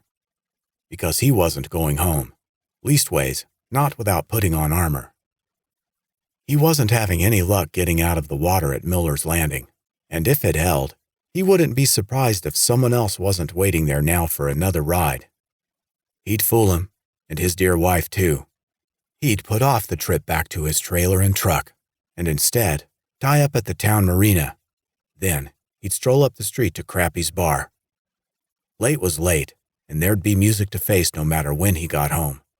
So he might as well strike a blow for liberty first. His mind made up, John turned for the marina. He didn't know, and never could have guessed, Sergeant Lester Vance was out and about. On the marina dock, as the distance closed, Vance saw it was John P., and more importantly, John's boat heading his way. Strange the fisherman would be on the river so late in the morning. Mind you, it was understandable with that acid-tongued bridge troll of a wife he had at home. Just hard to believe she let him out to play. Stranger still, he was headed for the marina. But as Chief Cross would say, don't sock a gift horse in the teeth. As the boat drew near, Vance waved to attract his attention and signal him in. John returned the wave without enthusiasm, nodded, and slowly turned the boat. Hey, John P., Vance shouted as the vessel drew within shouting distance. I'm going to need your help. John turned from Vance to stare upriver in the direction of the landing. not even believing his luck. Then he turned back, raised a palm, and replied, "Don't even think about it. I gotta get home." "I'm talking police business." The boat drawing nearer made the disgruntled look on the fisherman's face easier to see. Vance decided not to care. "I need a ride to the island." "That's what I thought. The answer is no. I already give one to the chief." "Did you? Well, I know he appreciated it. Then what'd you do? Just leave him there?" John moved to speak, but nothing came out. He looked like a landed trout. "Never mind," Vance said. "I can't get a hold of him now, for whatever reason, and I need to, so now I need a ride." "Damn, Lester, the chief's got a boat. I mean your department. I know you do. I knocked the dent out of it and painted it back up after you run into the wall up at the Bellevue Lock and Dam." Vance twisted his lips and rested his hand on his holstered handgun. He started a 10 count, working on his patience, and got all the way up to 3. "You won't believe this, John, but opening that wound back up isn't going to help your argument one bit. Yes, we have a boat. What I don't have is time to get it. Nor do I have time to debate anymore." "You don't understand," John said as his vessel finally bumped the dock. "My wife ain't going to stand for this." "Now, don't bring your charming wife into this, John. If you're still trying to talk your way out of giving me a hand, you're missing by the width of your wife's big ass. If you're trying to make me angry, well then your aim's perfect." "Damn, Lester, I've already been to the island twice." Vance sighed. He unsnapped the hammer strap on his holster, drew his gun, and pointed the weapon at the bottom of the fisherman's boat. "Give me a ride, John P.," Vance said, "or I'll shoot holes in your boat." "Are you out of your mind?" Vance chambered around. All right, fine. I'll give you a gall-darned ride. But I'm filing a complaint on you when I get back. I'm reporting you to the town board." "So you should," Vance said. "I would if I were you. Pitch a great big bitch when we get back." Vance stepped for the boat. "Wait," John P. demanded. He pointed to the stern. "Let me change these tanks out first. I already told you I've run down to the island twice already. I'm running low on fuel. I don't need to run out of gas and be stranded on the river with a damned crazy man." In no time at all, John P. and his refueled boat, with Lester Vance aboard, were headed downriver again. John at the wheel, feeling sorry for himself, was glum and looked it. The sergeant had too much on his mind to worry about the fisherman's trouble. Still, he couldn't help but be amused. "Cheer up, John. Your help is appreciated." "Shouldn't even be out here without my equipment working." "Your equipment? You never heard of Viagra?" "To hell with you. That equipment works fine." Vance laughed. "Calm down." He cocked his head, listened, and was satisfied with the hum of the motor. "What isn't working? What are you talking about?" "The compass." The fisherman tapped the plastic face on the control panel, showing the badge-wearing village idiot. "I'm talking about the compass. It works, then it don't. Works, then it don't. On and off just this morning." "Where's it now?" "Just went back to don't," John grumbled, staring at the gauge. "It happened earlier when the chief was aboard." "Froze up?" "Nah, ain't froze. It's all haywire, pointing south instead of north. I told Carter about it when he kidnapped me." "When someone abducts you on the water, you're shanghaied, not kidnapped." "I care. Point is, I told the chief about the compass going insane, but he wasn't interested." Despite his teasing laughter, Vance was interested. He leaned over, gave the panel gauge a look, and tapped it himself. Sure enough, the needle was pointing bass-ackwards. "Is it doing that erratically or when the boat reaches a certain spot on the river?" John ogled him confused. "I didn't think of it like that. Now you ask, I guess it started at about the same spot this morning." "This spot on the river, as you draw near the island?" Vance asked, suddenly grim. He stared ahead, giving the matter thought. and the phones are out, and I can't raise Chief Cross on his radio." "What's the radios and phones have to do with my boat equipment?" "What?" Vance turned, looking startled to find John there. "Oh, I don't know that it does. It's just strange they all fall off the perch at the same time." He forced a smile. "Haven't you heard, John P.? Cops don't like coincidences." When Angela could no longer stand waiting near the picnic tables, she moved to the mouth of the path where Paul and the police chief had disappeared. She didn't know what she'd expected, but the move did her no good at all. Her anxious curiosity continued to grow. The wood should have been alive with the sounds of creatures, skittering, slithering, flitting, but there was nothing, not a peep. They looked empty and felt foreboding, surrounded by the maddening silence. The young director's nerves were tight as a drawn bowstring, and thoughts of hockey masks and machetes danced in her head. If the men didn't show back up, she told herself, in the next couple of minutes. Angela gasped, startled. 50 yards away, something in shadow burst round the bend. A wide thing with 2 heads. It passed through a spot where the dwindling sunlight reached through the trees, and revealed itself to be Paul, with Hilda in his arms. The cook was a sight, leaning heavily on the professor and staring ahead as if in a catatonic daze. Angela realized she was holding her breath. She remedied the situation, sucking in a chestful of air, then hurried up the trail. "Are you all right?" she called, drawing near. "Is she all right?" Paul rolled his eyes, nodded at the cook, and shook his head. Angela took the other side and helped the poor lady back down the trail and into the campus clearing.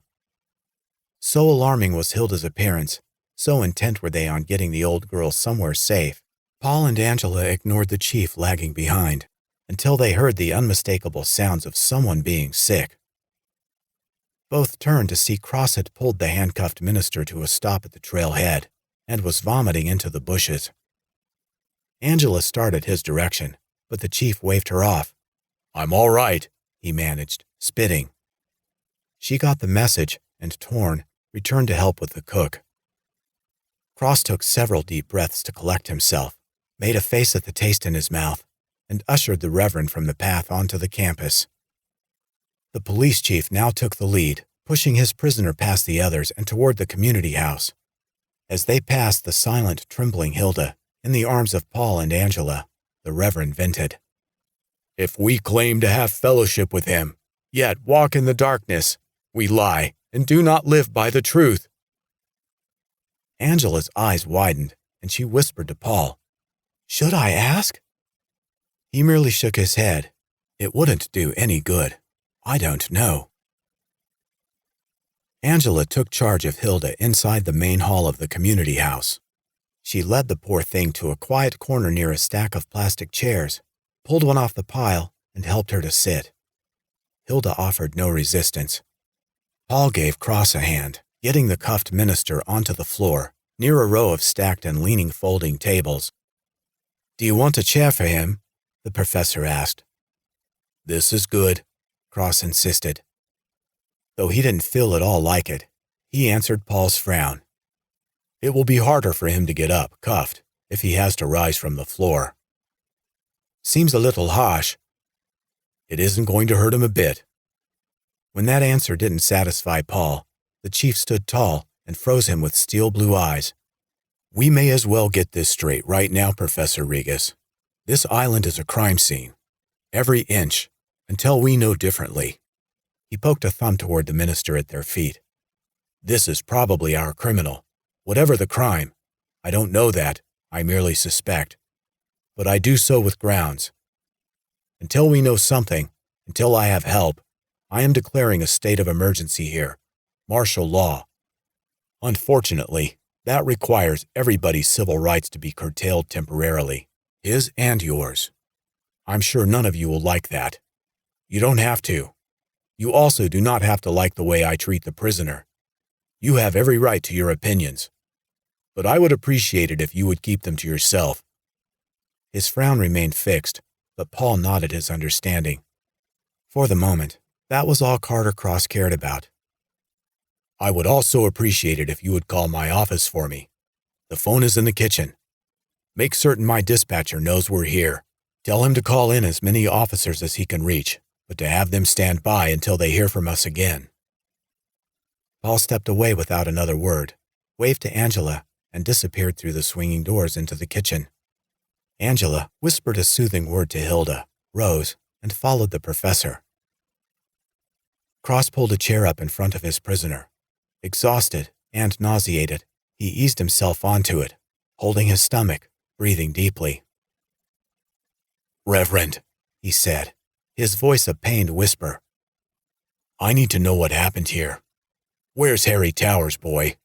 Where is Arthur Aaron?" Angela entered the kitchen to find Paul in a snit. He stood near the large center island, hands on his hips, lips a thin, angry line, staring into nothingness. "What's up?" she asked. "Did you hear that?" he demanded in a whisper. "How could I not?" "No. Did you hear that? Martial law. Who does he think he is?" "Well, if he thinks he's going to order me around, he's got another thing coming." He turned, looking for her, but Angela had walked away in the middle of his sentence. She crossed the room and was searching the cupboards. "What are you doing?" "Unlike you," she said without looking back. "I'm trying to be useful." She paused to smile. "But don't let me interrupt your hysterics if they make you feel better." "He's a fascist," Paul said. She was ignoring him. "You think I'm wrong?" "The whole college professor, enraged at the man thing, is a little dated for me. When was that, the 60s? I'm for civil rights and being down for the struggle, but I also saw the inside of that shed, and my eyes work. That means I have no choice but to agree with his premise. A crime has been committed here. Just what, when, by who, I don't know either. Luckily, it isn't my job to find out. It's his. Who am I to tell him how to do it?" "Aha!" She pulled out a first aid kit and waved it triumphantly. "So, you think he can just declare a so-called state of emergency?" "What difference does it make what I think?" She grabbed several plastic tumblers from the drying rack, ran the tap until the water was cold, and filled them. Armed with her bandages and water, she gave the professor her full attention. "What I know is he has a badge and a gun. I don't know about you, but I don't have a badge and a gun." Angela, kit under her arm, water in hand, headed for the doors. "I have a couple of patients that need tending. I'm not a nurse, but I played one on cable access. Were you going to make that call for the chief?" She pushed through. "I'm calling," Paul grumbled, as he lifted the receiver on the wall phone. "I'm calling." At least he tried, but the phone was a riot of deafening static. He held the receiver away from his ear and tapped the cradle like they did in the old movies. It was a no-go. The phone was kaput. 14. Angela tried with little success to get Hilda to take a drink. Finally defeated, she gave up. She left the poor old thing to herself and joined Paul instead, loitering by the kitchen doors. On the opposite side of the room, the chief's luck was no better. He hovered over the handcuffed minister, demanding answers, through gritted teeth, to his many questions. The demented man seemed willing to cooperate, but his vehement responses reached Cross as nothing but incongruous biblical claptrap. No answers at all. "Can you understand me?" Cross asked. "What happened here?" "The people walking in darkness have seen a great light," the reverend replied, in wide-eyed sincerity.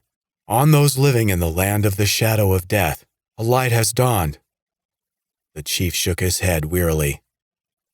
"What did you do to Arthur? Where is he?"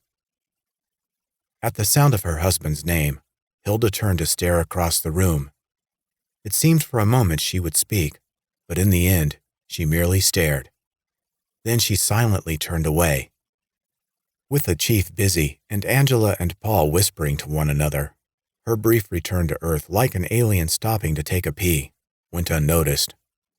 "Where is he? Where's Arthur?" The people walking in darkness have seen a great light.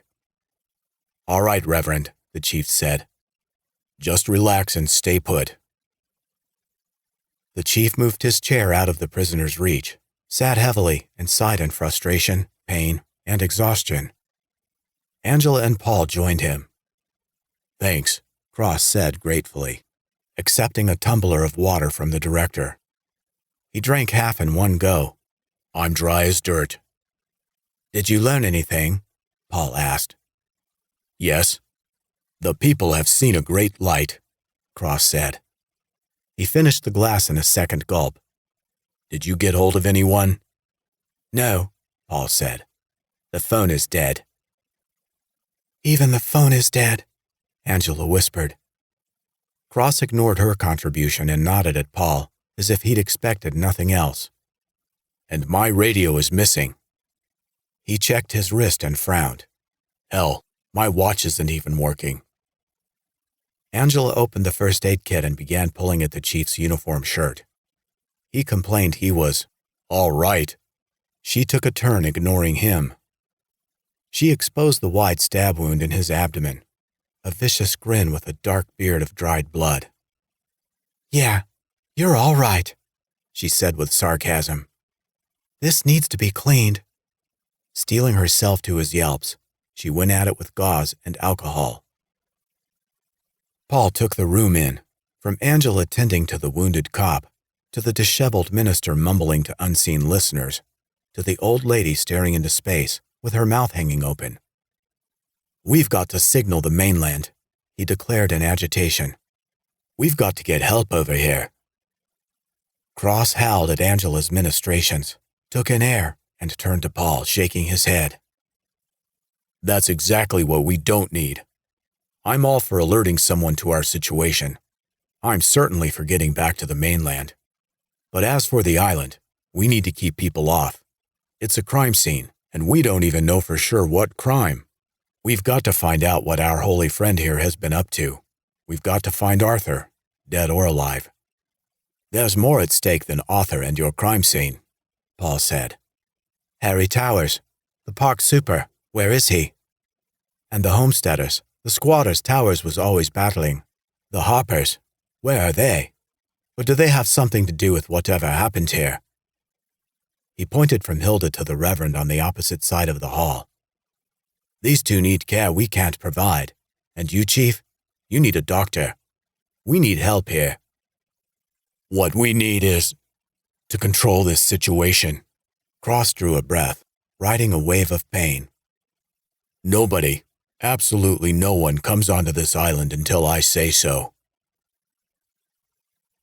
Gar throttled down, and he and his gang, in their stolen boat, rode the momentum toward a clear spot on the western shore of the rock island. Falcon leaped up with a mooring line in hand. Forget the line, Gar told her. I'm just dropping you guys off. The boat's too exposed here. So what are you going to do? I'm going to hide this thing, he said, smacking the steering wheel. Everybody out with the loot. Hide the stuff somewhere around here for the time being. Falcon scooped up an armload of stolen goods and jumped the gunwale. She dropped them in the high grass on the shore, turned, and grabbed the bow, steadying the boat. She walked her way down the shore, pulling the boat flat against the bank. Come on, she barked at the other two. Need a special invitation? Limping and favoring his injured knee, keeping pressure on his wounded forehead, Dex climbed up over the gunwale. Noreen helped him as she was able, then grabbed a couple of bags and followed him ashore. Gar chucked them the last of the loot, boxes of smokes, bottles of booze that had fallen into the bottom of the boat, while warning, Stay out of sight. Wait for me, Falcon cried. I'm not staying with these losers. Dex and Noreen both began to protest. Ignoring them, she moved back to the boat. No, babe, Gar said. You're staying here. I don't want to stay here. Falcon. Well, where are you going? Just around the shoreline. I need to find some thick cover, hide the boat till things calm down. It will be quicker if I go alone. Falcon pouted, but Gar cut her off. Just do as you're told, please. She grabbed the gunwale, lifted herself, and pushed her nose into Gar's. I hate doing what I'm told. I know. Do it this one time. Gar slid his hand inside her top and squeezed what he found. I'll make it up to you. They locked lips and traded tongues. It wasn't romantic, but got the job done. Coming up for air, Gar pushed Falcon back to the shore. All right, she said. But next time I see you, I want a big surprise. Gar grinned mischievously, winked as she stepped back on the bank, and idled the motor up. With her push, he backed the boat away from the island. Clear, he turned the wheel and revved the motor. Falcon watched him disappear around the bend of the shore, then watched his wake die down on the river. She turned to take in the two losers, history's worst armed bandits, with whom she'd been temporarily stranded. Dex and Noreen, a love story for geeks. Ben Nath swung wide toward the Illinois side, finishing his second lap of the north end of the Rock Island. No reason to go south. Everybody knew them squatters kept the tourists off. He made up his mind the best approach was to sneak up on the trouble-making sons of bitches and catch them red-handed. But he needed to find them first. He'd made the crescent twice to the West Cliff and back again without seeing shit. That left him no choice but to land and take his search inland. But to catch the bastards by stealth, he had to avoid the main island dock and campus trails. He needed to come ashore elsewhere to keep from giving them a heads up. He'd creep up on them, catch them fuckers in the act of raising hell, and put a stop to the noise, the rowdiness, and the tomfoolery. He'd see to that, by God. Ben finished the wide arc and brought his boat back past mid-isle out of sight. He killed the motor and let her drift toward a clear spot on the eastern shore. Ben climbed out, grabbed the bow line, and tied her to a tree well onto dry ground. He wiped his hands, one hand and one claw, on his pant legs and faced the wooded depths searching, with one eye and one squint, for his bearings. He'd been there on the island a few times. Everyone who lived in that part of the river had. But he didn't know it well. Jesus Christ, he had better things to do than spend his time in recreation. Not like these noisy, inconsiderate bastards. The campus was to the north, he knew. He could tell north easy enough. Now we'll stop this goddamn nonsense, Ben said aloud, fuming as he headed into the trees. John P. took the river's left branch again, and a stone's throw after, slowed the motor, and brought his boat in at the Rock Island dock, for the third time that day. Lester Vance was already on his feet, line in hand, when the boat shuddered. We hit something, Vance said, over the hum of the idling motor. What lies beneath? Don't know, John replied with a frown. Whatever it is, it wasn't there this morning. The boat eased into contact with the dock, and Vance stepped onto the pier. Shut her down, he shouted over his shoulder. I'll need your help. The outboard revved, and Vance turned to see that no sooner had he cleared the bulwark than John had thrown the motor into reverse and was backing his boat away. The fisherman was already out of reach and quickly widening the distance between them. Get back here, the police sergeant barked. I just said I'm going to need your help. I just helped, John squeaked, afraid but determined. That's all I can do. You can't strand me here, you jackass. I got no choice, really, Vance. You ever looked into the mouth of madness? My life ain't worth a damn when my wife's upset. It's more than a man can take. John turned the boat and revved the motor, throwing up an arc of water. Good luck, he shouted back toward the dock. I mean that. Vance exhaled his frustration, motorboating his lips as he watched John P. motoring away. The little jerk had put one over on him. This will not look good on my resume, he said, shaking his head. Vance caught sight of the thing under the surface of the river that they'd hit on their approach. It was a small sunken boat only a few feet away. Arthur Aaron's boat if he didn't know better. He leaned to the water. It was Arthur's boat, and danged if it didn't look like it had caught fire and burned. The small cove looked like anything but when approached from the river. Gar had been nursing his stolen boat against the current, idling for quiet, hugging the island to stay unobtrusive, warily watching for any sign of the authorities, and on the lookout for some place along the shore to ditch and cover his hot vessel. When he spotted the inlet, it was perfect. Little more than a notch cut into the southeast corner of the island, and all but invisible from the north. The mouth was framed by cattails and lily pads. Inside, out of the current, the edges were choked by weeds. The body of the cove was deep and dark, and the bank fell sharply away at the point where a carelessly constructed, and from the looks, forgotten pier jutted over the water. It floated without stilt supports on 3 rusted barrels that had taken on so much water, the tip of the pier sagged below the surface. A lone rowboat lay moored there, like a miner's pony hitched outside a ghost town saloon. The hull was overgrown from the still water below and trees above. A handmade sign reading Harper's Cove dangled from one of the branches, looking far more like a warning than an invitation. Where better to hide a stolen boat? The coast was clear. Gar saw no one on the river or the island shore and trolled carefully in. He lifted the low-hanging branches, guided the boat against the upriver side of the bobbing pier, and shut the motor down. The limb drooped back in place, throwing the boat into gloom, like clouds hiding a full moon. A ridiculous notion, Gar knew, as it was the middle of the day. Spookiness aside, the hanging foliage did a fair job of covering the craft. A few loose branches, some brush borrowed from the bank and hung on the rails, he thought, would do the rest. Gar grabbed a mooring line and got as far as the gunwale when, with seemingly no provocation, a shiver raced down his spine. He stopped and held his breath as the little hairs rose on the back of his neck.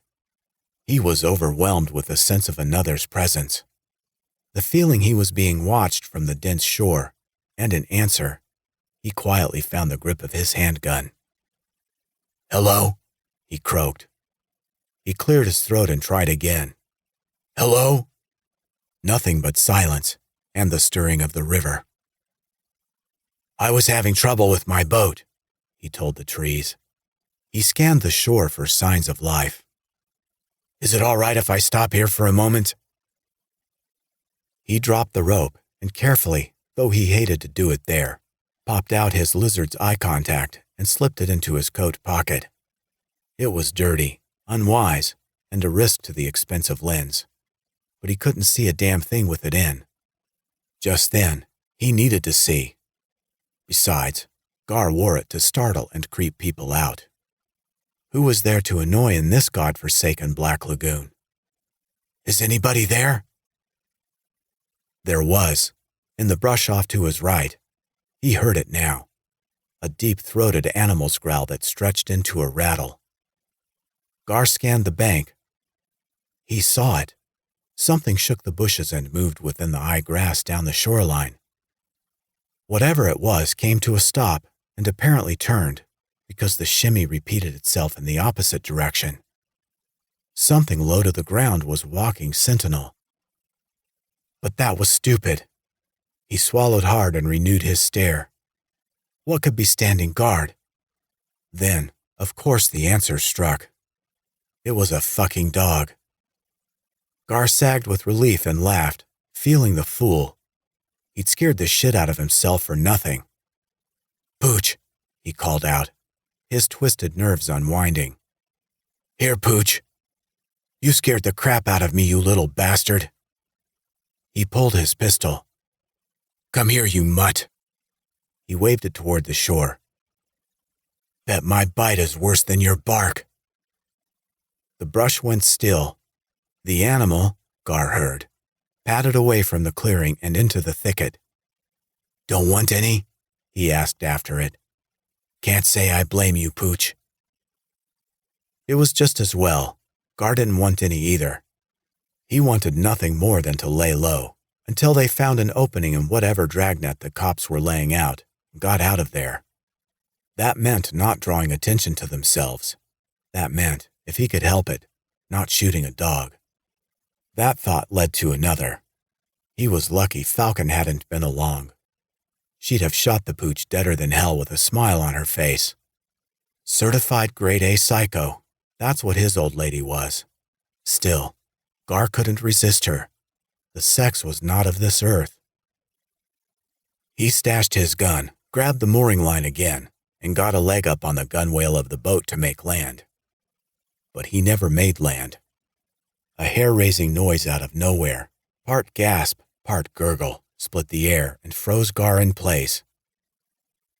He fought it and jerked up to see something on two legs, but growling like an animal, racing from the gloom in his direction. It passed through a single shaft of sunlight as it came on, but the fleeting glimpse failed to answer any of Gar's questions. Smoke rolled off of it. Globs of liquid dripped from it. It was round and dark. That was all. It hit the dock running.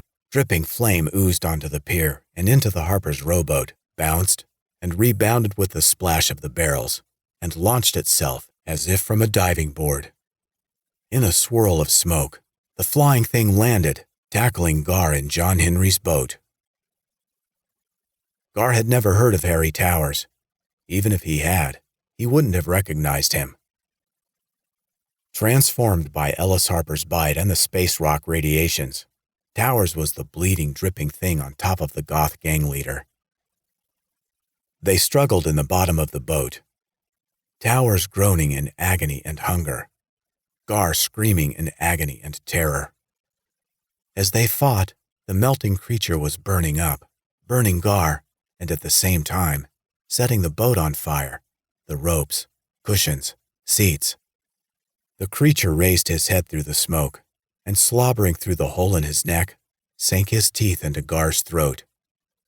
They struggled to the sounds of their own screams and growls, Gar fighting helplessly, Towers consuming Gar's flesh and blood, while the flames grew beyond control and consumed the craft around them. Oblivious to the fire, Towers fed. Gar died, and the boat sank. In short order, all vanished beneath the surface in Harper's Cove. The streaming water churned, slowed, then settled with a few final bubbles. 2 spot fires had burned themselves out on the sagging pier. The fire in the rowboat had burned through its bottom. The vessel settled to its gunwales as it shipped water. Then it gurgled and went under. The stillness of the tomb blanketed the cove. The quiet lasted a moment, perhaps 2. Then, the inlet waters began to bubble, churn, and stir. The Towers thing burst to the surface and bellowed like a collapsing bagpipe. Dripping water and burning flesh in equal amounts, he trudged toward the shore. He reached the bank, set the branches of a bush afire, pulling himself from the river, and staggered onto land. There, the Towers creature stood, black and dripping clods of flesh, with steam rolling off his head and shoulders. He took another step up the bank, and with an otherworldly cry, collapsed and disintegrated into a puddle of steaming glop. A moment passed. Harper's Cove stirred again. Up from the depths, the burned, bitten, and now undead Gar surfaced, sending shockwaves of black water toward the shore. With eyes glowing like red coals, he howled, slapped the surface, and moved toward land. He climbed from the river, stumbled gaining his footing on the ground, and dripping water and blood, shambled into the woods. 15.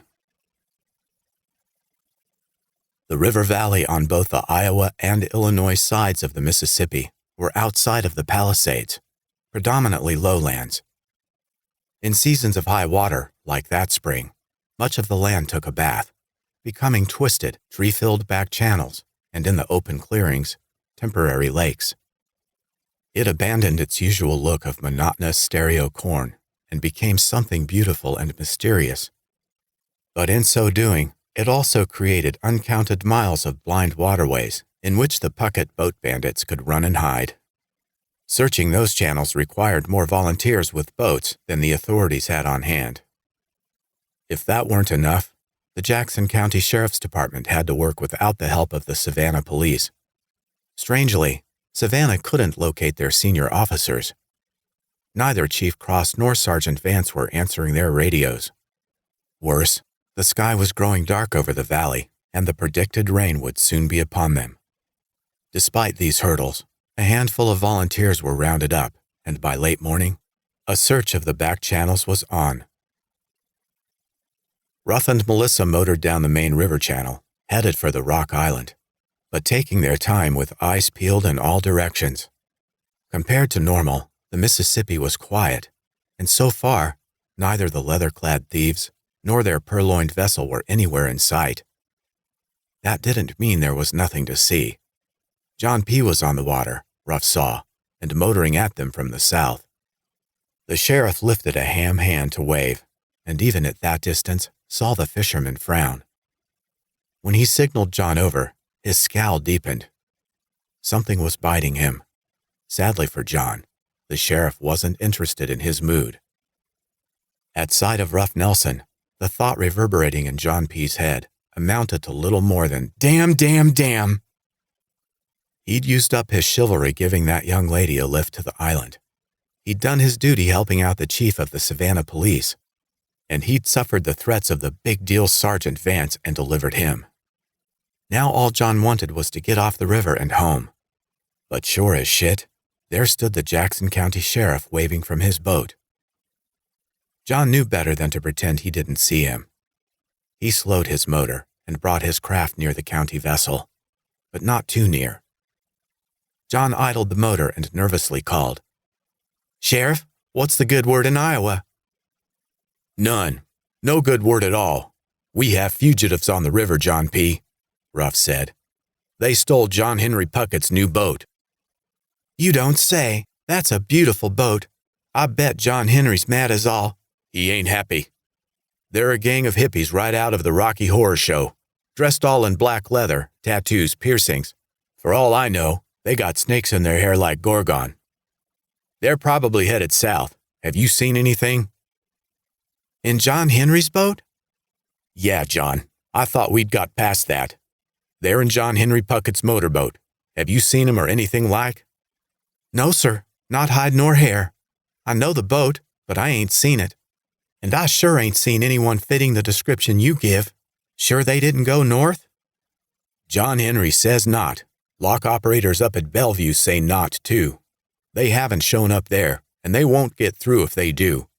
Savannah's quiet. We got folks teaspooning the back channels on both sides for what good it'll do us. No one has positively identified them since they left Cibola on the hop. They could have gone anywhere. That's why the search parties and roadblocks. But I'm thinking they went south. They couldn't have got past the dredger or the Clinton Lock and Dam. So I'm guessing they're holed up on the Rock Island." A look of terror crossed John P.'s face. He turned to his wheel and grabbed the throttle, ready to rev, shouting, "Well, good luck catching them, Sheriff." "Hold your boat, John," Ruff said. "That's a big island over there. We're going to need a hand searching." "I already dropped the Savannah chief and the sergeant off on the Rock Island in 2 different trips this morning. They got the island surrounded." "That's so?" the sheriff asked. "Mighty strange. Neither one is answering a radio. We're still going to have to take a look. You can give us a hand." "The dark clouds are moving in. Looks like the devil's rain is coming on." The sheriff examined the sky for nearly a full second. Yes, it does." "I ain't no policeman," the fisherman whined. Ruff waved it away. "You will be in a second. We need help and I'm going to deputize you. Raise your right hand and say I do." "That ain't funny." "I ain't laughing," the sheriff said. He wasn't, not at all. "I gotta get home, Ruff. I'll be lucky if my wife only wants a divorce. She's probably planning my murder." "Oh," the sheriff said, feigning concern. "I'm sorry. I didn't realize, John." "Thanks, Ruff. I appreciate it." "Think nothing of it. Melissa?" As if her boss had flipped a switch, the deputy reached back and pulled out her handcuffs. "John P.," she said, "you are under arrest for obstruction of justice." His jaw fell slack, and it took John several tries to get it working again. When he did, he stammered, You can't do that." "The hell she can't." Ruff stared unblinking. "We need your help, boy, but it's entirely your choice. You can wear a badge or this shiny pair of bracelets." He waited a full second before adding, "I'm not kidding, John. Either raise your right hand all by its lonesome or stick 'em both out together." John was disgusted and made the noises to prove it. But what choice did he have? He shook his head and raised his hand in frustrated surrender. Ruff smiled past his toothpick. "Deputy, you want to see if he solemnly swears?" "Son of a bitch," John grumbled in his boat. "Oh," Melissa said, "I guess he does." The daylight began quickly to disappear behind the promised storm clouds. The busy afternoon, for the law, the volunteer searchers, the victims of recent crime, and the victims of cosmic calamity, came and went without anyone being aware of the time, on the river or on the island. It wasn't a pool party by any stretch, but Falcon, Noreen, and Dex, owing to their disastrous adventure at the Sabula convenience store and its explosive conclusion, were forced to go for a fully clothed swim in the river. Even the mighty Mississippi had its work cut out, trying to wash away that horrendous mess and odor. Noreen and Dex took the opportunity to rid themselves of their black and white goth makeup, proving that while both were still peppered with myriad piercings and tattoos, they had actual skin beneath. Falcon washed her clothes, but left her goth face in place. In public, whether she was trapped on a deserted island with weenies or not, it was part of who she was. As they scrubbed, Falcon entertained the others with creative complaining. "Wasn't enough to wreck the van and screw the gig," she said, splashing her leathers. "The Georgia Peach here had to ram into a pile of discount Iowa grade D cow shit." She ran her hands over the leather, adding, "Too bad you didn't steal any soap, homeboy," then disappeared beneath the surface. Dex and Noreen shared a look of camaraderie and matching thoughts of holding Falcon under until she drowned, but neither acted on them. It was, after all, just Falcon bitching, as normal as Falcon breathing. A few more splashes for good measure, and the couple threw their clean clothes back to the shore. They followed with their clean selves soon after. Noreen, a redhead all over with skin as white as milk, looked whiter still beside Dex's dark chocolate brown. The couple had met only 6 weeks earlier. Noreen Gale hailed from Valdosta, Georgia, the world's best adventure town, if you believed the National Geographic. It had been an adventure for her. Noreen had just turned 19, and already the feds had taken her man, the state her son, and the mill her job. She could have gone home. Her mama would have let her without batting an eye. But home wasn't home anymore. Mama pretty much had a little farm going, what, with the 2 pit bulls, and the girl pit just having had pups, and the pet house pig they'd all fell in love with. It was a cutie, and Noreen loved animals, but it wasn't her home no more. She liked hunting, fishing, and mud bogging, but didn't she wonder if there wasn't something else out there? There was only one way to know. She stuck out her thumb, hitched her way up Highway 75, and never looked back. She wouldn't have seen much anyway, what, with the tears in her eyes. She met Dex near the napkins at the Tasty Shack in Joylet. She dropped a twist cone in her lap. At the same time, he spilled a cherry soda down his shirt. He was a sculpted ebony god, a little clumsy like her, and smiled with ever so much charm as he suggested they sop up each other's messes. His true name was Charles Ward, but everybody called him Dex, though he wouldn't say why. He was from the south side of Chicago. Otherwise, Noreen knew little about him, as he didn't like to talk about himself. That was all right. In less time than she ought to admit, she found out Dex was darn fine in the back seat of a borrowed automobile, and later even better in the sack. They sat now hidden in the brush at the edge of the island woods. Lost in the woods, really. They certainly were not from around here. Noreen tended to Dex's now clean wounds, first his knee and then his head, while the breeze and what little sun that could eke its way through the late afternoon storm clouds dried them. As for the third in their small stranded group, once upon a time, in a different lifetime, Falcon was a blonde, blue-eyed little girl named Alice Fallon. But blonde hair goes away with jet black dye. Blue eyes vanish behind colored contacts, and horrendously painful childhoods are no more once you turn your back on them. At least that's what she told herself and insisted she believe. Her ceaselessly drunk mother could have that stupid name, Alice, back. Life was no wonderland, and nothing worth a damn returned her stare through the looking glass. Come to think of it, the pervert the old bitch had married could take back his Fallon, too. She kept only a piece and changed it to her liking. Alice Fallon died, and Falcon was born. Brave, free, a predator. Yeah, she liked that. Falcon splashed ashore, her black hair matted, her gray face running at the edges, impressive in her wet t-shirt, smelling her jacket. She was still bitching at Noreen, but without notice. For Noreen's ministrations to Dex's ailments had moved south again, stopped below the waist, and turned decidedly sexual in nature. Falcon got an eyeful, yelled, "Get a room, damn!" and stuck a finger down her throat to loudly gag herself. "Want to watch the stuff?" Dex asked, pointing at their piled bags, cigarettes, booze, lottery tickets with his half-erect member. Then he jammed a thumb toward the woods. "We're gonna." Falcon held up a hand. "Spare me the details."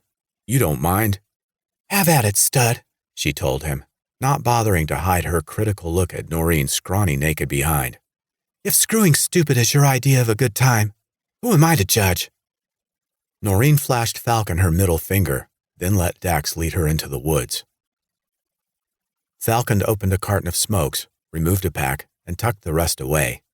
She lit one and stared at the river, trying not to hear the lovebirds getting their freak on nearby. She wondered where Gar had gotten to and when he would get back.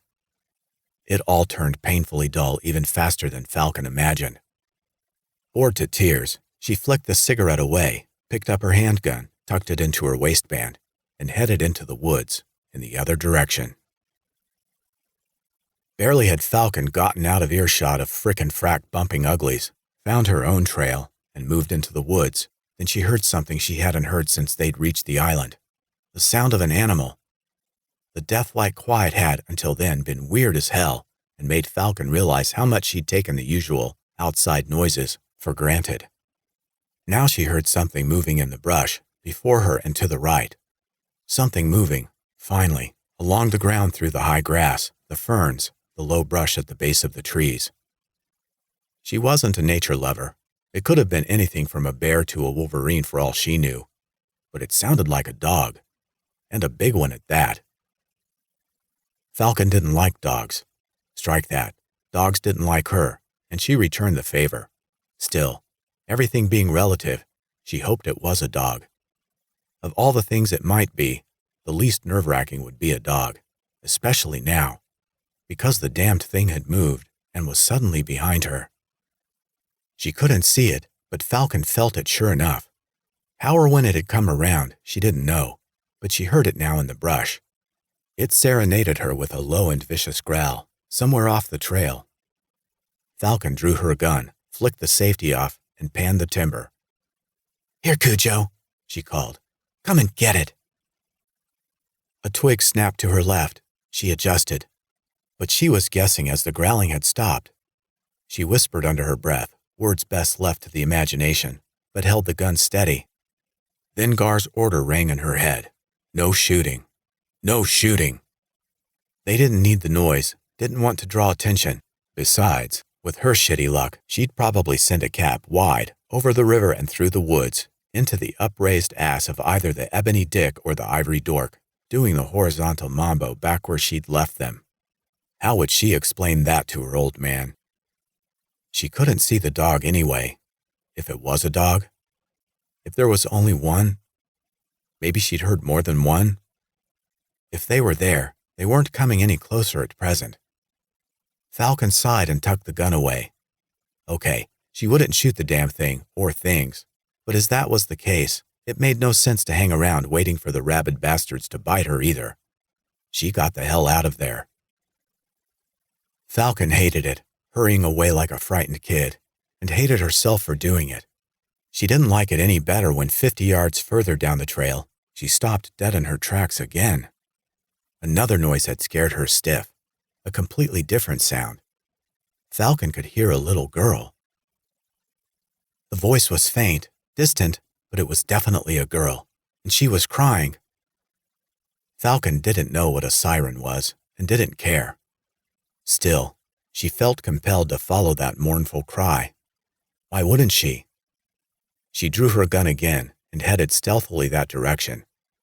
She left the trail and, moving through the trees and brush, soon came upon what looked to be a teenaged girl, sitting balled up at the base of a tree. Her arms were crossed atop her raised knees, her head draped on her arms. The girl's tied top and shorts, what Falcon could see of them, were torn, filthy, and spotted with blood. Her blonde hair looked mouse brown with dirt. She shook as she cried. "Hey," Falcon called. "Where'd you come from?" The girl turned quickly away, facing the tree. She rose slowly to her feet, and her crying supped to a stop. Sniffling, the girl asked, "Can you help me? What's the matter with you?" Sniff. "I need help." "Yeah, you said." Falcon approached slowly, flexing her fingers nervously on the grip of the gun. She felt for the kid. Who wouldn't? But something about her was making Falcon uneasy. "What's your problem?" "I'm hungry," the girl said. Crystal Harper turned. She stared with glowing eyes, the same color as her bloody grin, and a burned face just beginning to show signs of melt. In the last few hours, the middle Harper child had been through a lot. She'd gotten her baby brother away with an order that he get help. She'd stayed behind. She'd played cat and mouse with the park superintendent, the thing that once had been Mr. Towers, darting through the woods ahead of him, and the hunger that possessed him. Over and over again she hid in the bushes or behind a tree or in the grass, waiting and holding her breath, while the gurgling Towers creature staggered by. Each time, for a long time, he'd missed her. But nothing lasts forever, and their murderous game didn't either. Soon, he'd gotten hold of her and satisfied his primitive desires. Falcon was seeing the results. Few things startled Falcon, but that did. She didn't know Crystal and didn't know what to do when the burning, bleeding teen thing lurched at her. Crystal knocked the gun from the startled Falcon's hand and grabbed both fistfuls of her t-shirt. Despite her shock, Falcon recovered her wits in time to keep Crystal's hungry mouth away. She threw the girl off and ran without her gun into the trees. With a growl, Crystal scrambled up and took chase. Falcon ran, cutting this way, turning that, found a trail and started down it as fast as her legs would carry her. She left the timber, entered a clearing gray with lingering smoke, dodged a wrecked little building, and pulled up, gasping, in a junk-filled yard. She couldn't believe her eyes or her good luck. There, across the clearing, standing in the shadows at the mouth of another trail, was her man. What the hell was he doing there she didn't know or care. She was just delighted to see him. She cried out, "Gar, baby!" and ran to him. Halfway there, she pointed to the woods behind her, adding, "This crazy bitch is—" By then, she was to him, in her lover's arms, and getting a glimpse of his condition. Falcon had made it plain, when Gar left to hide the boat, that the next time she saw him she wanted a big surprise. He delivered now, in spades. Falcon screamed, trying to pull away, but he held fast. Gar bit deeply into his girlfriend's shoulder. Crystal entered the clearing on the run. She pulled up in horror, watching Gar nosh Falcon's flesh and drink her blood. She angrily shouted, "Mine! Mine!" Crying Crystal fell against what a lifetime ago had been her favorite tree and slid to the ground in disappointment. "She was mine!" Falcon, the former Alice Fallon, sagged, dying against Gar. Nobody on the island was in the know or keeping count, but she was already the 9th victim of the meteorites' vile and violent contagion. 16. The afternoon passed slowly in the community house. Chief Cross, looking sicker and more pallid each moment, was still on his feet, moving back and forth between the Reverend Snow and Hilda, questioning each repeatedly, but gaining no ground.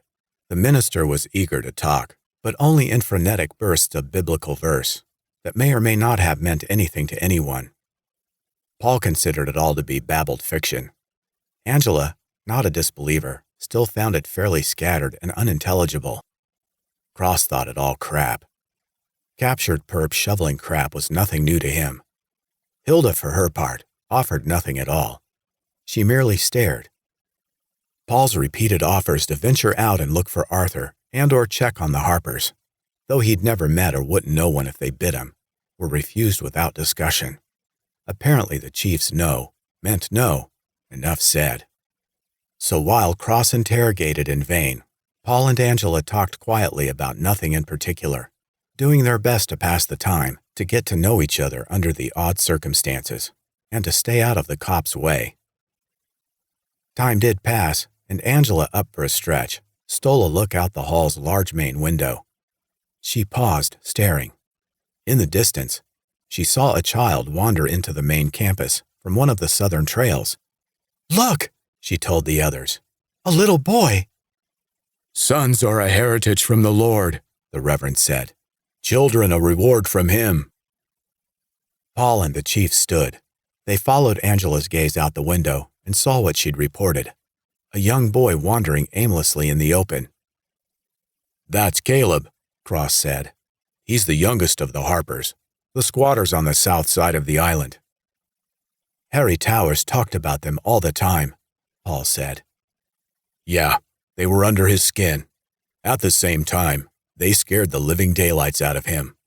I have an eviction notice for them, but haven't had the heart to serve it." Cross watched intently, bothered by what he was seeing. There was something strange, unnatural about the way the boy was moving. So entranced was he by the oddity of the child's appearance, the chief let go his stomach, momentarily forgetting his own pain. "There's something wrong with him." "He looks like he's hurt," Angela said, starting for the front door. "I'll get him." She was through the door and off the porch before any of them could say a word. Any but the Reverend, that is. Like a Greek chorus, the minister declared, "And whoever welcomes a little child like this in my name welcomes me." Outside, Angela crossed the campus clearing headed for the ambling child. "Hey, little boy."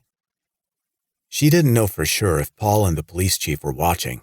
She had no idea the holy man, handcuffed on the floor, was muttering, "See that you do not look down on one of these little ones." She had no time to think about it. "Caleb," she said, approaching him. "I'm Angela." Only then did she see that the front of his clothes were splashed with blood, and on a closer look, that the child was injured. "Oh goodness, are you all right?" Though she couldn't hear it from the distance, the Reverend continued, "For I tell you that their angels in heaven always see the face of my Father." The boy looked up with eyes glowing like hot coals and a face torn down the middle. He licked his swollen blue lips and charged at Angela with a howl. Wide-eyed, she screamed and backed away. She turned and bolted for the house. She leapt for the porch, which Caleb was simply too small to do, and made it inside. Paul slammed the door closed as the child hit it on the run. Paul struggled, holding the door, while Caleb savagely tried to open it from the outside. The breathless Angela joined him, grabbed the door, and helped to hold it closed. "Got a movie quote for this one?" he asked her. "No!" Angela shouted. Caleb screamed in anger and hunger, rattling the door. The stunned chief looked on. "What's wrong with him?" "He's insane," Paul said, shouting to be heard over the child's screams. "That's what's wrong with him." Holding the fiercely shaking door, Paul looked up and through the window to see someone else entering the clearing from the woods. "Hey, isn't that Arthur?" Cross said, following his gaze. "That's Arthur right there." Behind them, Hilda raised her head, and for the first time in a long time, recognition dawned in her eyes. She rose from her chair. Busy as the others were with Caleb, as the child growled and pushed, struggling to open the door. No one paid Hilda any mind. The chief took Angela's place to give Paul a hand. Angela moved from the door to the window to get a better look, past the little monster on the campus, at the old man. So that was Arthur. No wonder he hadn't picked her up. The old boy was staggering about and had obviously been drinking. But it was more than that. As he made his way nearer, she could see that, like the crazed little boy, there was something desperately wrong with him. The caretaker was bloody, badly burned, and acting oddly. "We've got to warn him about Caleb," Paul said. "We've got to get to him." "No, Paul," Angela screamed. "Look at him. Whatever sickness Caleb has, Arthur has it too." "These aren't the people I know," Cross said. "They're all messed up." "Arthur!" It came in a whisper, Hilda calling to her husband, but nobody paid attention. "Arthur!"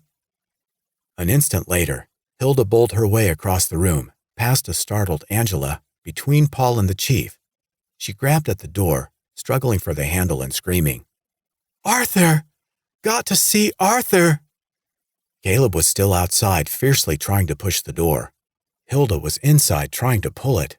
Paul and the chief had hell on their hands. "Arthur! Arthur!" Paul ducked, putting his shoulder to the door for a brace and himself between it and Hilda. Angela grabbed the hysterical woman from behind. The chief pulled away and grabbed a folded table from the wall behind the reverend, sliding it toward the door. Cross shouted for Paul, and when he moved, shoved the table between them and the door, setting up a blockade. Caleb couldn't get in. Hilda couldn't get out. Cross fell against the door beside Paul, holding his stomach in pain. Angela yanked Hilda back into the room away from the door, and to end the matter, tackled the old woman to the floor. Angela straddled her, trying to keep her from hurting either of them, while Hilda screamed, "He can't stay out there with the space rocks! He can't stay out there!" "What are you talking about?" Angela demanded. "Nothing's the same since they came. Caleb said nothing's the same since the space rocks came. Arthur!" "They will bring you down to the pit," the minister screamed. With all that was happening, the man of God had quite been forgotten. His shout, out of nowhere, scared the hell out of everybody. "They will bring you down to the pit." Caleb had given up pushing, rapping, scratching on the outside of the door. He moved across the porch to the large picture window. Chief Cross left the door, following the child thing. Caleb paused and drew back his fist as if to strike the window. Cross drew his sidearm, cocked it, and pointed at Caleb through the glass. Blowing bubbles in the blood on his lips, Caleb turned and stared. He lowered his fist and backed off the porch. Behind him, Arthur was halfway across the campus, approaching at a stagger, suddenly interested in what Caleb had found in the community house. Hilda was crying. Angela was still awkwardly straddling her on the floor, trying to calm her without success.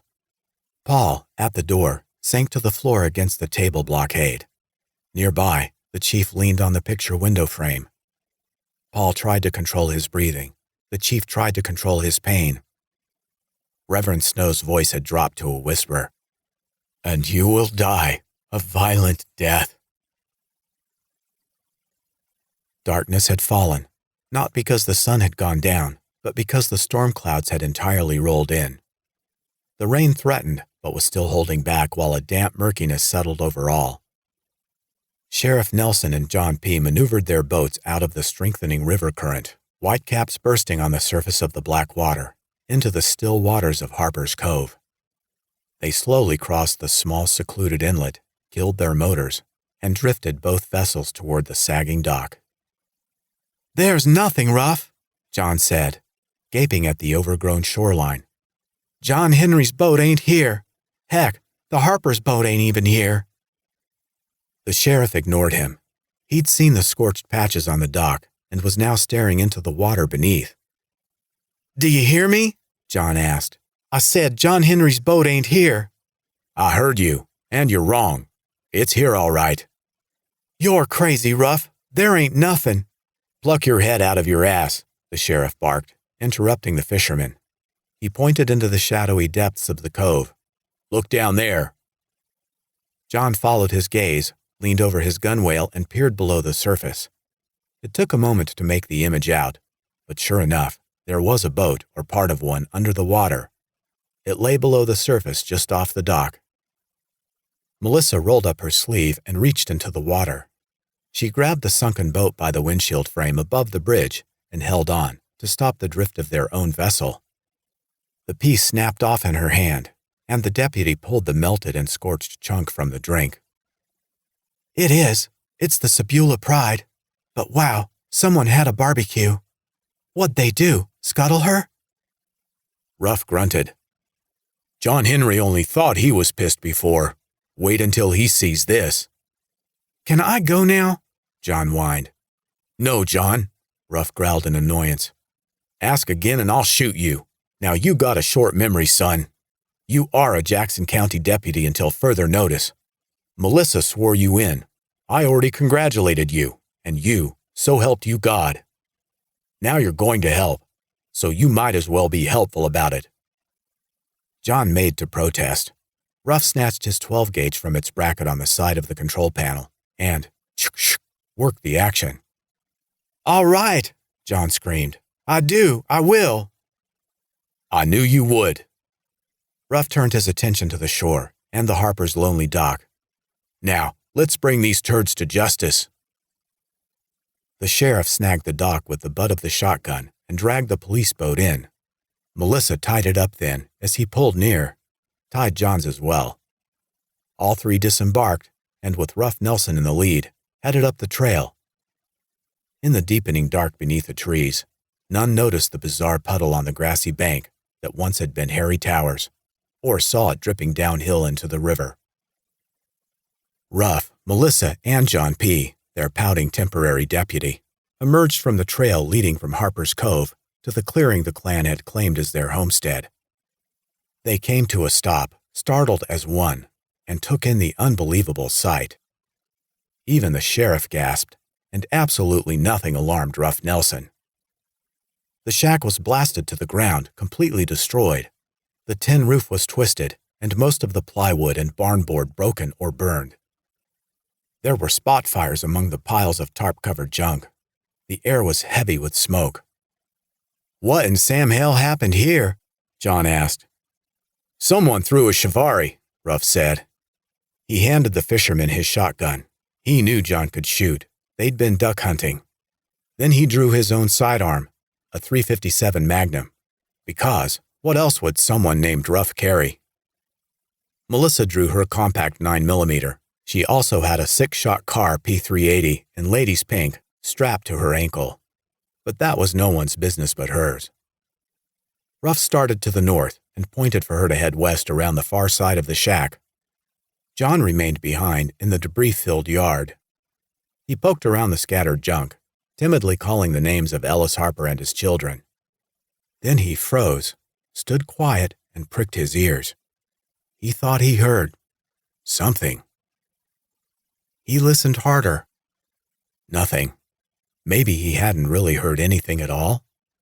John turned, straining in the gloom to check the others' progress. It was dark, but he could still make them out in the distance. Ruff, having reached the outhouse, took a breath, for several reasons, John imagined, and yanked the door open.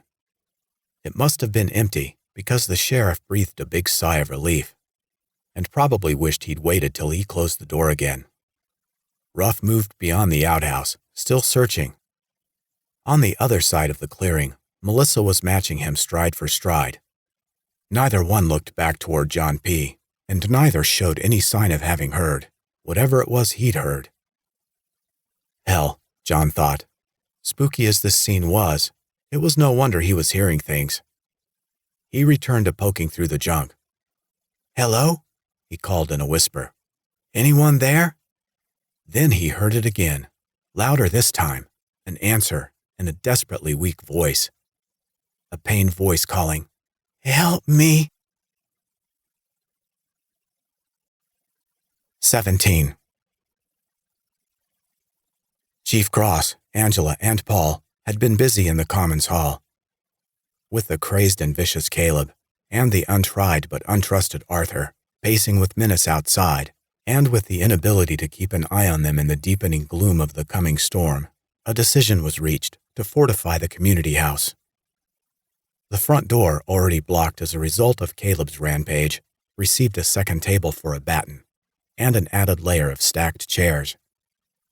The inside door, under the stairs on the room's east side, communicating with the Nature Museum, was blocked in a like fashion. That door had been locked throughout, as had the outside door beyond, but the museum was surrounded by windows. No sense dealing with those, there were plenty of tables. The kitchen door to the backyard got the same treatment, and several of the tables were lifted to the counter to cover the windows above the kitchen sink. The upstairs dorm was at least temporarily left untouched. The island was densely wooded, but there were no trees near the building and no way for anyone or anything to reach the roof. "If something comes up," Cross told them, ignorant of his pun, "we'll adapt." 3 openings remained in the main hall. 2 small windows in the west wall they also chose not to bother with, for roughly the same reason. They were too high for Caleb, and Arthur, whatever was eating him, didn't look up to lifting the boy. That left the large picture window looking onto the porch. It was heaped with several layers of stacked folded tables, and looked upon completion like one side of a Mayan pyramid. Stacked chairs buttressed the bottom. The top few inches of the window, all the way across, remained uncovered, a happy accident that worked in their favor. By standing on chairs, they could see out, but those outside could not see in.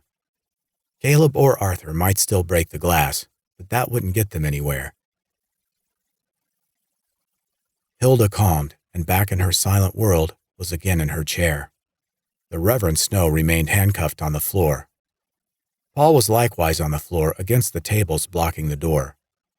The police chief, looking poorly and feeling worse, had excused himself and gone upstairs. They heard him being sick, running water, and being sick again, but had left him alone by request. Angela stood on a chair watching out the top of the picture window. She'd hoped for insight into their situation by reporting Caleb's and Arthur's activities, but there was nothing to report. The pair were still there, but off the porch now, standing together near the picnic tables, just staring at the community house. Frustrated and not a little unnerved, Angela said, "They're just waiting out there." The Reverend replied, "During those days, men will seek death, but will not find it. They will long to die, but death will elude them." Paul ogled the Reverend silently and rolled his eyes. He stood, moved a chair, and joined Angela's vigil. To the professor, Caleb and Arthur looked like bad topiary, misshapen statues in the grass. "It's like the Night of the Living Dead," Angela said. "Like what?" Paul asked. "It's a classic," she said. "It's the classic. You never saw it?" Paul shook his head. Then he smiled, content to have never seen it. A sinister creak startled them, and the heartbreaking sight of Chief Cross inching down the stairs returned them to earth and captured their sympathies. The policeman, ghost pale and sweating, had a wet towel draped heavily around his neck, his grip on the banister all that stood between him and collapse. Yet, Cross did his best to hide his infirmity, to look indestructible. "Is that the one in the underground bunker?" "I'm sorry?" Angela asked. "Night." Cross caught his breath. "Of the living dead. Is that the one in the army bunker?" "No, you're thinking of the second sequel, or more likely the remake of the second sequel," Angela said. "This was the classic original, the black and white one. Flesh-eating zombies, a bunch of them surrounding a few people and a little girl, all trapped in a remote farmhouse." "Stop it!" Hilda screamed. "Stop it! Who cares?" Angela and Paul looked down from their perches, she in embarrassment, he in surprise, at the woman who had been so far gone they'd all but forgotten her. Cross went to her, took her flailing hands, and calmed her. "It's all right. He pulled up a chair and, feeling suddenly dizzy, collapsed into it beside her. "Listen, Hilda." He fought for breath. "Hilda, think. What was it you said about space rocks?" "Space rocks?" Angela asked, something dawning. "The meteorites. We saw those." "Who's we?" the chief asked. "Me and the guy who brought me, John something, one of the local fishermen, gave me a ride in his boat when Arthur didn't show." "John P. I know him. He gave me a ride too." "We were nearly here on the river when we saw the meteorites fall. They went right over us." "Did you see where they landed?" Paul asked. Angela shook her head. "No, I mean not for certain. John thought they landed in the river, but they could have landed here on the island, couldn't they? Wouldn't those be space rocks?" The chief returned to the cook. "Hilda, what did Caleb tell you?" He paused, fielded a wave of pain, then went on. "What did this to them?" He was too late. Whatever had happened to shake Hilda from her coma had passed, and she returned to staring blankly ahead. Cross patted her arm as his voice fell to a whisper. "You poor thing." Paul and Angela stepped down from their chairs and sat. Cross left Hilda. He moved to the minister and crouched beside him. "I'm going to uncuff you, Reverend," the chief told him. "I'm going to move your arms in front, then cuff you back up again. Do you understand me? It's against the rules. It's not safe for us, but you can't sit there with your arms behind you all night." He stopped to catch his breath and balance himself against the tables. He felt like baked hell. "Now, while I do that," Cross said, getting back to work, "and afterward, I don't want any trouble out of you. Do you understand? I'm trying to make you more comfortable. Don't make me regret this." The minister nodded minutely. "Blessed are the meek, for they shall inherit the earth." The chief made the switch, bringing relief to the put-upon man of God. Then, looking decidedly ill, Cross moved to the corner of the room and slumped on the makeshift bedroll. He ran fingers through his hair and quietly, hurriedly, tucked away a clump of hair that came out in his hand. Looking about to ensure nobody had seen, he came face to face with the reverend's knowing stare. "How suddenly they are destroyed," the minister whispered, "completely swept away by terrors." Cross turned away, fighting the pain, fighting not to cry, and fighting the terror. Paul, ignorant of the chief's newest symptom, was well aware of the reverend's continued muttering. He saw the pop-eyed minister staring at the wounded officer. He leaned toward Angela and whirled his finger around his ear. "Poor guy lost it," he told her. "Completely bananas." Angela said nothing. "Speaking of losing it," Paul said, suddenly grinning, "what was that all about earlier?" "You ask questions like a girl. I can't read your mind. What was what all about?" "The quotes. When we looked into the shed and saw all that blood. And then again later, you quoted something. I didn't know it, but it was clearly a quote. Why? What's that about?" "I already told you. I like horror movies, and I'm a theater major." She sealed her lips, ending the matter. Paul's infuriating grin grew wider. To wipe it off his face, Angela growled. "Lines of dialogue pop into an actor's head all the time. It's an occupational hazard. When you're into horror, you get horror movie quotes. It's not funny. It helps. It's grounding." "I couldn't help noticing," Paul went on, refusing to let it drop. "You slipped in a little Shakespeare while you were at it. They might love you in New York, but in Transylvania, they're going to take away your monster card." "Shows what you know. I quoted Macbeth. A ghost, witches, murder. It counts." Paul folded his arms, still grinning, and crooked his head at the reverend. "You two have a lot in common." She smiled a threat. "Don't make fun of our coping mechanisms." She looked the room over, the better not to see Paul, and took in sad Hilda. The poor thing had vanished back into her mental haze. Angela rose, whispered, "Speaking of coping," and headed to the old girl's side. After all, She had to do something, didn't she? Hilda, do you remember me? Angela. Listen, we could use some food. I'm not much of a cook, but I wouldn't trust these guys to boil water. I guess it's up to us. What say you? Help me in the kitchen? It's your kitchen after all.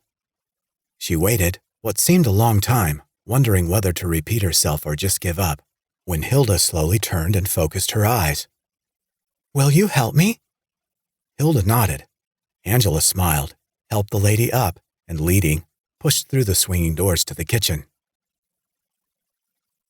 Beneath the rolling clouds of a storm that threatened, but had yet to produce, the community house kitchen had fallen into a soul-stealing gloom. With no working radio, phone, watches, or cell phones, there was no way to tell the time or to know day from night. Hilda seemed not to notice the darkness. She stood near the kitchen center island looking, Angela thought, like the weird tailor's dummy waiting for his new suit in Asylum. The image made her shiver. She found the string for the fluorescent fixture over the double sink and pulled it into flickering life. The usual kitchen reflections were absent, with the tables covering the windows, but the room glowed, and Angela couldn't help but blink in the amber nimbus. When sight returned, she found the fridge, and inside a cold-cooked roast, a couple of tomatoes, an impressive chunk from a cheddar wheel, and a bowl of shelled fava beans. Fate had a nasty but delicious sense of humor. The only decent knife Angela could find was an outsized weapon that would have made Kane Hodder green with envy. She hesitated in handing it over, but when she did, the mannequin came to life, and despite her condition, Hilda went to work slicing cheese like an expert. Outside of her mechanical duty, the old girl gave no indication she was aware of her surroundings. With Hilda hard at it, Angela set to exploring cupboards, drawers, and behind doors for whatever she might find. She discovered a walk-in pantry and walked into commercial cans of vegetables, potatoes, meats, and condiments. More than enough to eliminate starvation as a worry.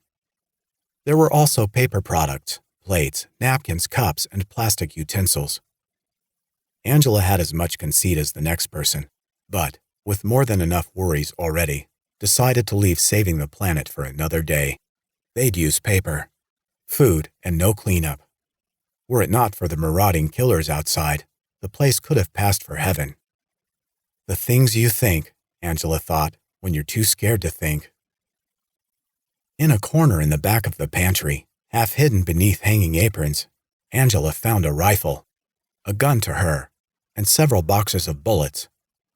She wasn't a gun person, didn't like them, was half afraid of them, but she wasn't an idiot either.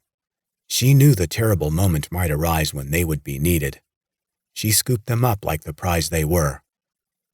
A moment later, Hilda looked up from her work to see Angela step from the pantry. She saw the weapon in Angela's hands. She went crazy. "That's Arthur's!" she screamed in a voice to shatter glass. She ran at the startled theatrical director, with the gargantuan carving knife raised for business. Angela dropped the ammunition, the burst boxes scattering bullets beneath their feet, and lifted the rifle to defend herself. They struggled, with Hilda crying Arthur's name and Angela demanding the old woman, "Stop it!" She slapped the knife from Hilda's hand, then slapped her face. Stunned, Hilda gave up the fight and walked away crying. Angela caught her breath and, with a firm grip on the gun, went after her. "I'm so sorry," she said, wrapping her arm around the poor old woman, "but we're going to come out of this alive. You need to help us, or you need to stay out of our way."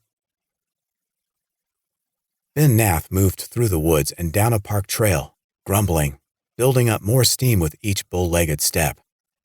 "Either take care of business," he barked at the trees, the air, the sky, "or get out of the way and let me." He jumped over a fallen branch, nearly fell in the gloom, recovered, and continued on. "That's what I told him."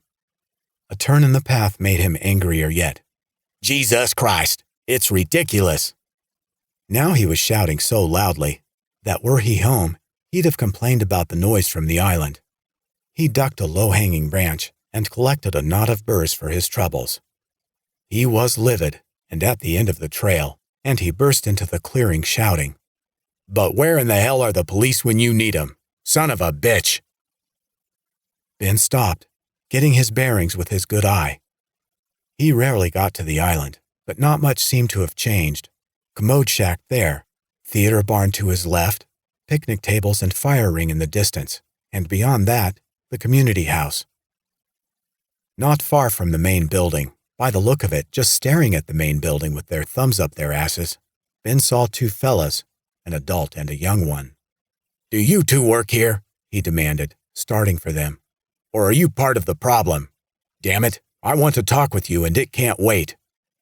The noise and carrying on this island are out of hand.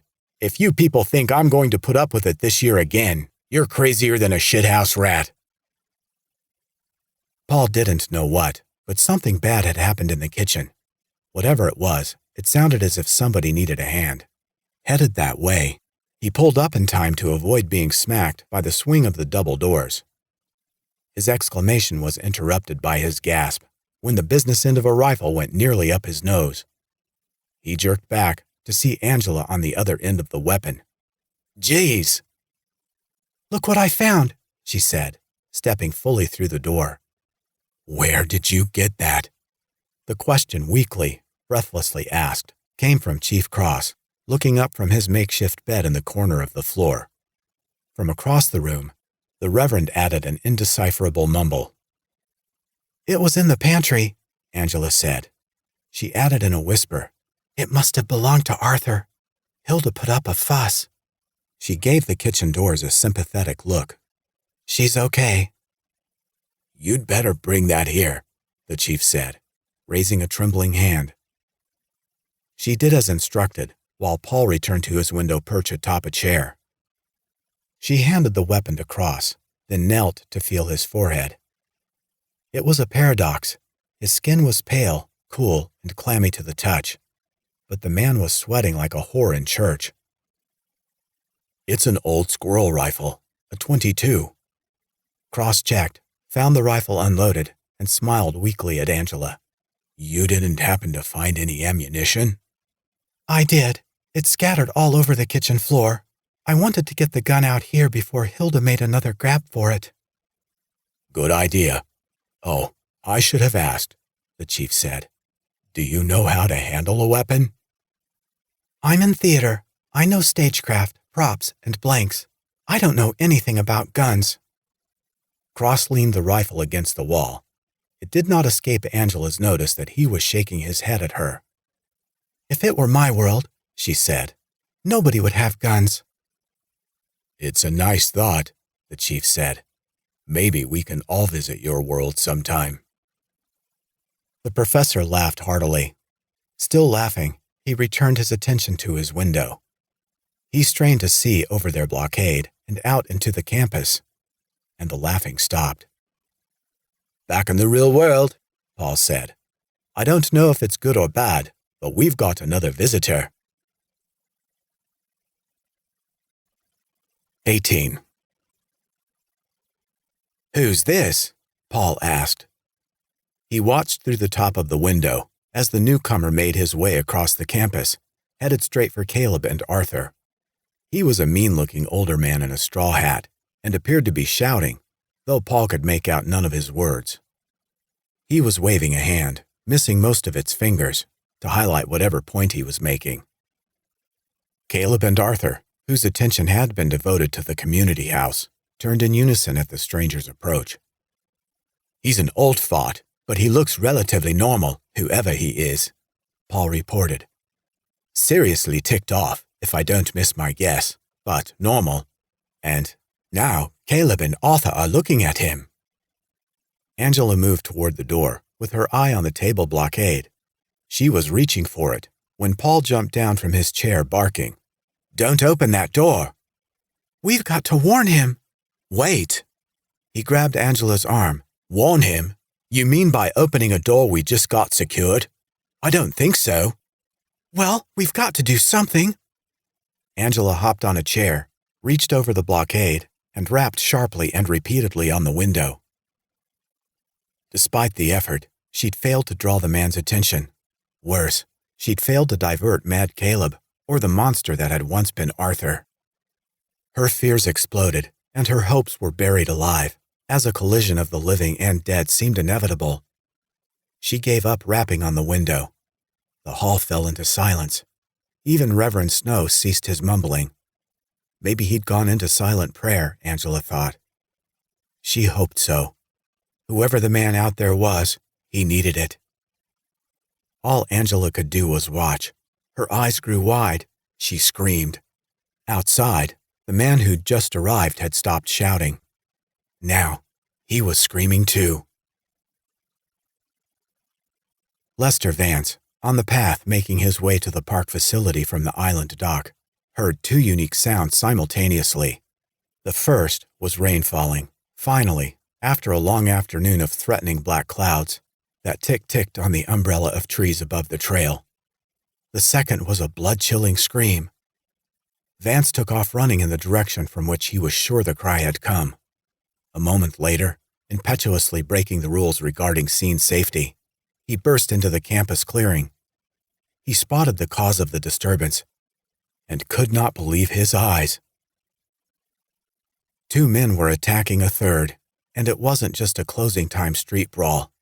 It was an all-out feral assault, two carnivores on warm prey. They were scratching, biting, tearing his flesh.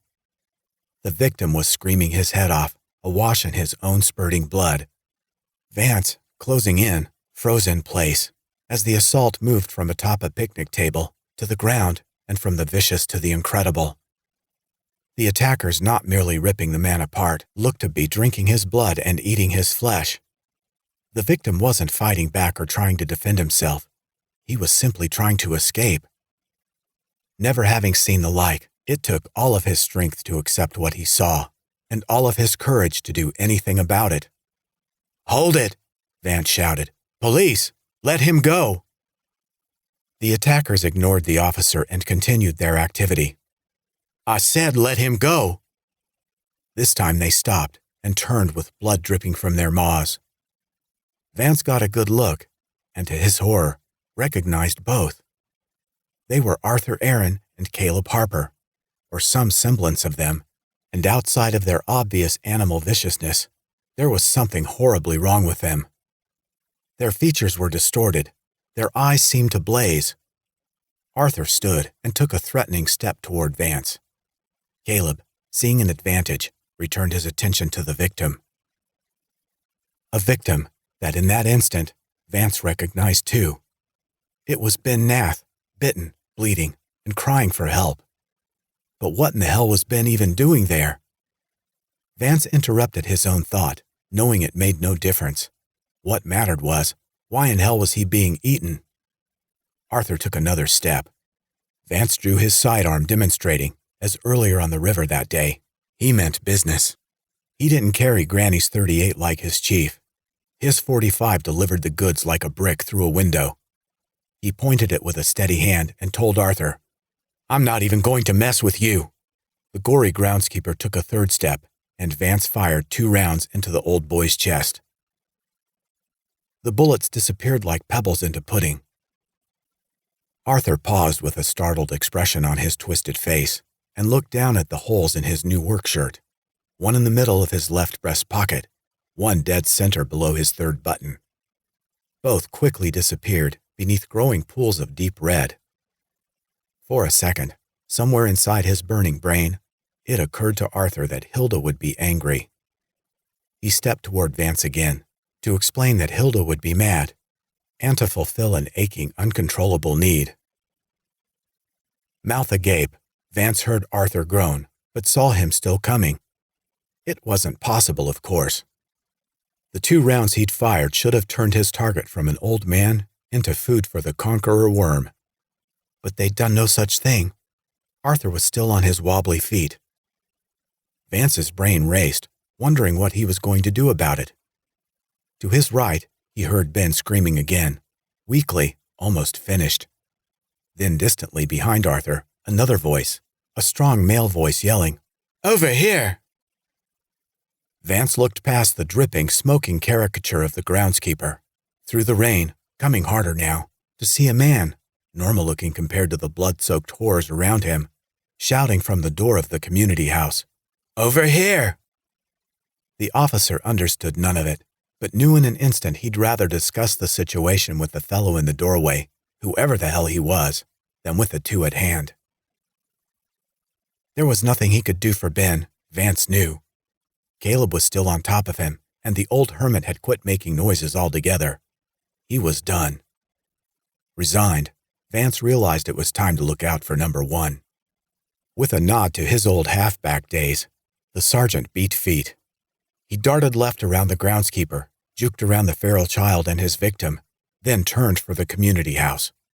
It wasn't as easy as it looked in the movies, running in the rain, on slippery grass, his balance thrown off by the heavy gun in his hand, Ad being shocked, appalled, and terrified. Caleb was too busy feeding to care. Arthur, on the other hand, turned clumsily on his heels and took chase. Not that he had a chance of catching the cop. He was well behind, old and dead, but that didn't prevent his making an effort. Still, with long strides and terror for fuel, Vance was to the community house and on the porch in seconds. Vance reached Paul, waiting for him in the doorway, spun back on the campus, took aim, and fired his handgun. Paul threw his arms up and fell back against the jamb, blinded by the muzzle flash, his ears ringing with the explosive report, acrid smoke stinging his nose. Vance snatched Paul's shirt front and jumped through the door, yanking the disoriented professor, his rescuer, inside with him. The shot hit Arthur dead on, smack in the forehead like a marble, and out the back like a softball. The caretaker went down in front of the steps like a ton of falling bricks. As quickly as they piled in past her, Angela blocked the door closed again, sliding the tables back in place and following with the stacks of chairs. The police officer still had Paul by the front of his shirt and was still waving the smoking gun in his hand. "That was Ben Nath," the cop shouted into the geologist's face. "They've killed him." He paused to gather himself, to catch his breath, and to try to make sense of what he'd seen. He released Paul and lowered the pistol. "They killed him," he said again, his volume lowered, stunned, but back under control. "They ripped his throat out with their teeth." "Yeah," Paul said, straightening his shirt. "We know." He extended his hand and introduced himself. Still reeling, the cop shook the hand. "Vance, Sergeant Lester Vance, Savannah Police." "I'm Angela," the director put in. "Lester Vance," he said again. "I'm with the Savannah Police." "You said, 'Welcome to the house by the cemetery.'" "There isn't any cemetery here." "When dead men walk," Paul said, "the whole place is a cemetery." The officer darted his eyes between the two, as if he feared they were nuts. "We're lucky you found us." Angela spread her arms, making the room us, and for the first time, Vance took notice of Hilda Aaron in one corner and a disheveled and not at all well-looking priest he didn't know in another. Hilda was staring into nothingness. The priest was. "He's in handcuffs." "Must be the training," Paul said, examining the cop with a raised brow. "You notice everything, don't you?" "What in hell is going on here?" "It's a long story." "And we only know a little piece of it," Angela added. "I'm looking for my chief," Vance said. "His name's Carter Cross. He came out here to the island earlier this—" He paused, following the young woman's hand as she pointed to another corner of the room. There, under a blanket, barely visible and hardly recognizable, lay his Chief Cross, stretched out on another blanket on the floor. Vance hurried over while Angela told him, "I've done what I could for him." Vance crouched over his superior officer and friend, and for the umpteenth time that day, his mouth fell open in shock. "Did those things get him?" he asked over his shoulder. No, it wasn't them. He was stabbed." "Stabbed?" Vance took in a third shock in 5 minutes. He turned from his wounded superior to stare the couple down. "Oh, not by us," the girl said. "It was an accident. He collided with Hilda and—" Angela threw her hands into the air in surrender, then pointed back to the chief. "He's lost blood." She approached and kneeled beside the sergeant. "But he doesn't act hurt. He acts like he's sick." She removed the dried cloth from her patient's forehead, told the sergeant she'd be right back, and disappeared into the kitchen. Vance leaned over his boss and whispered, "Chief? Chief?" Cross slowly opened his eyes, saw Lester's mug hovering, and frowned. "What are you doing here?" he asked weakly. Jackson County has been updating their all-points bulletin. They're still looking for the four that held up the convenience store in Sabula this morning. Search parties are out. Blasco's goose egg is bigger than his brain, by the sound of it, but he'll recover. I've been trying to get hold of you. Haven't had any luck. "Lost my radio," Cross said, licking his dry lips. "Dropped it somewhere in the woods here. I've had quite a morning." "What's happened, Chief? These folks say Hilda stabbed you. That right?" "It was an accident. She was running scared. Didn't see me. Lester, there's something wrong here. Something very wrong." "How much blood have you lost?" "Some. Yeah, some. It's not. I'm sick, Lester. Something. Making me sick." He closed his eyes as if holding them open took more strength than he had. "I lost my radio." He shook his head slowly. "I've lost everything." "You rest, Carter. Rest a while.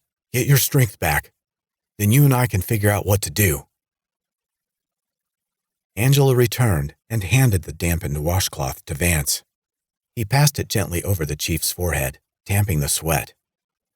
To his horror, a clump of Cross's hair came out and dropped to the blanket. He passed his fingers through the chief's scalp and, in disbelief, brought them away with another clump of hair.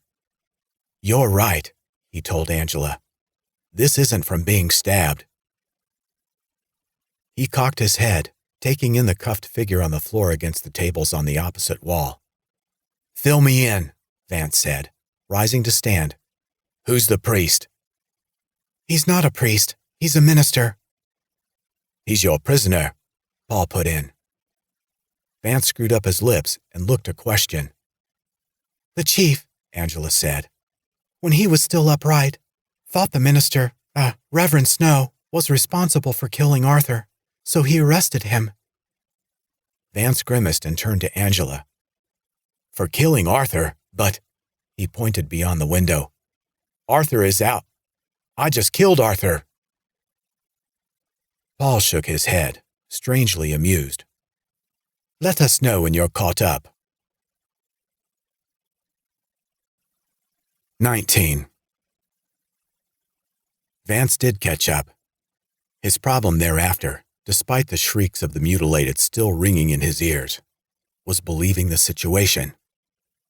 With a delusional prisoner in cuffs, the chief incapacitated, 2 dead out in the yard, and the vicious Caleb thing roaming somewhere free, he recognized he would have to take charge. He proceeded to issue orders that the others might see it that way too.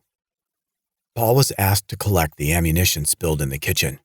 He did so without complaint and stacked the reboxed cartridges on the floor beside the leaning rifle. Angela, this time without Hilda, was asked to return to the kitchen and finish cobbling together their pantry smorgasbord. Vance, meanwhile, made a circuit of the doors and windows, making certain of their security. In so doing, he learned a determined 10-year-old with a plastic hammer could eventually force his way through their defenses. The sergeant kept that knowledge to himself and further resolved himself to a keen watch. Through it all, the rain fell. Then, beyond the black clouds, as the night truly arrived and real country dark overtook the island, the rain came harder, drubbing the roof and windows. The yard lights on the porch, on the tall wooden pole at the trailhead to the island dock, above the entrance to the theater, and distantly, over the small building that housed the toilets, all on timers, flickered to life. but these added little comfort. In the rain and under the circumstances, they threw more shadows than light. The picnic tables and fire ring faded into the darkness. The shambling monsters lost what little human definition they had, becoming phantoms. The thunder rolled and boomed. White-hot lightning split the heavens. The stroboscopic effect of the storm through the top of the blocked window gave those inside the community house the eerie feeling the undead creatures had taken up cameras outside, and with old-style flash photography, were recording their bizarre siege for posterity. "He made darkness his canopy around him," Snow mumbled. "The dark rain clouds of the sky." Though it was becoming a habit, Vance couldn't help but look another question from the incoherent Reverend to Paul. The geologist, collecting the plates from their ended but barely touched meal, rolled his eyes and nodded in reply. The policeman and the professor agreed. The poor man's mind was gone for good. "You need a hand?" Angela asked as Paul reached for her plate. "No, you made the grub. I'll do the dishes." "You probably haven't noticed," she said.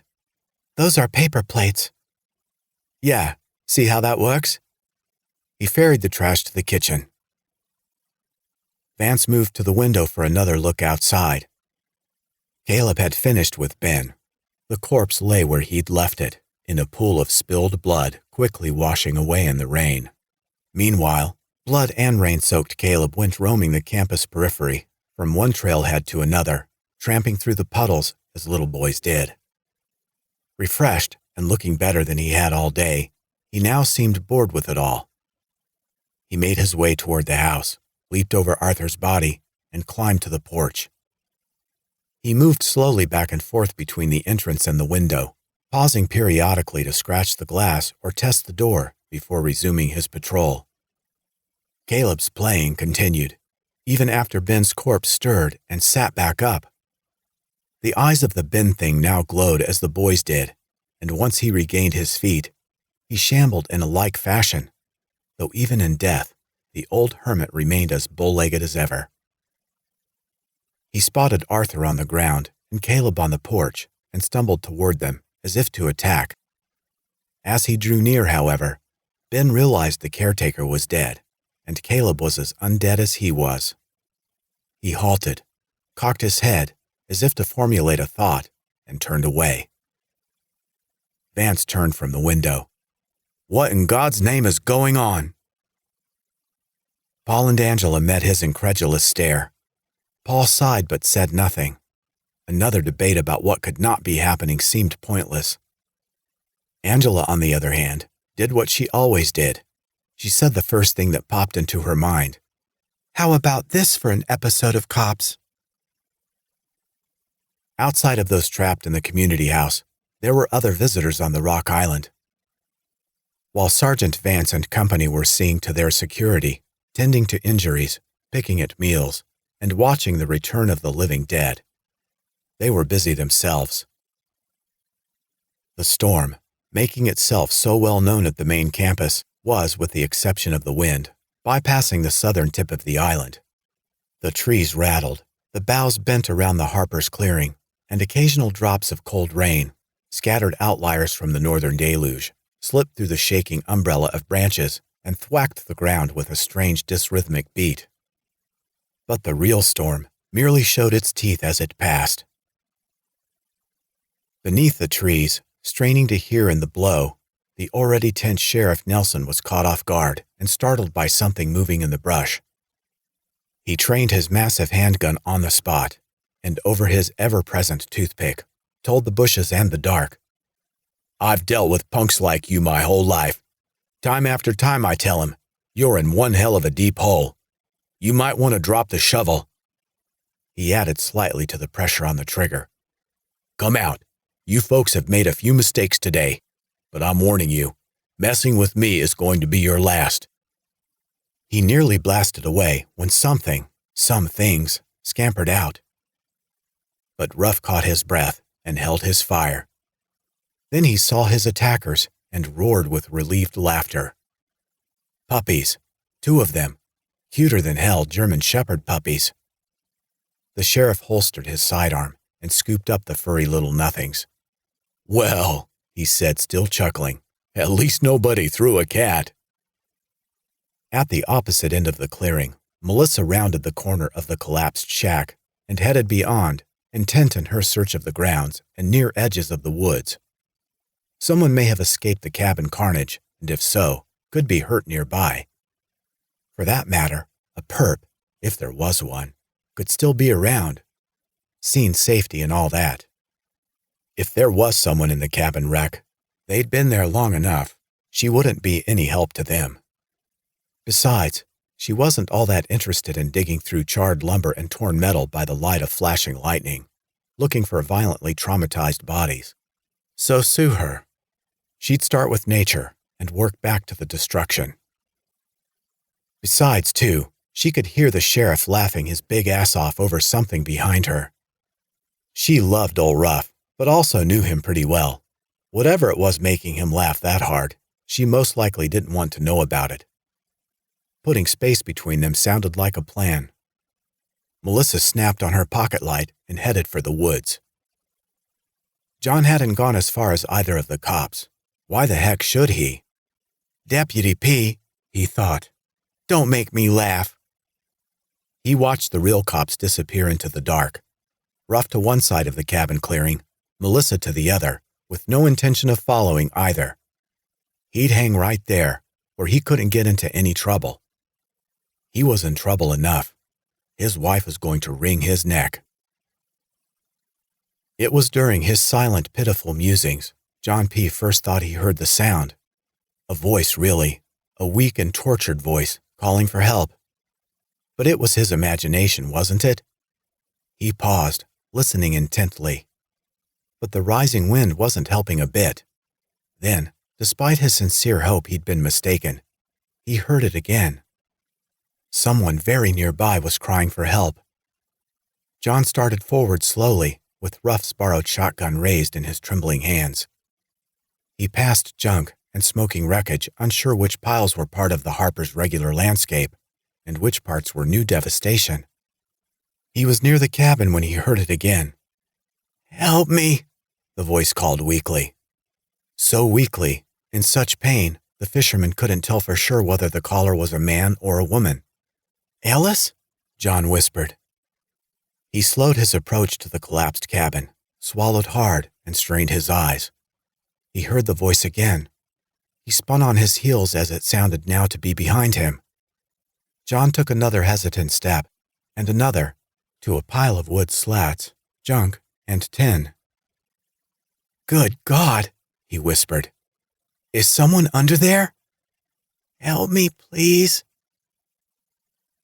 Had whoever it was been buried in the disaster? Had they moved into that crawl space to escape the flames, the rain, to hide in the dark? What the hell? John reached with a tremulous hand, threw off some loose debris, and lifted a dented sheet of tin. Whatever was under the metal growled, struck like a cobra, and sank its teeth into the flesh of John's calf. John P. screamed and tried to shake it off. The vicious thing held on like a rat terrier. John didn't know, of course, the creature biting him was the eldest Harper boy, Jay. Crippled with a broken back, slithering on his belly like a reptile from hell, fighting for breath and life, Jay had lost the battle. As his late father had, he now suffered the cosmic horror. He'd made the trip from human being, through death's door and out the other side, transforming into one of those zombie things. Now the blood hunger consumed him and forced him to consume others. John, in Jay's clutches, screamed in agony, bitten, bleeding, and burned. A startled Sheriff Nelson turned at his spine-chilling scream. "John P.?" Melissa turned too, on the opposite side of the cabin, aimed her penlight back into the clearing, and strained to make out the cause of the commotion. That was as far as she got. Before she could respond further, the deputy heard a shriek in the night. Then, Crystal Harper jumped from above, from a branch of what had once been her favorite tree, onto Melissa's back. The teen rode the deputy to the ground, fighting to bite her as they fell. Ruff, startled again, turned his light toward his deputy's screams. "Melissa! Melissa!" He could see nothing in the dark, less with the glow of his flashlight beam refracting off the swirling smoke rising from the wrecked cabin. "Missy!" Now both were screaming, John P. and Melissa. The sheriff didn't know which direction to go. The fisherman was closer, but his deputy meant a hell of a lot more to him. He split the difference and started warily back on an angle between the two. John fought, pulling at his leg, dragging Jay's broken body along the ground as he worked desperately for freedom. Melissa and Crystal rolled on the ground, scratching and screaming. Crystal trying to bite the deputy, Melissa trying to keep the bitch from doing just that. Even as they struggled, the cynical cop couldn't help imagine how much the pervs of the world would have loved a front row seat to their battle. Though she knew they'd have preferred a pool of Jell-O or a mud pit for a venue. It wasn't funny or exciting, and there was nothing exciting about this bizarre scene. The teen was really trying to hurt her. Then she did. Crystal sank her teeth into Melissa's upper arm deeply. The deputy screamed, drowning out the spurt of blood and the undead girl's squeals of delight. It started to rain with conviction on the south end of the island and in Harper's clearing as Ruff ran up on the screaming John and whatever had a hold of him. He came to a stop, gasping for breath, and by his flashlight took in the frightful sight. Someone, stretched out on the ground, had a lip lock on John's leg and was biting the living hell out of the struggling fisherman. Ruff ordered the attacker to stop several times, loud enough to be heard over the rain and John's screams. He was ignored each time. The sheriff kicked at the thing, and for his trouble, got a snarl and a glare from the damnedest set of red eyes he'd ever seen, in a face that used to belong to the oldest Harper kid. Still, he, would not release his prey. Convinced the beast must die in order to rescue John, Ruff drew his sidearm and fired a shot, then two more, into the attacker's back. 3 brilliant flashes, but when the smoke cleared, Ruff saw no effect at all. Jay Harper, for finally Ruff wrapped his mind around the identity of the thing, was still hanging on, still biting John P. for all he was worth. Ruff had never seen the like and was having a hell of a time believing his own eyes. He lifted a rod of rebar from a stack of junk and viciously brought it down, beating Jay's back. As the sheriff wailed away, John passed out and pitched forward, unconscious. Jay fed on the fallen man, oblivious to the whipping Ruff delivered. Wide-eyed, mouth agape, the sheriff gave up and dropped the rebar with a clang. He turned and ran in blind terror. On the edge of the clearing, Ruff Nelson pulled up again, flashlight shaking in one hand, gun shaking in the other.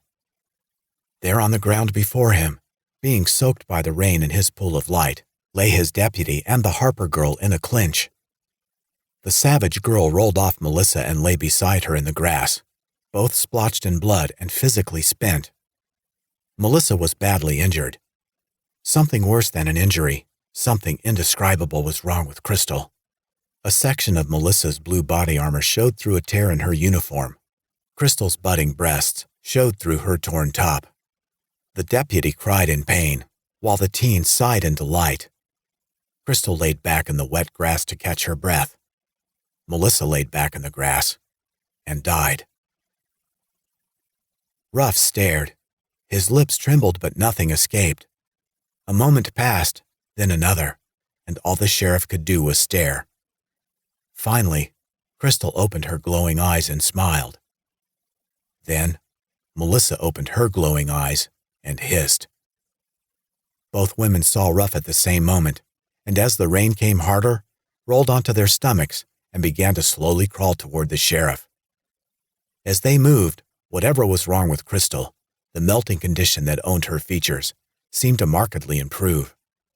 Her face gained a distinct element of normalcy, while the obviously dead and unbelievably resurrected Melissa, crawling beside her in the grass and mud, began to show clear signs of melt. Ruff dropped his gun, he dropped his light, On rubber legs, he stumbled, running into the woods. Melissa leapt to her feet. She staggered and fell. Then, slowly, she rose again. She scanned the edge of the timber with her unique new eyes and started after her frightened boss. Crystal, like an animated lover, like a boxer's second, jumped up and followed them into the woods, shouting, "Kill him, baby! Kill him!" The desperately ill Savannah police chief had for some time been mumbling incoherently. Now, he'd fallen silent and unresponsive. He was feverish and sweating profusely. Vance tamped the sweat on Cross's forehead, then replaced the tepid cloth with a fresh, cool one. "Hang in there, Carter," he told his boss and friend. "I'll have another blanket for you in a minute." He wasn't cold, obviously, but Vance was almost certain the man was in shock. You covered someone in shock, didn't you? Hell, he didn't know. He'd taken a first responder course 6 years ago. Who was he fooling? But he was doing the best he could. "A day of darkness and gloom," the reverend said, still relentlessly babbling. "A day of clouds and blackness, like dawn spreading across the mountains. A large and mighty army comes, such as never was of old, nor ever will be in ages to come." Vance looked from the ranting reverend to the silent Hilda and back again. Good grief! He climbed atop a chair and gazed outside while the minister mumbled on. "Before them the earth shakes, the sky trembles, the sun and moon are darkened, and the stars no longer shine." Nice, Vance thought. A nice big finish. He looked out the window, beyond the barricade, beyond Arthur's body, to where the bloody, melting Caleb and Ben things were still meandering in the rain. It was all enough to give a strong man the shivers. 20. In the dorm upstairs, Paul and Angela collected blankets and supplies, as much to keep busy as because they needed blankets and supplies. Angela searched the bathroom cabinets for anything that might help Chief Cross. Paul went through the single massive walk-in closet. There in the corner, farthest from the door, on a shelf behind several boxes, he found a thermos container. Beneath the closet's bare hanging bulb, its contents looked like water and smelled like nothing at all. The professor stepped into the dorm, poured a taste into the cup top, wet his tongue, and gagged. "What is it?" Angela called out, coming from the lab at the sound. "What it is," Paul said with a grimace, "is gin." He coughed, still tasting the juniper pine. "It's bad enough we have monsters in the woods. You didn't tell me the place was haunted, too."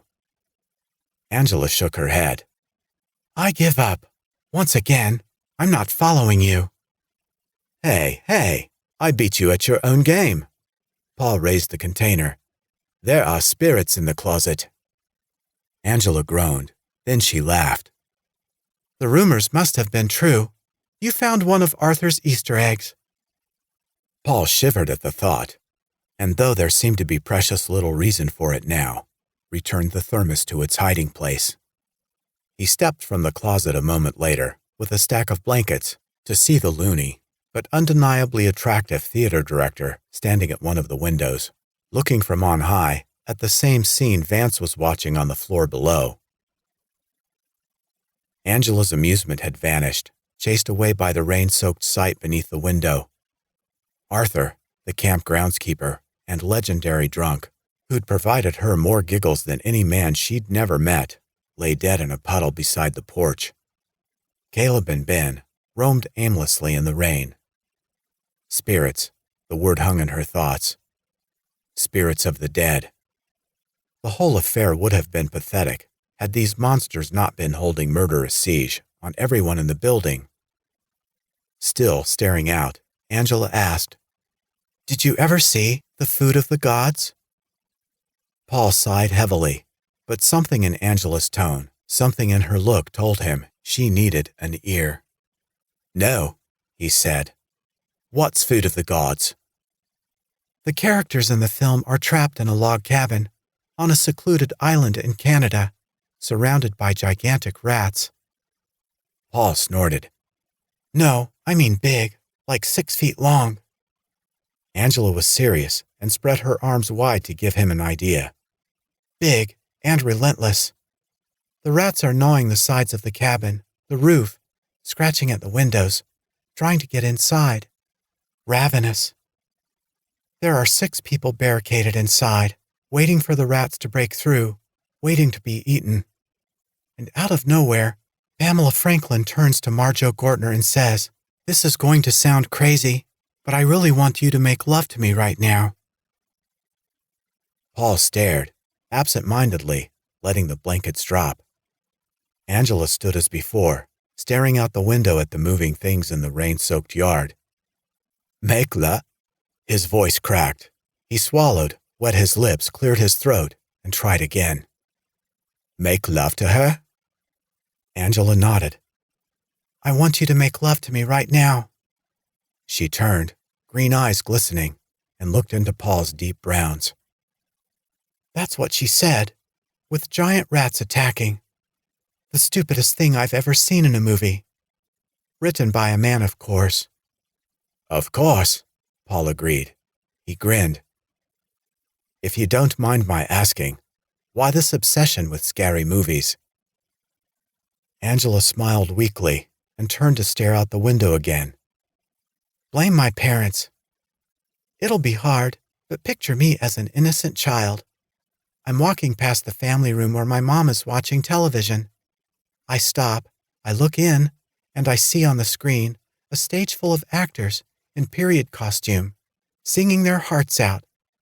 Suddenly, there's the sound of tearing fabric, and a guy, hanging by his neck at the end of a rope, swings through the stage curtains right at the screen. And now the screaming starts. All the actors are suddenly in hysterics.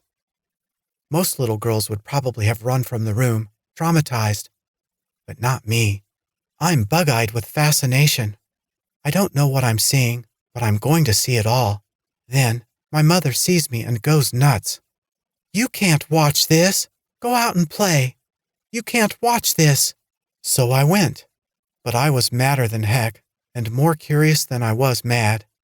From then on, I swore I would find out what it was that I was not supposed to watch." "Did you find out?" "Oh, yes. She was watching a Hammer film, Phantom of the Opera." Paul smiled. "With Lon Chaney?" "No," Angela said, shaking her head. "Herbert Lorne. But the point is, from then on, science fiction, fantasy, giant monster, or straight terror, it didn't matter. I had to know. By chasing me out, my poor mother, who hadn't the least insight into child psychology, created a lifelong horror movie junkie. My dad became my co-conspirator, sneaking me in to watch them whenever Mom wasn't around." Angela turned to look out the window again. Despair crept into her voice. "I never imagined I would wind up in one for real." "Sorry I brought it up." He laid a hand on her shoulder. "Try to think about something else." "Like what?"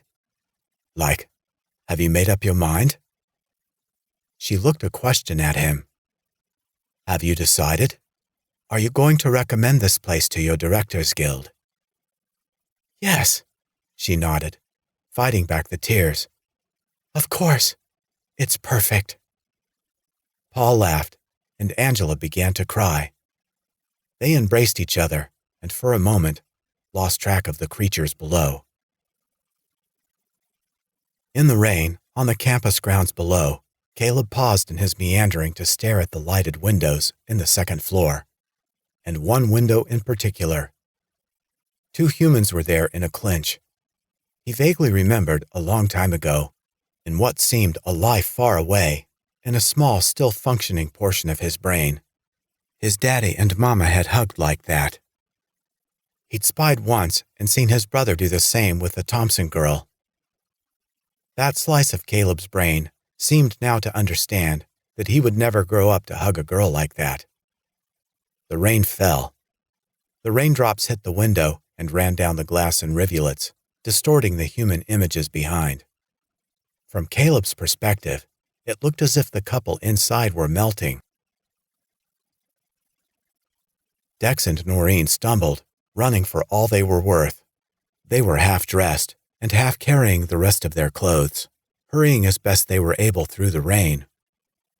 Their tattoos and piercings, in and on their contrasting skins, lit by flashes of lightning, gave them the grotesque appearance of characters from a twisted Todd Browning film. Freaks, racing through a circus of the absurd, fighting for breath, independently darting glances behind, trying to stay together. In terror, they ran for their lives through the trees. Behind them, crackling cries fought to reach them through the wind and rain. "Join us! Join us!" The voices belonged to two horrid things that, notwithstanding their shouted invitations, were chasing them with murderous intent. Gar and Falcon, recent partners in crime, no longer human, now among the space children, the burning descendants of the meteorite, were in pursuit and closing. Closing so quickly, Dex and Noreen barely escaped the woods. They burst from the trees into the clearing surrounding the community house. Dex fell with a yell. His head was bleeding again, and his already injured leg was wrenched horribly. Noreen came back for him. "My knee," Dex told her. "I can't do it, baby." She rubbed the rainwater from his eyes, then her own. Both caught a breath, looking furtively from the lighted house to the woods they'd just escaped, and back again. Even through the storm, they could hear that Gar and Falcon were right behind. If that wasn't enough, near the porch of the park building stood several others, a bull-legged man and a child, looking as bizarre as their former friends. The pair, Ben and Caleb, heard the newcomers and turned with more than a little interest. In the commons downstairs again, Angela spread another blanket over the top of Chief Cross. He was sweating feverishly, and she felt guilty for contributing to it, but Vance insisted.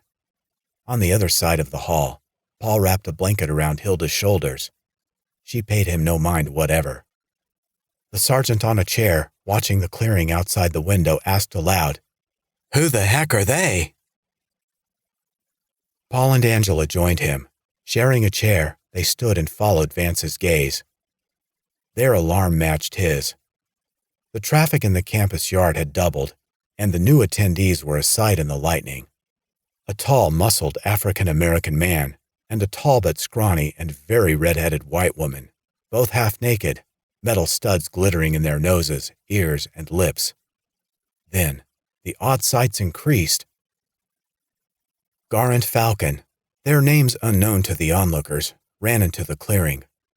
Like the others, this pair were pierced, tattooed, dressed in leather, torn, bloodied, and burned.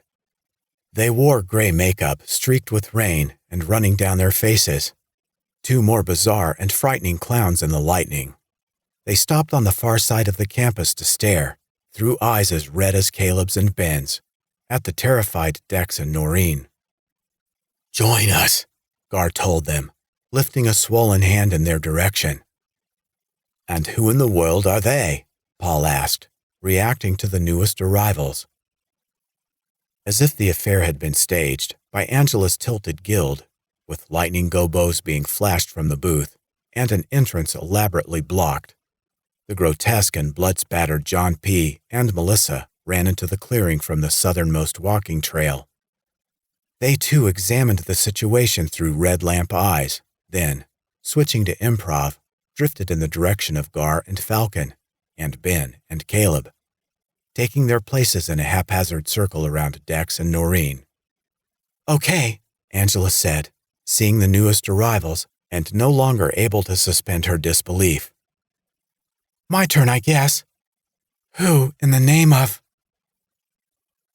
Angela, Paul, and Vance made an interesting club, all three standing on chairs, staring outside, taking in the scene beyond the windows. A club of the collected powerless, for they watched helplessly as the newly reinforced group of stumbling, gore-soaked, blood-hungry monsters closed in on the just-arrived and obviously frightened couple, Dex and Noreen, to those in the know. Sometime around then, the rain stopped. Nobody remembered when for certain, with their minds on other things, but the ambiance remained. The lightning continued to flash, the thunder to roll, and the melting dead to walk. "Wait," Angela said, louder than she'd intended. "My God, I know him! That one there, the one with the lady policeman. That's the boat guy. That's John." Lady policeman? He hadn't seen her clearly from his angle. Now Vance stared where Angela pointed. He saw her, and something familiar in her movements as she stumbled from the shadows into one of the yard's pools of light. She was a smallish figure in what remained of a torn blue uniform. A badge glinted as she turned, and Vance recognized her for certain. His worst fear was realized. It was Melissa Renee. "Oh, hell," Vance groaned, and under his breath, without meaning to, added, "So much for tomorrow's dance." "What?" Paul asked. Vance reddened. He didn't, of course, mean anything so shallow. He liked Melissa very much, as a woman, as a person, as a cop. His brain was just dealing with yet another gross trauma. At least that's what he told himself. It's what he had to tell himself. "What did you say?" Paul asked again. "I know her," Vance said. "The deputy. She's a friend." "What's she doing here?" "Does it matter?" Did anything matter anymore? What was it? Vance tried to recall. The Reverend had said earlier. How had he phrased it? "A large and mighty army comes." That's what he mumbled. Maybe the old boy wasn't as daft as they all thought. All right, it wasn't an army yet, though it felt it. There weren't 2,000 maniacs clamoring for their blood, but there had been 2, and in minutes, those 2 became 6. Now the brood looked ready to add 2 more to their ranks. "We've got to help those people," Angela said, putting Vance's thoughts into words as she climbed down from her perch. "How?" Paul asked. "It's a convention out there, a mad monster party." Vance jumped down too and pulled out his pistol. "We're going to do the only thing that works," he said, reloading his gun. "We're going to shoot them." Paul, still on his chair, still watching outside, shouted, "Good goddamn gravy!" Angela and Vance gawked. Neither had heard the professor swear to any extent before, and he'd caught them off guard. "What?" the startled pair asked together, knowing that whatever Paul had seen outside had to have been remarkable. "You didn't see it? Arthur!" He looked at Hilda, shook his head, and lowered his voice. "I mean, Arthur's corpse. It just sat up. It shook and it shivered, and it sat back up, with a bullet hole leaking in his forehead, where you shot him, and a whole chunk missing from the back of his..." Paul took a deep breath. "He's alive, or undead, or whatever the hell it's called. Again." "You're supposed to be some kind of atomic brain?" Angela screamed at Paul. "How do you explain this? How do you explain these incredibly strange creatures?" "Who stopped living and became mixed-up zombies?" the professor asked, a defensive edge rising in his voice. "How am I supposed to know? How could anyone know?" They all traded a round robin of looks, from startled to disbelieving to disgusted with the idea. What really was driving this madness? So caught up were they, looking for an answer, that none of the 3 paid any attention to Hilda. She'd come to again at the mention of her husband's name, and while they argued, without a word or sound, rose from her chair and edged herself to the kitchen doors. Vance holstered his handgun and grabbed up and quickly began loading Arthur's rifle. "They're moving again," Paul cried out, jumping down from his lookout post. "They've ended the staring contest, those things, and they're moving toward that couple out there." He turned to confront the sergeant. "What are you going to do?" "We," Vance said with a scowl, "are going to do exactly what I said." Bullets don't stop them, Angela said. Didn't you hear Paul? Arthur is up again. Obviously bullets don't work.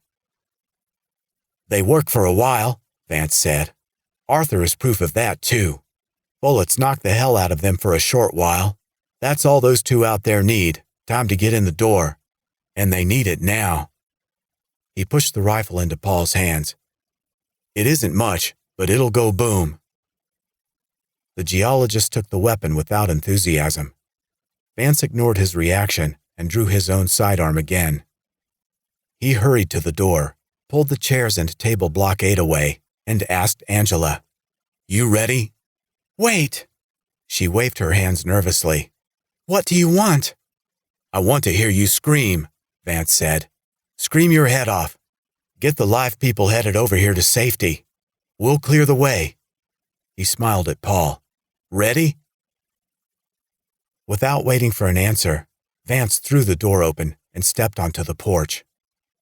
Paul followed with a death grip on the squirrel gun. Angela stepped into the doorway, behind and between them, and shouted, "Over here! Hurry! Over here! Run!"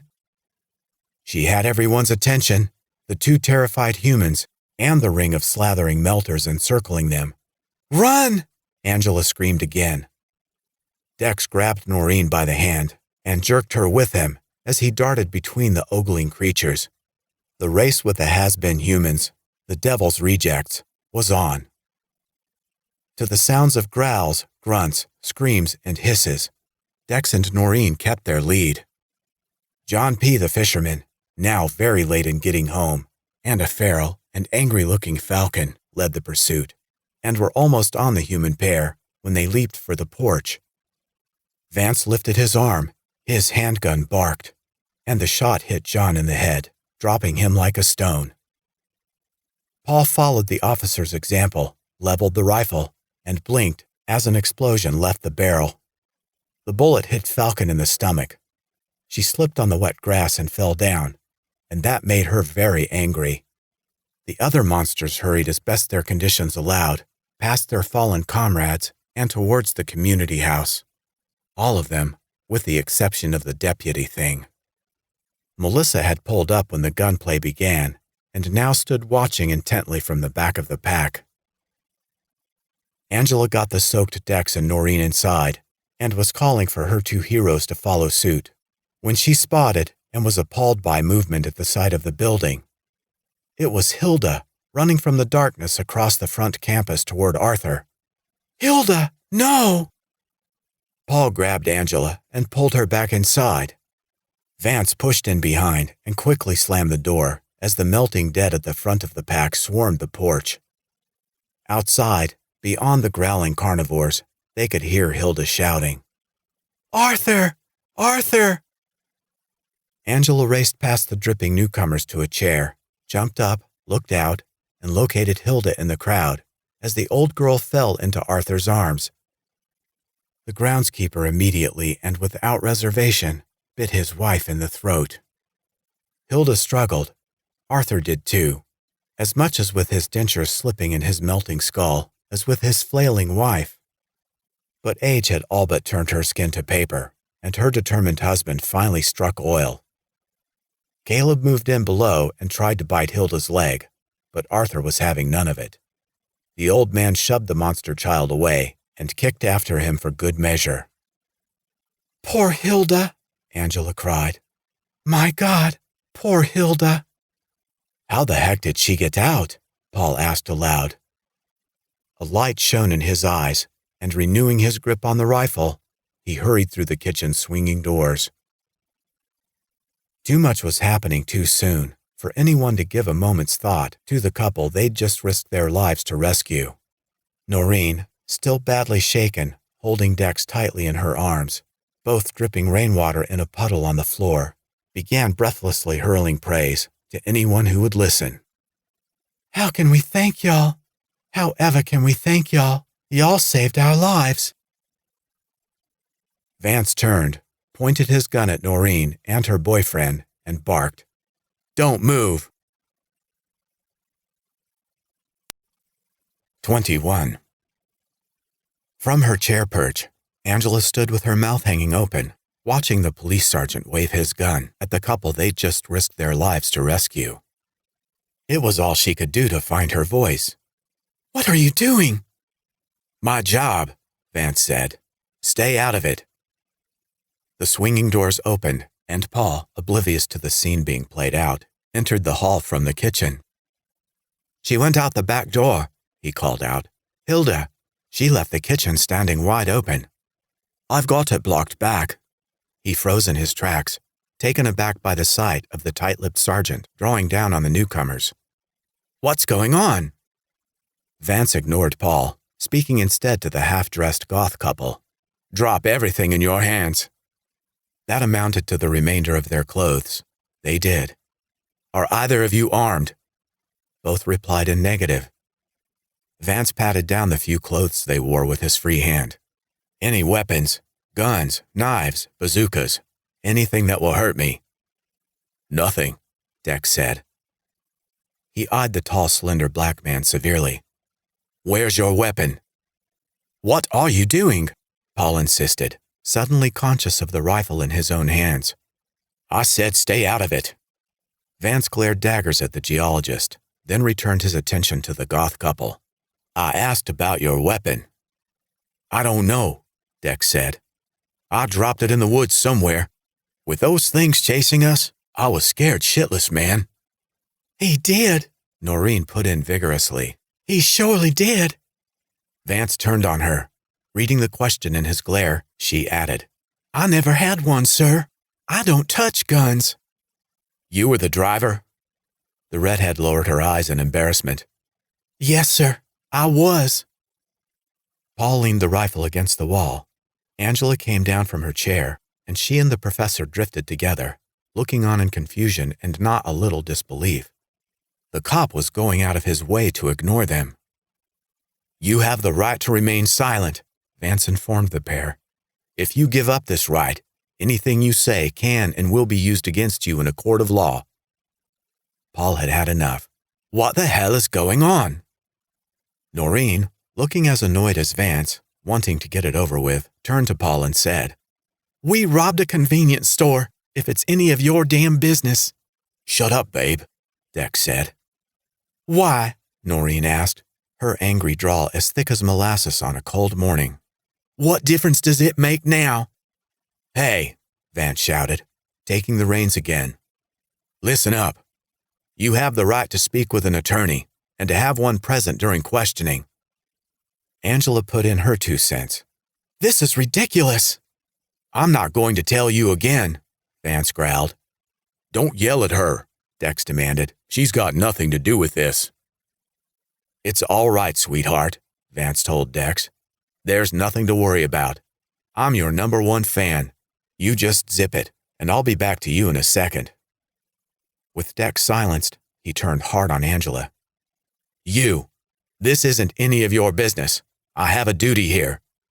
"You're kidding, right?" He shot her a look to kill. "It was poorly phrased, Sergeant," Paul put in, trying to calm things. He laid a hand on the feisty director's shoulder. "But Angela's question is sound." The geologist was no idiot. A blind man could see that confrontation with a cop aiming a gun would get them nowhere. Diplomacy stood a much better chance. "I see your duty. I do." He waved at Noreen. "Even the young lady admits you have them dead to rights. But as it is, Chief Cross has already supplied you with 1 prisoner. He indicated the minister, seated against the wall, mumbling. "As long as we're surrounded by whatever those things are, how many more handcuffed people do you want to be responsible for?" "We want to stay alive," Dex told Vance. "We won't give you any trouble." It was 4-1, among those present whose brains were functioning. But Vance didn't care. It wasn't, after all, a democracy. With the chief laid up, he was in charge, and they needed to know it. Still, he couldn't escape Paul's logic. What the hell would he do with 3 prisoners zip-tied together? He conceded the point with a nod and holstered the gun. "But let me be clear," he warned Dex and Noreen. "You are under arrest, and I will have one eye on the both of you at all times." Dex snorted. and with one hand on his bruised and seeping head wound, and the other on his swollen knee, moved to sit on the floor. He paused mid-crouch. "May I?" Vance waved. "We're not going anywhere, officer," Noreen said, giving her man a hand down. "That's plain enough." "How about some introductions?" Paul said, and started them around. Once they were all old friends, he asked, "The two that were chasing you when you first arrived, they were with you this morning?" "When you robbed the gas station," Vance added, crossing his arms over his chest. "You want the story or a confession?" Dex demanded. The officer shrugged. "I'd like the story," Angela said. "Maybe we can learn something about these things." She gave Vance the evil eye. "Or is gathering evidence more important than good old-fashioned information?" Vance shook his head. "Tell your story." "To answer your last question," Dex said, "yeah, those two chasing us were our friends. A few hours ago they were normal, like you or me. Now, I don't know, man. They're sick or something." "They're not sick," Angela informed him. "They're dead." "Dead?" Dex asked. Paul nodded. "They are not men. They are dead bodies. Here, apparently, the dead don't die." He pointed to the minister. "Some of us want to blame the Prince of Darkness." He pointed to Angela. "Some blame the cosmos." He threw his hands up. "For myself, I wear neither a cross nor a space helmet. I'm betting on science. Some sort of infection loosed here on the island kills, and soon after, resurrects those same corpses and makes them ambulatory and deadly." Dex laughed uproariously.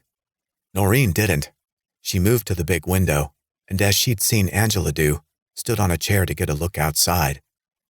She stared aghast, rubbed her arms, started to squirm, and finally asked, "Y'all mean that I see dead people?"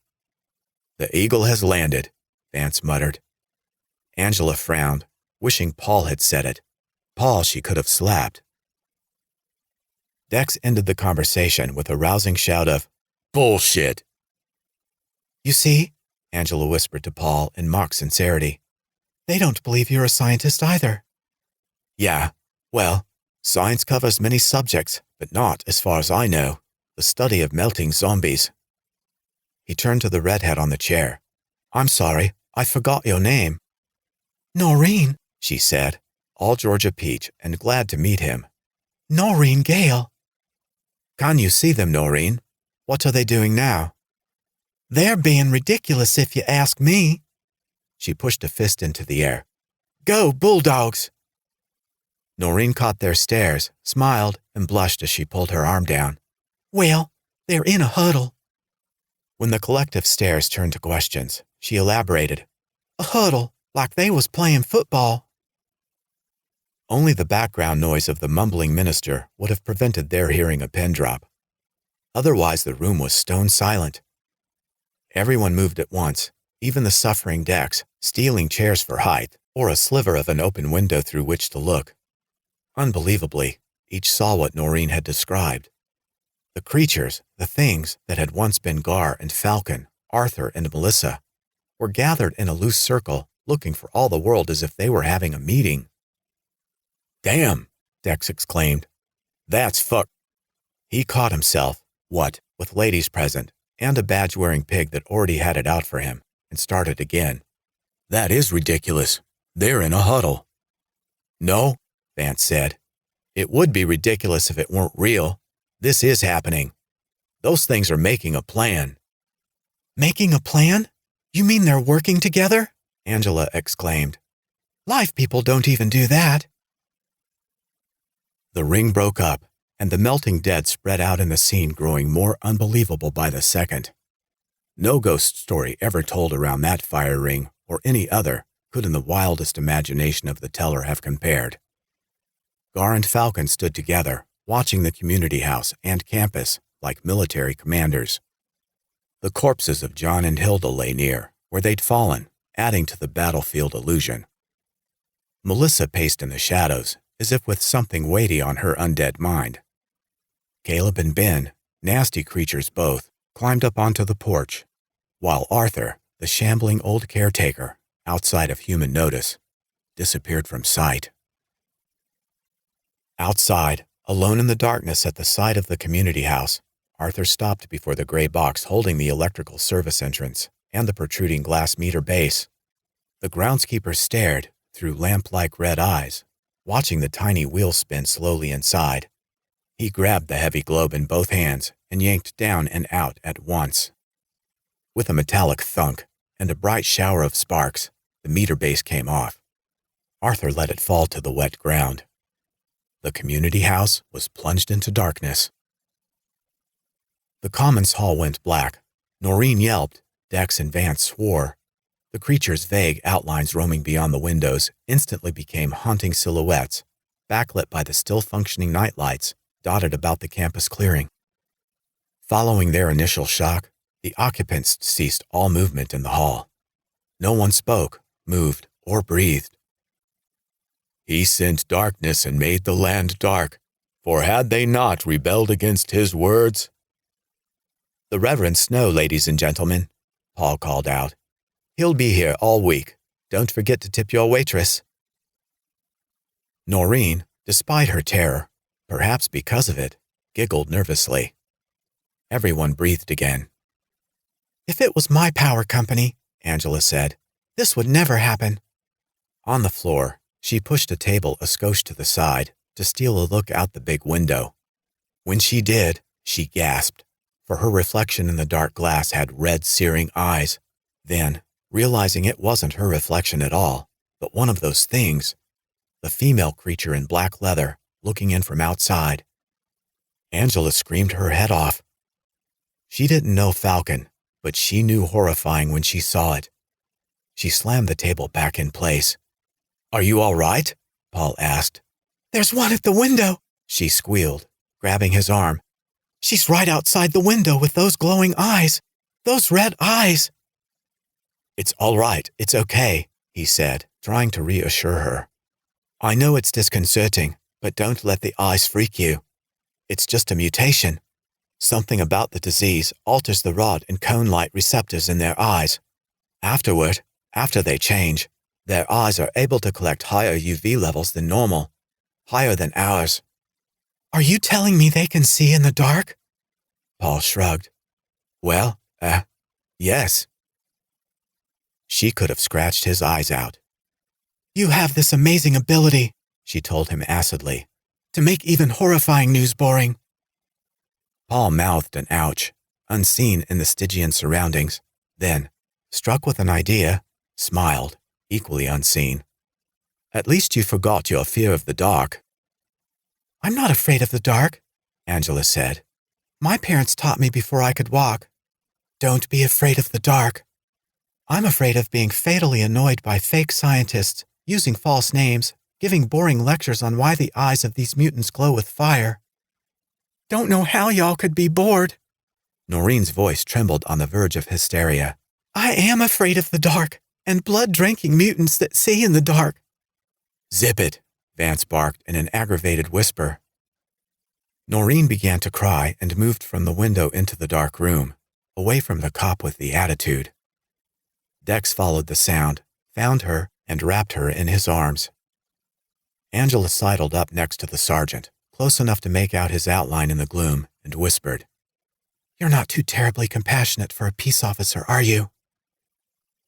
Besides my incapacitated boss, Vance said through gritted teeth, I've got a hopeless basket case, 2 scofflaws, you and the geologist. As for you, you can close the vault of horror any time, sister. In fact, you might want to start thinking about westerns instead. We're in the Alamo. The chief is out of it, which makes me John Wayne. He pointed at the pair of Goths. I don't need those two urging Joan O'Brien and Ward Bond to go to pieces on me. You and the prof are all I've got. Vance walked away. Paul took his place, brushing up to Angela to ask, Who's Joan O'Brien? Work it out, Professor. Huh? She was the female lead in the Alamo. Paul stared, not getting it. Angela sighed. I'm Joan O'Brien. Okay, Paul said, So? What? That makes me Ward Bond? Count your blessings. Ward Bond wasn't in the Alamo, so I guess you're not here. 22. Angela sat, rewriting the legend of Hell House in her head, under siege in the dark in that house of horrors. Those trapped with her, all afternoon and into the night, no doubt felt it too. Ravenous eyes, hungry gaping mouths, hands melted into claws, threatening, waiting for them. Their survival lay in keeping the creatures out, while their sanity hung on the hope that one among them could somehow conjure an escape. The situation, a nightmare from the outer limits, was horrible and damned near hopeless.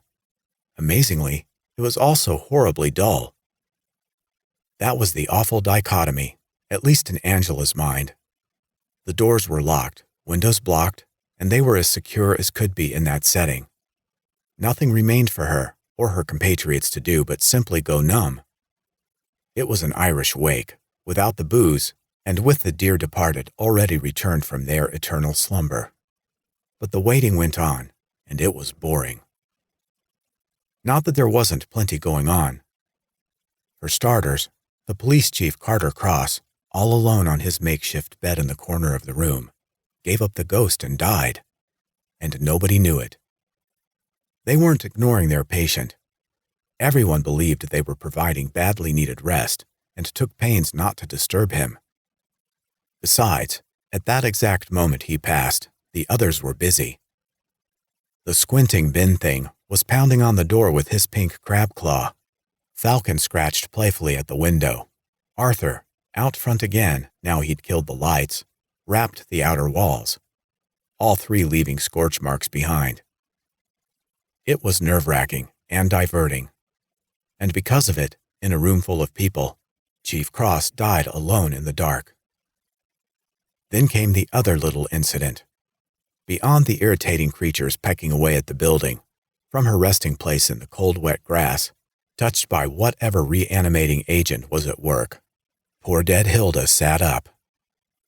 Like those who'd risen before, her eyes glowed as if she was a jack-o'-lantern. Paul, watching from atop a chair, dryly reported, "Hilda is back on her feet." Insisting she wanted a look, Angela switched places with the professor. She saw the former camp cook, as described, up and about, and wandering toward the undead groundskeeper. Arthur and his corpse bride met, stared blankly at one another, turned to face the house, and took hold of each other's hand like a pair of kids discovering love on a walk home from school. Angela turned away and climbed down. "That's just messed up." "What?" Paul asked. "What's wrong?" She couldn't answer, couldn't even speak. She just shook her head. "Have you noticed these?" Paul hesitated, struggling for a word. "What do we call them? Burning dead? Melting dead?" "What's the difference?" Angela asked. "They're insane and unbelievable. Anything you call them will be insane and unbelievable." Paul couldn't argue with that. "Okay. These melters. They go through stages. 3, I think. First, the newly dead return to life." "You call this life?" Vance asked. "I'm neither a linguist nor a philosopher. They're condemned to a semblance, a parody of life." Vance nodded his agreement. Paul continued, "The point is, they're up, walking around, when a minute before they were dead. They retain some of their faculties, which, to what degree we don't know. People are different. It's reasonable to assume this infection impacts each of them differently." "Why are they eating people?" All eyes fell on Angela, who seemed on the edge of losing it. "Take it easy," Paul told her. "Are you all right?" She folded her hands atop her head and took a breath. She nodded. "I'm fine." "Okay." Paul turned to the others. "I was saying, the same element that rejuvenates them." "What element?" "I don't know, Angela. The police chief is showing symptoms of radiation sickness. Maybe it's radiation, maybe bacteria or a virus. Maybe it's Hilda's big band music. How should I know? Let's calm down, Vance told them both. Paul took a breath. If I had to bet, I'd say it's radiation, but I don't know. Whatever started this night of bloody horror, whatever brings these bodies back to life, also makes them deteriorate. In this second stage, they suffer rapid cellular breakdown. Their burns worsen, grotesque mutations develop. They rot before our eyes. That's why they're flesh-eaters. I missed the transition, Angela said. How does cannibalism? It's not cannibalism, Paul insisted, cutting her off. Whatever those things are, they're not human. They feed on human blood and tissue. When their victim dies— Victims, Dex put in, with a derisive laugh. Aren't we all? Paul and Vance frowned at the interruption. Paul cleared his throat and repeated. When their victim dies, they stop feeding. They're not eaters of the dead, and they're not interested in each other. Okay, Vance agreed. They're not cannibals. Where's this going? They are consuming flesh and blood for nourishment, Paul told him. Their physical conditions improve after they've eaten. Human flesh reverses the decay? Angela asked. It seems to. What? You're saying that to them we're just protein shakes? Not in a million years, Paul told her, would I have phrased it that way. You don't know, she screamed. You're not even a scientist. You're an archaeologist. I'm a geologist, Paul shouted back.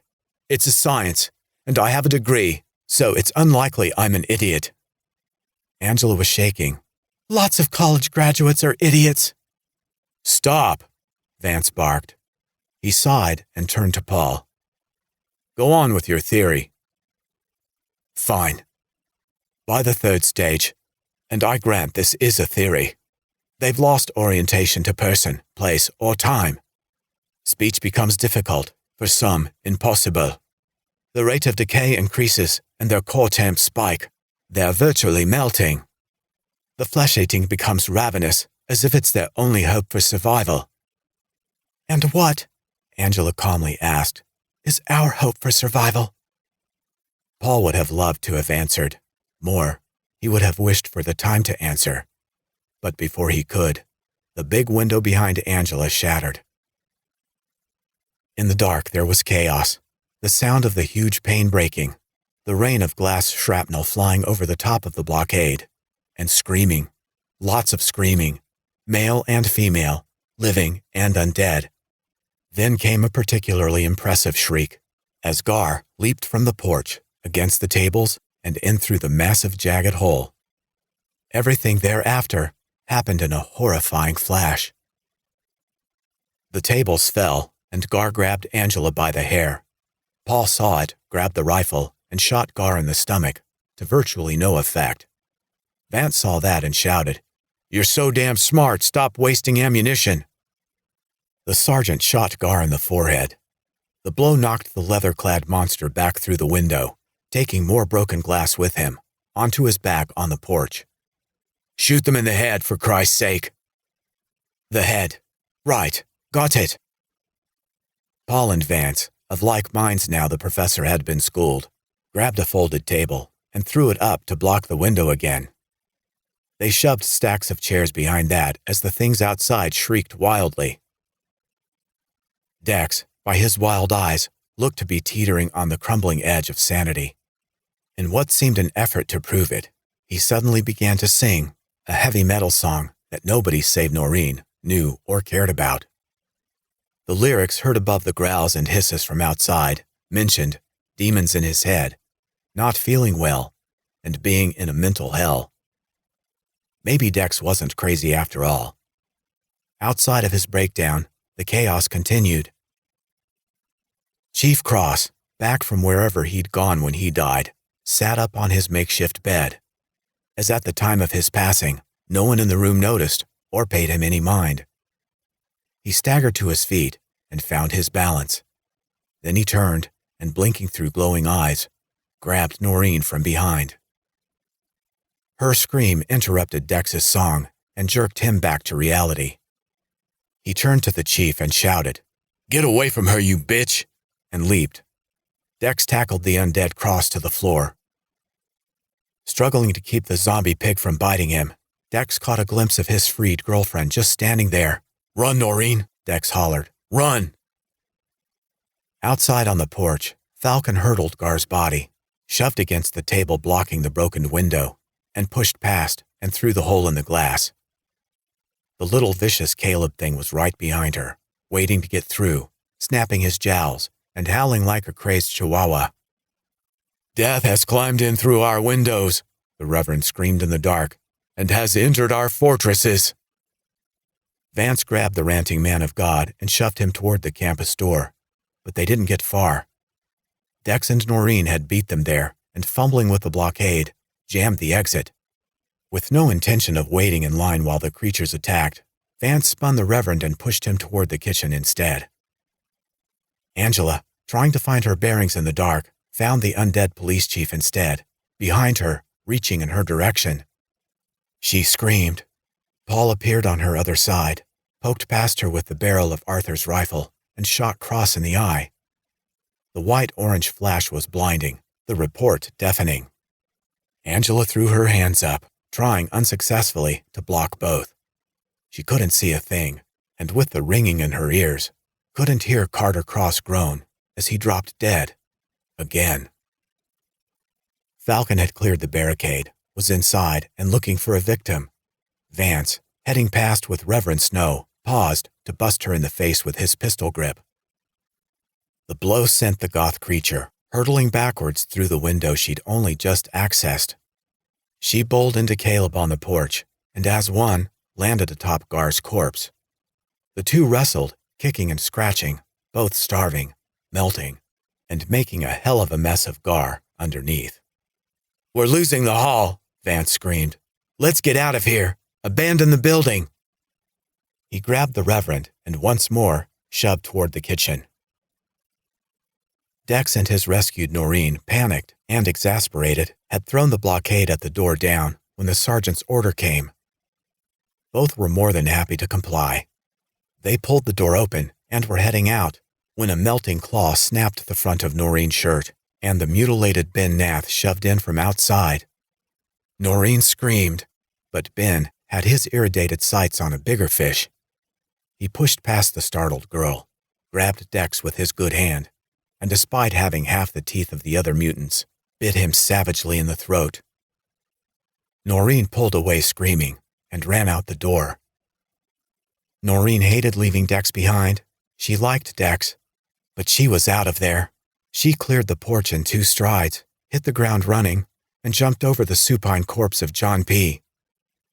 Not a thing had gone right for Noreen all day, so it should come as no surprise that as she passed over him, the fisherman returned to life. John opened his glowing eyes and grabbed the leaping Noreen by her legs. Inside, Paul fired a shot that missed its target and hit the wall above Ben's head. Drywall flew like rice at a wedding. In the swirl of plaster powder, the oblivious Ben thing continued to feed on Dex. Falcon, free from her scuffle with Caleb and on her feet again, vaulted once more through the broken window. She grabbed for Angela. Paul intervened by swatting her with the rifle. This time Falcon fell into the room and landed atop Cross's body. In a frenzy, she bit a chunk from the chief's shoulder. An instant later, realizing he was dead, retching and choking, she spit the bloody bite out. In the meantime, Angela had turned and, leading their escape, kicked the remaining glass shards from the big window and climbed onto the sill. "Watch for Caleb," Paul shouted. "He was right there." He joined Angela outside, stepping over Gar's mutilated corpse. While the others abandoned the community house by the hall's front door and window, Vance had thrown aside the kitchen barricade and was shoving the Reverend out the back. The rear of the campus between the house, the caretaker's tool shed, and the north woods was pitch black, and so quiet it was frightening. Vance hustled the Reverend out and toward the west side of the building. As they neared the corner, a blur came at them from the dark shadows of the shed. It was Arthur and Hilda together, on the attack. When I snuff you out, the Reverend cried, I will cover the heavens and darken their stars. Talk is cheap, Rev, Vance hollered as he slapped Hilda, shoving her past them. He kicked Arthur the other direction. Snuff him already. I will cover the sun with a cloud, and the moon will not give its light. All the shining lights in the heavens I will darken over you. Arthur growled and came at them again, a rabid animal. Vance knocked the old boy atop the rising Hilda, and both went down in a pile. I will bring darkness over your land, declares the sovereign Lord. The sergeant gave the Reverend a look to kill, grabbed him, and ran. He pushed the minister around the corner of the house, where, with a high-pitched shriek, Caleb leapt out of the dark. 23. The monstrous child grabbed Vance by the leg, his touch setting the sergeant's thigh on fire. Caleb laughed like a kid in the candy store and struggled to bite him. Vance, terrified and in pain, kept his head and controlled the boys. He'd grabbed Caleb by the hair and was yanking the feral child's head back to prevent him latching on. In the dead of night, Vance could barely see his hand before his face. He had to find light. More, he needed to rid himself of Caleb. Possessed with those thoughts, the sergeant ran for the front of the building, pushing the handcuffed Reverend ahead of him, with the melting, laughing Caleb on his foot, riding his leg. Out front, tripped up by the newly awakened dead, Noreen fell hard to the ground. John P., one-time fisherman, four-time water taxi, part-time deputy, and full-time henpecked hubby, used to a steady diet of a cold shower, was now a slathering thing, looking for something warm with meat on it. He gripped one of Noreen's shoes in each hand and crawled between her legs with his blue tongue wagging. Noreen struggled up on her elbows and screamed, trying to scooch away. Shrieking, eyes blazing, drawing nearer, John lifted his head to bite. Then his forehead exploded. A wide hole appeared above his left brow. Gore showered Noreen and ran in a fall from the wound. John gurgled, released his grip as his eyes went dead again, and dropped face first to the ground between her knees. A shocked Noreen stared in awe at the dead thing, then turned gaping to see from where the shot had come. Behind her, the one Vance had called Melissa, the female deputy, stood with a smoking gun in her hands. The lady creature had shot the other one. For an instant, Noreen's terror turned to exhausted relief. Then, the question hit her full force.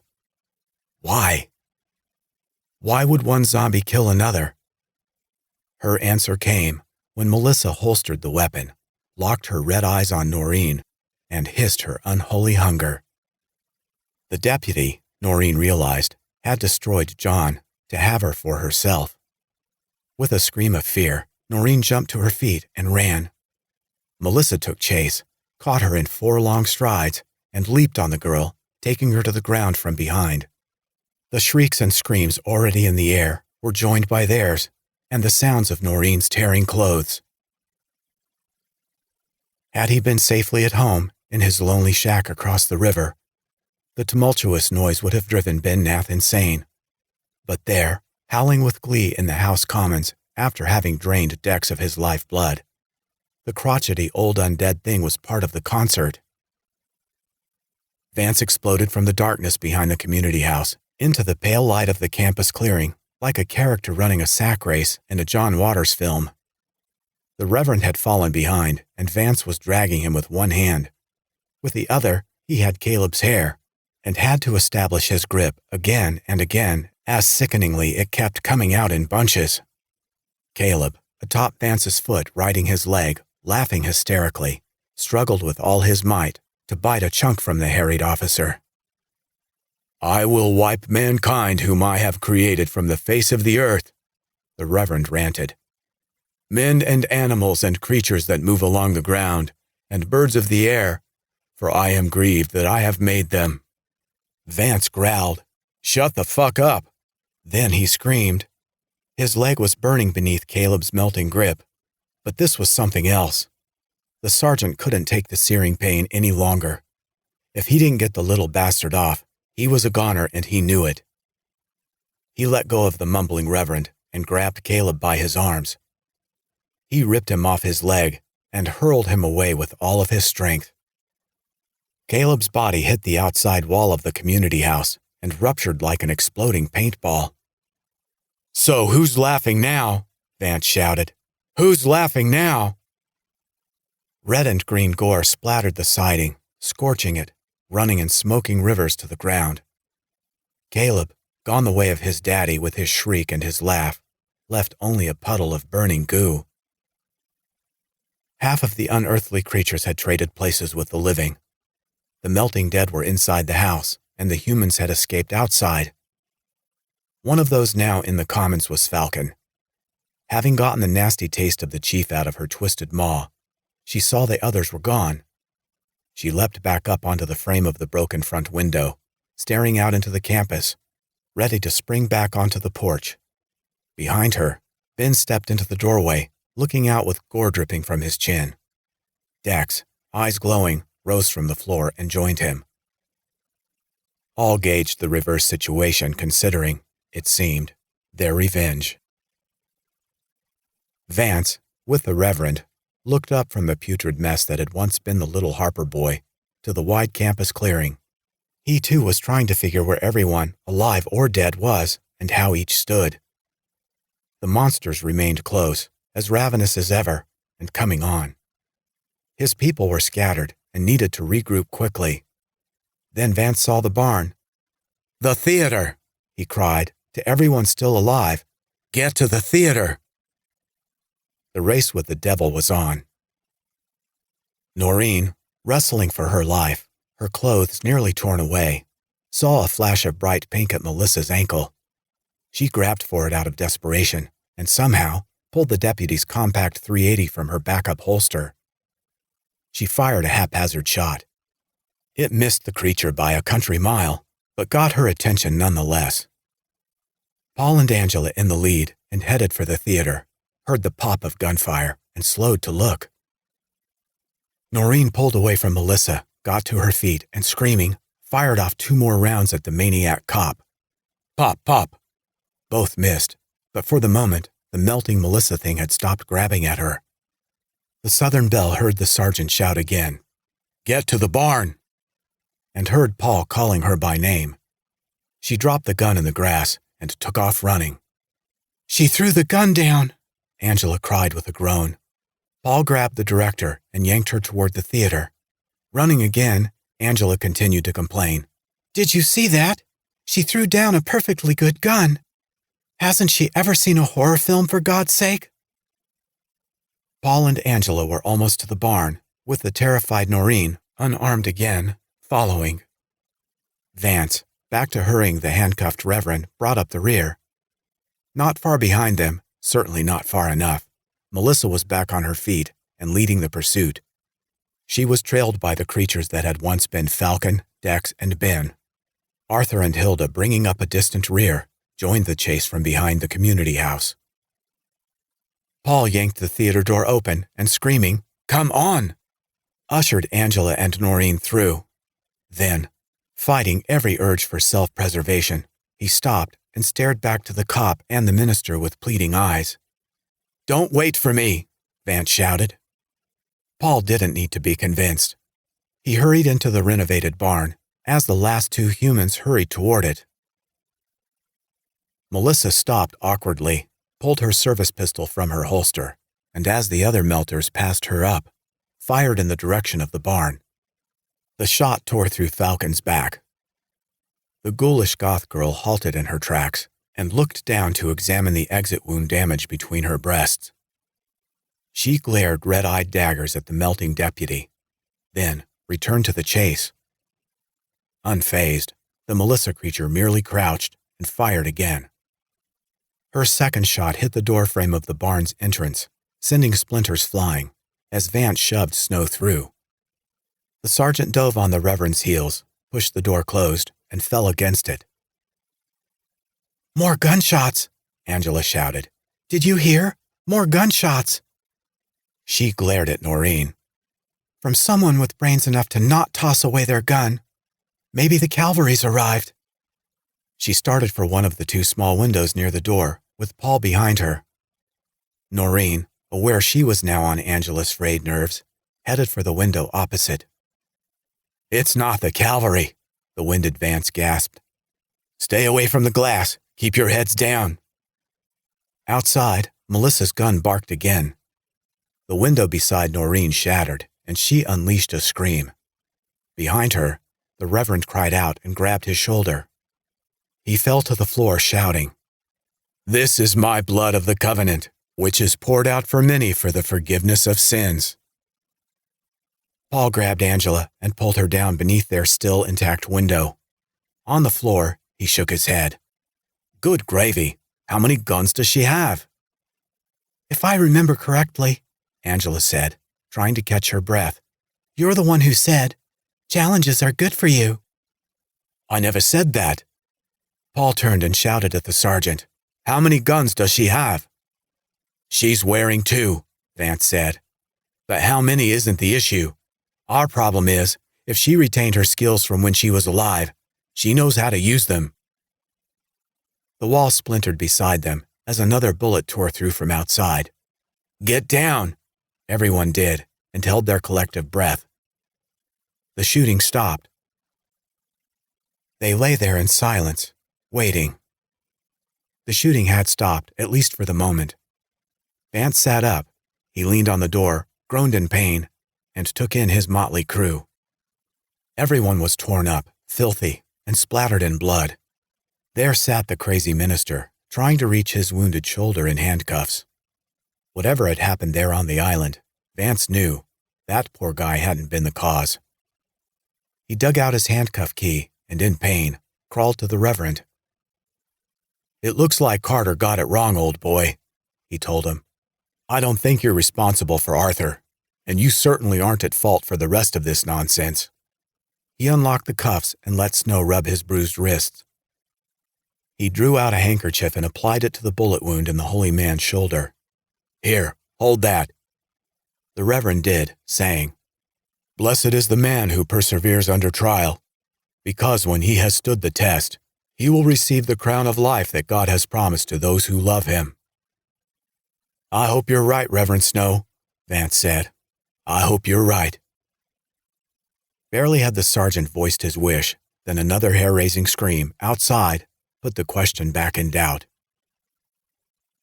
Hair-raising didn't cover it. This scream came from the pit of a dying soul, pained, stunned, and very male. It was the scream of the Jackson County Sheriff, Rufus Ruff Nelson. A peek through a theater window showed Ruff running into the clearing from the south woods, with something, atop his back, riding him like death riding the pale horse of the apocalypse. They barreled beneath a nearby pole fixture and into the middle of the group of staggering melting dead. Only then, in the dim amber pool of light, could those trapped in the barn make out Ruff's rider. It was Crystal Harper. Her fingers were locked in his hair, and her mouth fastened on his neck. The screaming sheriff had, it appeared, changed his opinion. Moving fast was no longer an activity reserved for felons. Ruff toppled over, and Crystal, still feeding, rode him to the ground. The other melters moved in. Vance pulled himself from the sight, closed his eyes, and took a deep breath. When he opened them again, he found himself staring at Noreen on the floor beneath a shattered window. "That was the Sabula sheriff," he told her through clenched teeth. "He was here because of you and your friends. He's dead now." He had more to tell her, but bit it off. Noreen hung her head without offering a reply. Vance felt like hanging his head too. Anger did nothing to help them, and he knew it. He sank to the floor with the others as the realization of their situation dawned. The siege had started anew. Soon after, his mind back on business, his sidearm reloaded, Vance was putting the weapon away when a high-pitched voice stole in from outside. It pricked the ears and raised the hackles of everyone present, but assaulted the sergeants particularly. The sing-song message was aimed at him. "Vance!" Curious, and not a little frightened, the sergeant sneaked back up and peeked out. As before, the melters roamed in and out of the shadows, groaning in pain and grumbling in hunger. The others had moved away, but Crystal was still straddling the sheriff. She'd bitten a chunk from the back of Ruff's neck and sat merrily chewing away. Numbed by the sight, it took Vance a moment to locate the source of the musical call. It was Melissa, the thing Melissa had become, nearer to the theater door than the others in the clearing. She holstered her gun and was staring at the barn, waiting. Her eyes glowed, and she smiled as she called again. "Vance! Vance! You owe me a dance!" Behind her, Crystal finished licking the blood from her lips and climbed off the sheriff. She wandered into the shadows, relishing the rejuvenating afterglow. The dead Ruff, lying face down in the mud, suddenly convulsed and slowly stood up. Eyes glowing, he stumbled to Melissa's side. Sheriff and deputy reunited. Awed and sickened by the sight of his former friends and colleagues, unwilling to stand it another minute, Vance looked away. He missed seeing Gar stagger from the dark to rejoin the group. He also missed seeing the Arthur creature wander from the light, with his Hilda in tow, to disappear around the side of the barn. Melissa's serenade was unsettling. Vance tried to ignore it, to put it out of his mind, and called for everyone to regroup. Though he was counting on little input from either the criminal or the loon, he suggested Paul and Angela return with him to formulating a plan of action. "If I remember correctly," the sergeant said, "Professor Riggus was elaborating on his theory when we were interrupted. If there's anything there—" He paused to catch a needed breath, unable to hide the fact he was hurting. "I mean anything to help." He turned to Paul. "You were saying?" "I was ruminating on the stages. This curse of the demon seems to put a dead body through. I reached what I imagined as stage 3, when for whatever reason, Dex started his concert. Then the window broke and everything went crazy." Noreen, reminded suddenly and not too subtly of Dex's death, began crying uncontrollably. Angela stared daggers at Paul and went to her. The loss of everyone, dead in the woods but still roaming, hit them all. The theater fell into silence. But the silence didn't last. It was soon broken by the thunderous sound of a crash up on the stage. 24. All eyes turned, but the theater stage was empty. One by one, the realization came that the crash had come from further away in the wing. A dozen alarmed glances darted between those in the small group of frightened humans, not counting the facial contortions of Reverend Snow, in his own world, but nobody moved. Then, Paul gulped and said, "I'll check it." He reaffirmed his grip on Arthur's rifle and told Vance, "You better stay up front," and started for the stage. As he passed Angela, Paul wasted his time telling her, "Stay here." "I've had all of that I can stand," she replied, shaking her head. "If you're going, I'm going. End of discussion." Paul frowned, but said nothing. Angela joined him. One step at a time they made their way to the stage, on pins and needles, rifle before them like military colors. So different from their giddy run that morning. Their meeting now seemed a lifetime ago. Like cartoon characters, Paul and Angela peered into the stage right wing. They looked silly, they knew, but it wasn't to be helped. They looked sillier still when they froze in shock. The area should have been dark, but was not. A sliver of amber light intruded from the campus. The stage door was standing open.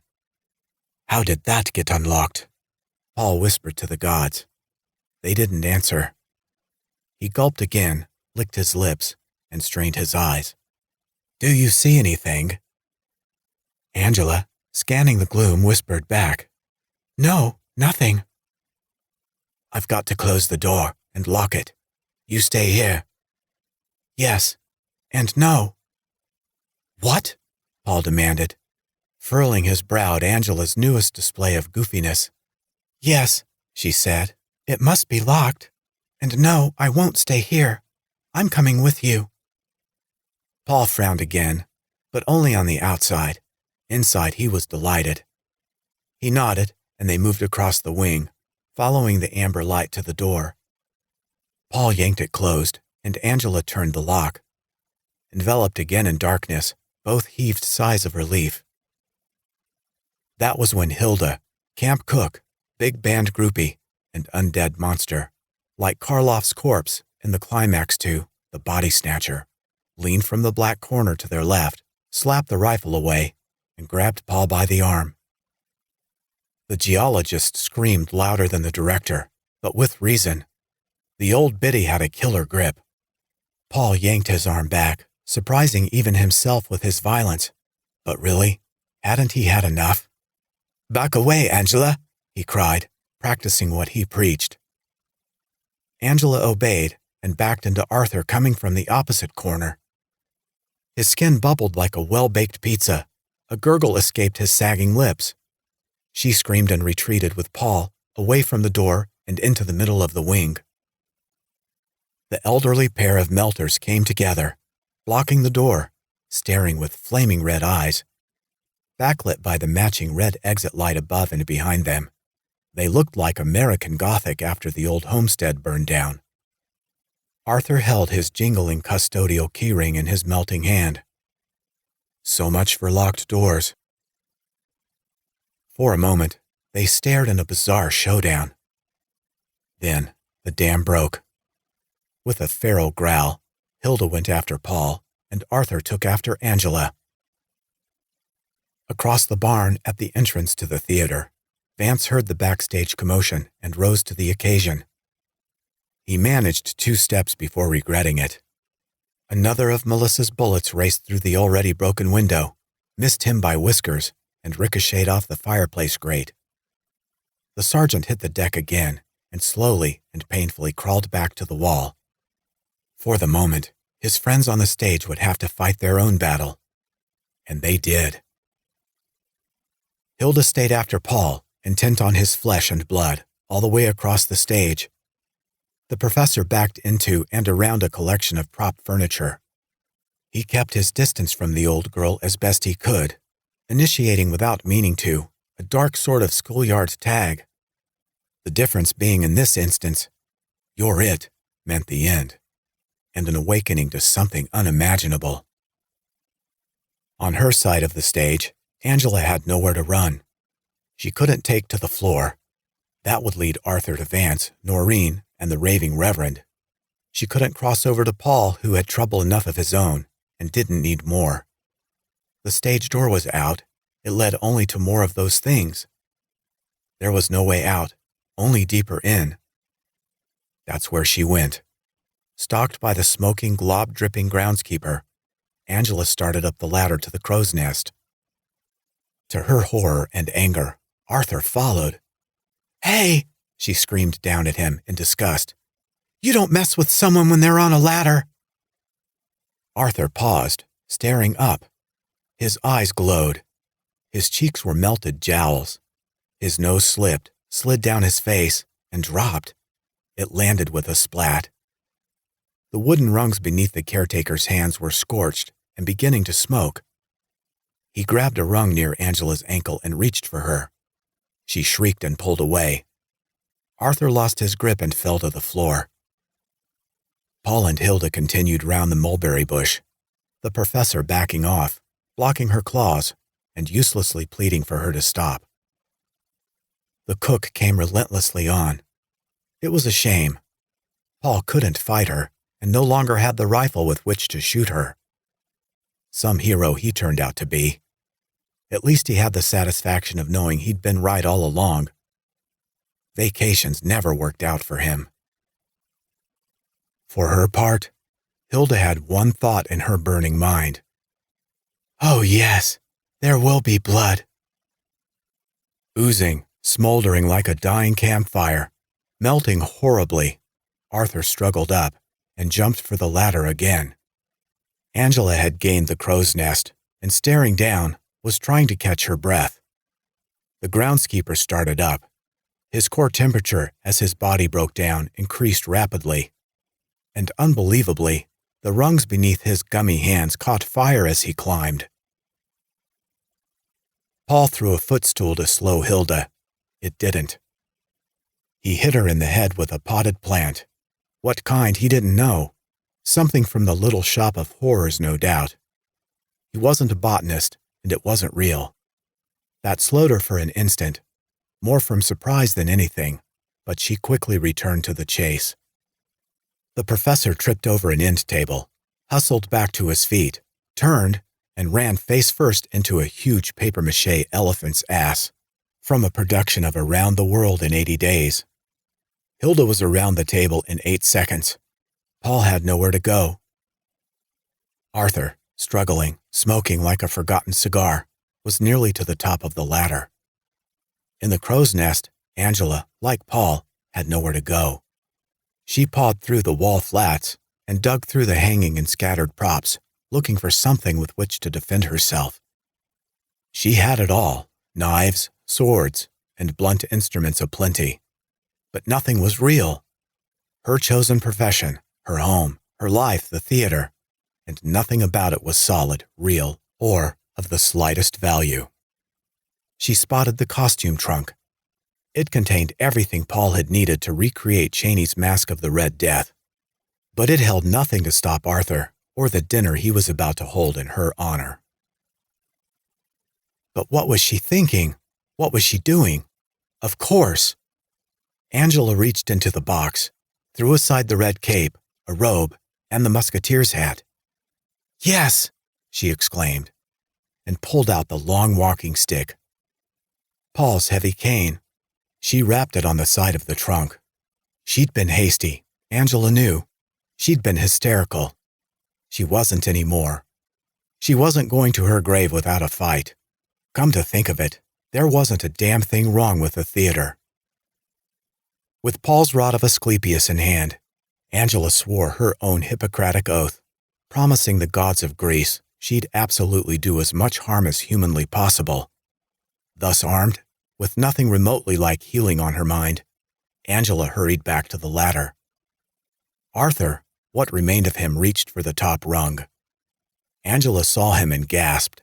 Then she gritted her teeth, and like Leatherface swinging his mallet, lowered the boom. She didn't know what to expect.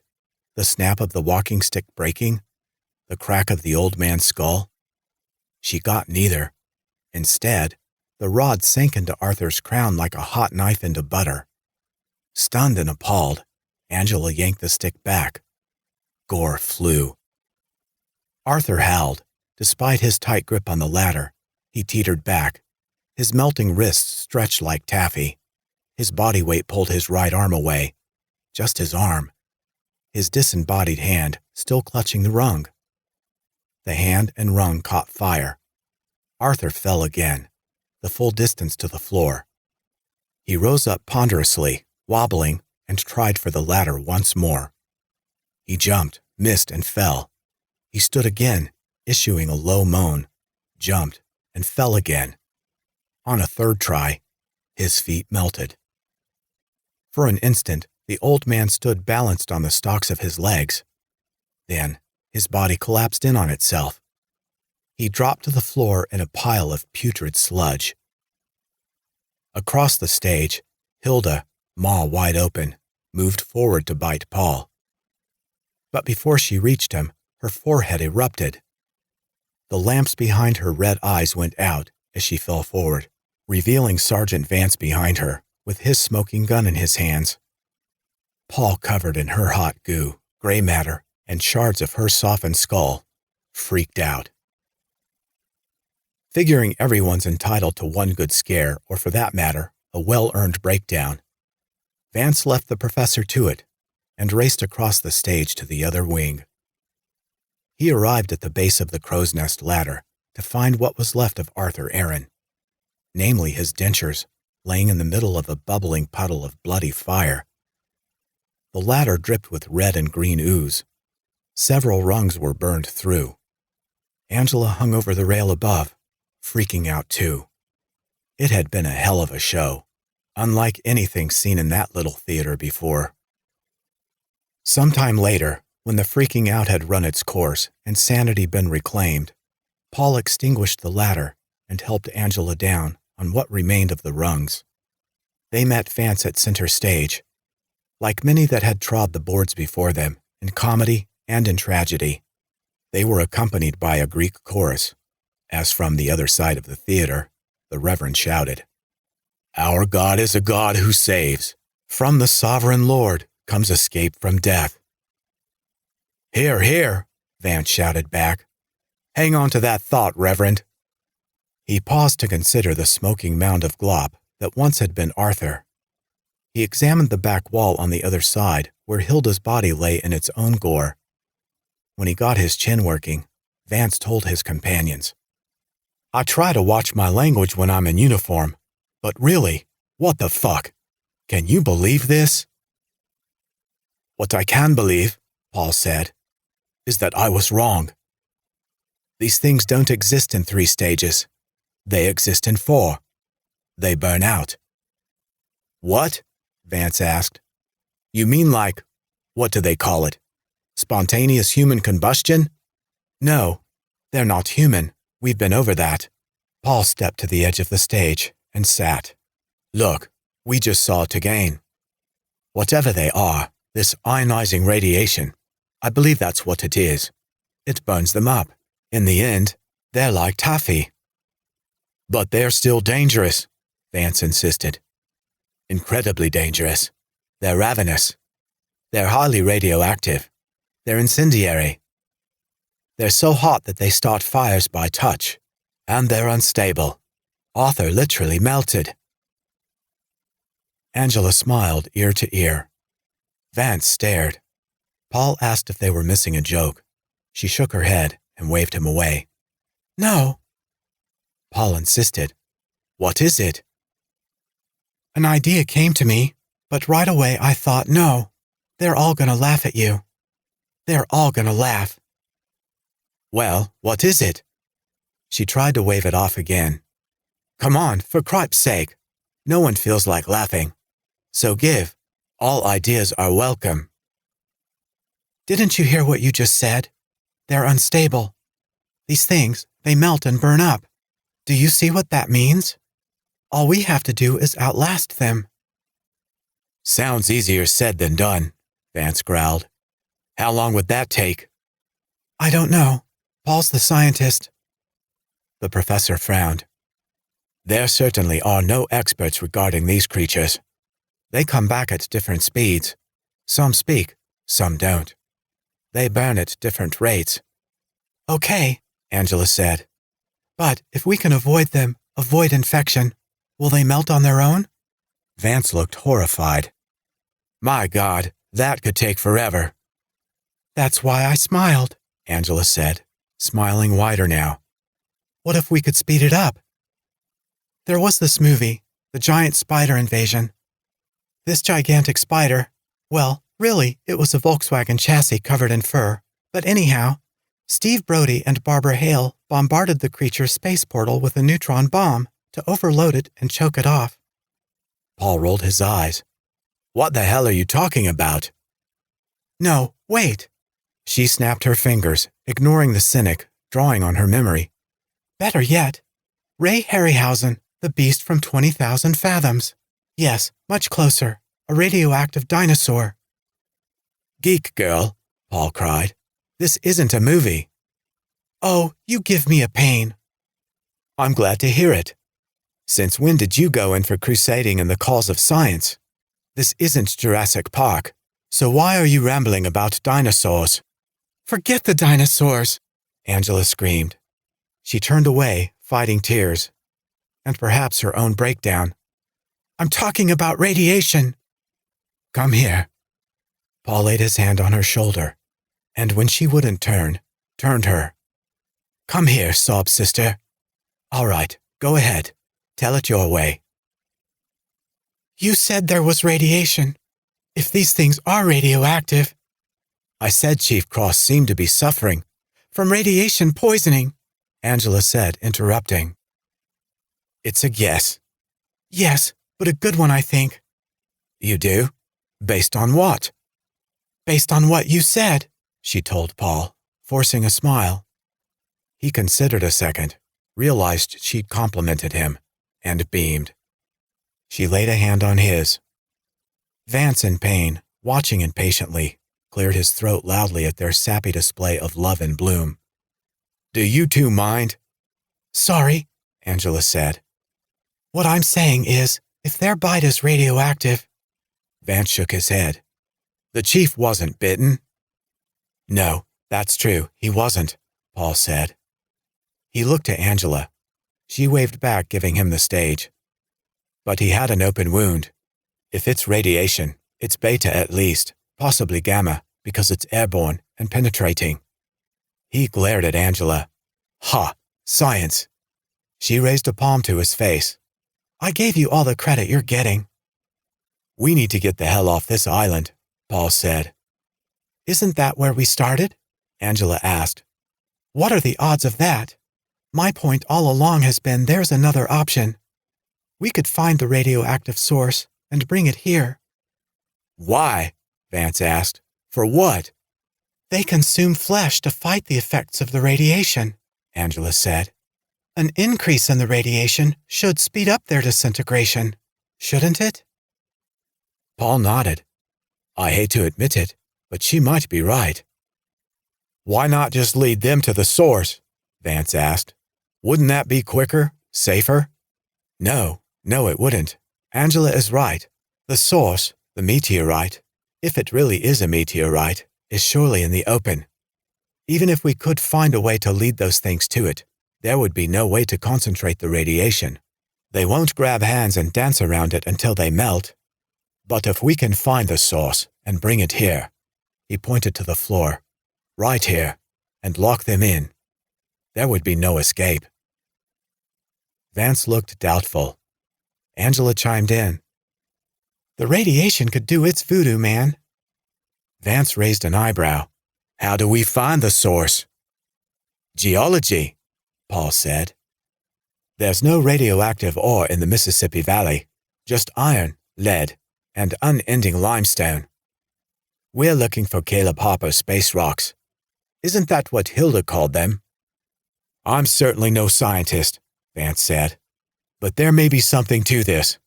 I don't know if you're aware, but there's an odd electromagnetic field on this island. I saw it on the river coming down here.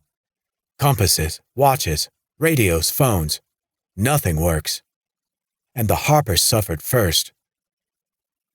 The meteorites you saw, Paul told Angela. He turned to Vance. Point me to Harper's Cove. No, the cop said with finality. I'm going. Wait a minute, Angela stared as if they were both crazy. I know it's my idea, but I just realized how ridiculous it is. It's radiation. The characters in the movies had lead-lined containers, air tanks, rubber coveralls. We don't have any protective gear. Whoever goes is going to die. If you make it there, if you make it back, if it even works. You're going to be irradiated terribly. You're going to die. Why don't we just wait here for a while, see what happens? There came a growl from outside and an eruption at the theater's main entrance. Something slammed into the door. A chunk of wood flew as a melter's hand shot through the busted slat, missing Noreen's face by inches. Boy, she screamed. Did you see that? The disfigured hand caught sticking through the broken door, snatched blindly. The trio left the stage and raced to the entrance. Vance pulled Noreen from the door and the grasping claw and drew his handgun. From the size, even as it melted, it was obvious the hand belonged to the creature that had been Rough Nelson. The sergeant wasted no time firing through it. Rough howled. He pulled back violently, withdrawing his arm and leaving behind a splatter of blood, a scorched hole, and the hand. It plopped to the floor like a wet fish. The howl outside became something else, a guttural grunt that fought to be words. "Give me back my hand! Give me back my hand!" But the rough thing's demand was out of the question. Not only wouldn't they couldn't. The amputated appendage had already deteriorated into a smoking stew on the floor. "You were right before, Angela. We've got to try it. Bring the radiation source here. It's got to be done," Paul said, staring at the marred door. "The alternative is we all die." "It was a stupid idea," she replied. "No one can survive out there." Then a light shone in her eyes. "But if anyone goes," Angela said, "it should be me. I run marathons. I can go without stopping farther than either of you. I can get there and back faster." "I'm going." Paul raised his fingers to count. 1. This idiotic idea, with virtually no chance of success, came to you because of what I said. The responsibility is mine. 2. I'm the geologist. I know what rock to look for. 3. You're the nurse, and Vance is the real defense around here. I'm the most expendable. "You can both forget it," Vance said. "I'm going." He raised his fingers to count. 1. I'm what's left of the law, and it's my responsibility. 2. I can get to the cove in the dark, and half the time either of you could, I'd know the way blindfolded. 3. I know what Harper's place looks like, and don't need a degree in geology to figure out which new thing is a meteorite. And 4. He pulled up his bloody shirt, displaying a small but vicious infected bite on his side. Paul, Angela, and Noreen gasped as one in horror and disbelief. "It's already too late for me. That little bastard Caleb bit me. I've got to do what I can, while I can. All right?" "Vance, I had..." Paul paused and bit his lower lip. "Yes." The sergeant turned to Angela. "All right?" Feeling herself welling up, she managed to nod. "All right," Vance said with a sigh. "The spirit, the water, and the blood," the reverend called from across the theater. "And the three are in agreement."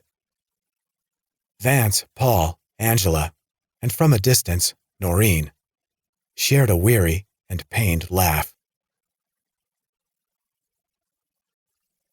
25. "Cover that front door up, will you?" Vance said, pointing to the scorched hole the rough creature had left. "Make sure it's secure." Moving in a crouch, Paul and Angela set about it while Vance returned to the stage. He collected a tarp from the back and threw it over Hilda's remains, then disappeared into the wing. A chorus of slams and bangs followed as he located a toolbox and dumped its contents. He reappeared displaying the empty box. "It's what everyone is carrying their meteorites in nowadays." Vance set the box down and, returning to the theater floor, pulled another item from his back pocket. "Found something else up there," he said, displaying the prize. It was a hip flask. "Another one?" Paul asked in amazement. "Good old Arthur," Angela said. "Every day was Easter." "It gave him one up on the space virus," Paul said with a chuckle. "No matter what it did to him, it couldn't hurt his liver." Vance took a slug, winced at the joy, then offered it over. "Do you think that you could join me in a drink?" "Mr. Vance," Paul said, "I honestly believe that I could join you in a drink." Angela, looking grim, shook her head. "It's only gin, you know," Vance told her. "I like gin." "I don't," Paul said, reaching for the flask, "but I'll join you all the same." Angela grabbed his hand. She shook her head again. All three traded looks, then Vance smiled. "She's probably right. The less we share our radioactivity, most likely the better. All right, I'll toast the both of you instead." He lifted the flask. "Though you might not appreciate it, I give you..." "Illusion," Angela said, Illusion?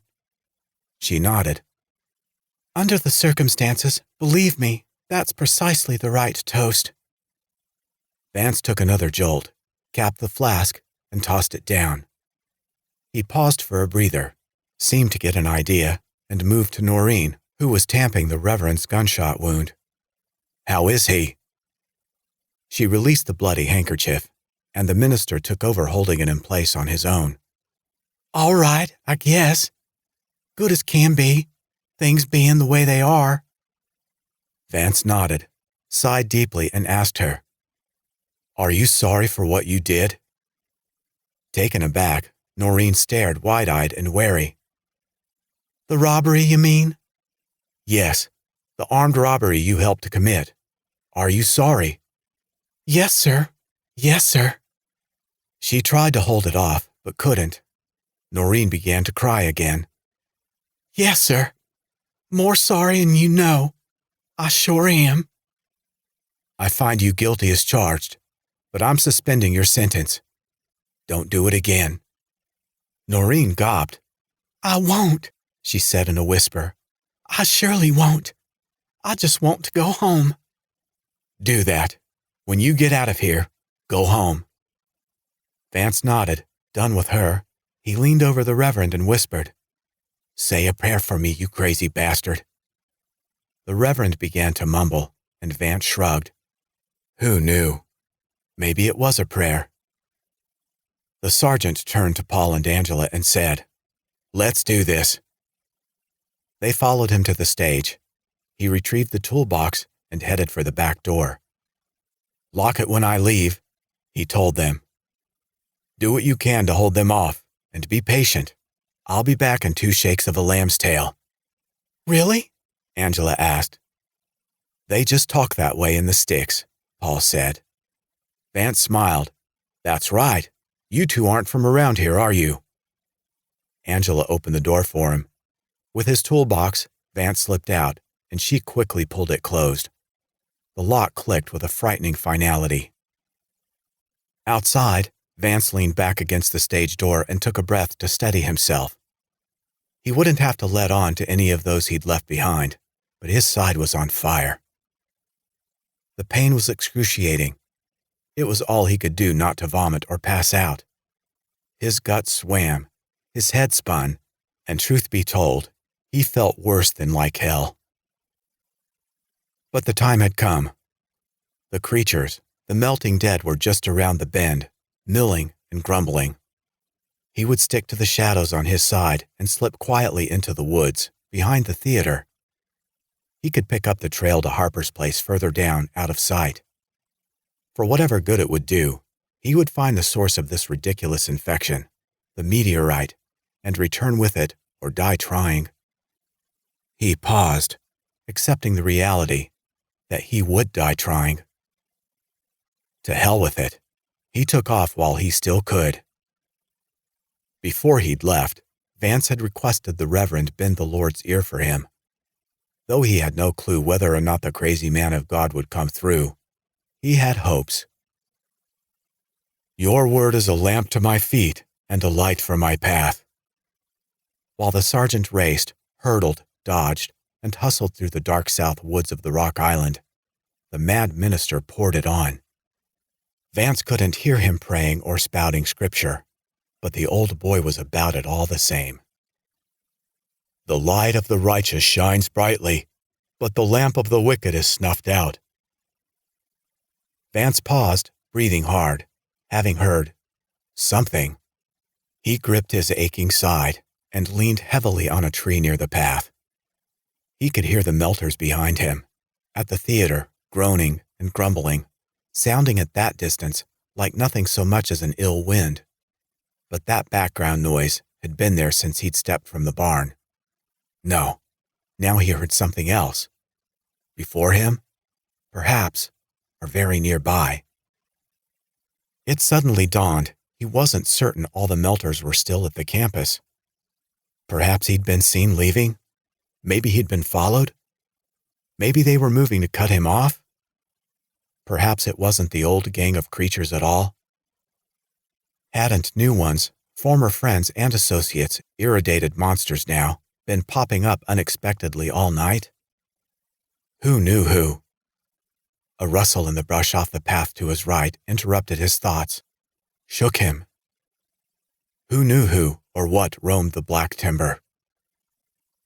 A low growl issued from the darkness, an animal's growl, menacing, terrifying, made more so by the fact Vance had neither seen nor heard any birds or animals since coming to the island, not one.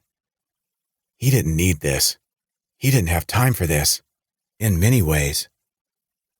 He scanned the woods and the path ahead as best he could in the dark. He saw nothing, but heard whatever it was, still growling. He had no choice. He had to move on. Damn it. He'd deal with his new nemesis when it showed itself. Chilled with fear, probably. With fever, definitely. He hugged the toolbox, got his bearings, and started off again. Vance didn't know it, but in the theater far behind him now, the reverend kept his mumbled promise. A little while, and the wicked will be no more. Though you look for them, they will not be found. What Vance did know was he'd arrived at the clearing where once the Harper shack stood. Nothing remained but a burned-out ruin. He set down the toolbox, wasting no time, started searching for the meteorite. He circled the outhouse, finding nothing. He kicked through the high grass and threw back tarps, exposing the treasures of the late Harper clan, but nothing else. He lifted a sheet of plywood and was startled by movement beneath. It was J. Harper, or all that remained of him. He had no lower body at all. His coveralls had burned away, and a puddle of smoking glop covered the dead grass where his legs had been. He appeared to be in his death throes, but the head and shoulders were still undead, and unbelievably trying to bite him. The scene was right out of a Monty Python film. Vance thought he might laugh, then started to cry. Sickened by the sight, stunned by his own reaction, the sergeant pulled his gun and fired it into Jay's head. Like shooting a red-eyed jack-o'-lantern on your neighbor's porch railing. The head dropped to the ground, then it melted into goo. Vance fell to his knee, gasping and sobbing. Then the Lord rained down burning sulfur on Sodom and Gomorrah. From the Lord, out of the heavens. The pain, the terror, were almost too much, and Vance fought to catch his breath. But his battles weren't over.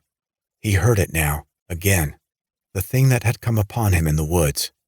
It had followed him, and apparently had ideas of its own. The familiar low growl erupted from the trailhead. The creature, long unseen, burst from the woods on 4 feet, low to the ground, barking. It came at him with gleaming red eyes and snapping, obscene yellow teeth. Vance pulled his trigger. Click. He threw the empty gun down as the beast leaped. He grabbed the creature, the thing that had once been Spot, a German shepherd, a family pet, a new and loving mother. Thank goodness. Thank Reverend Snow's God. The vicious monster, beneath the scorched and melted flesh of its thick throat, was still wearing a collar. No registration tags, of course. It had belonged to the Harpers.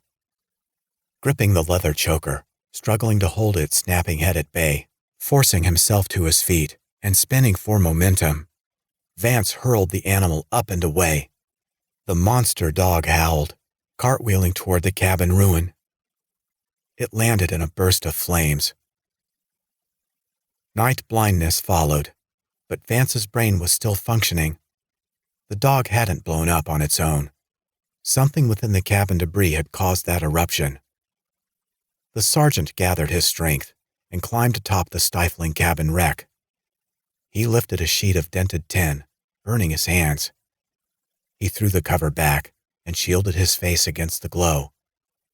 There lay the radiating meteorite. When he opened the abyss, Reverend Snow prayed, smoke rose from it, like the smoke from a gigantic furnace. The sun and sky were darkened by the smoke from the abyss.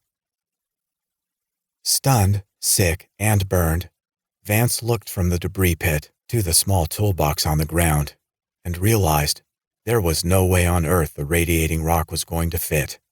"Balls!" he screamed. He rolled off the wrecked porch, fell to the cool ground, and stared into the black sky. Had he, the Reverend's God, the sergeant wondered, created him, ladled him from the primordial soup, then dug him out of the toy box merely for this little evening of fun? Or was there a point to all of this shit? A star shined through the clouds, and Vance couldn't help but realize that everything could have been worse.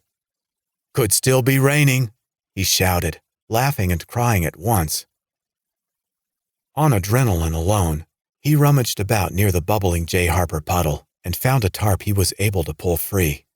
Vance returned to the cabin and, fighting the pain and heat, threw the canvas over the meteorite.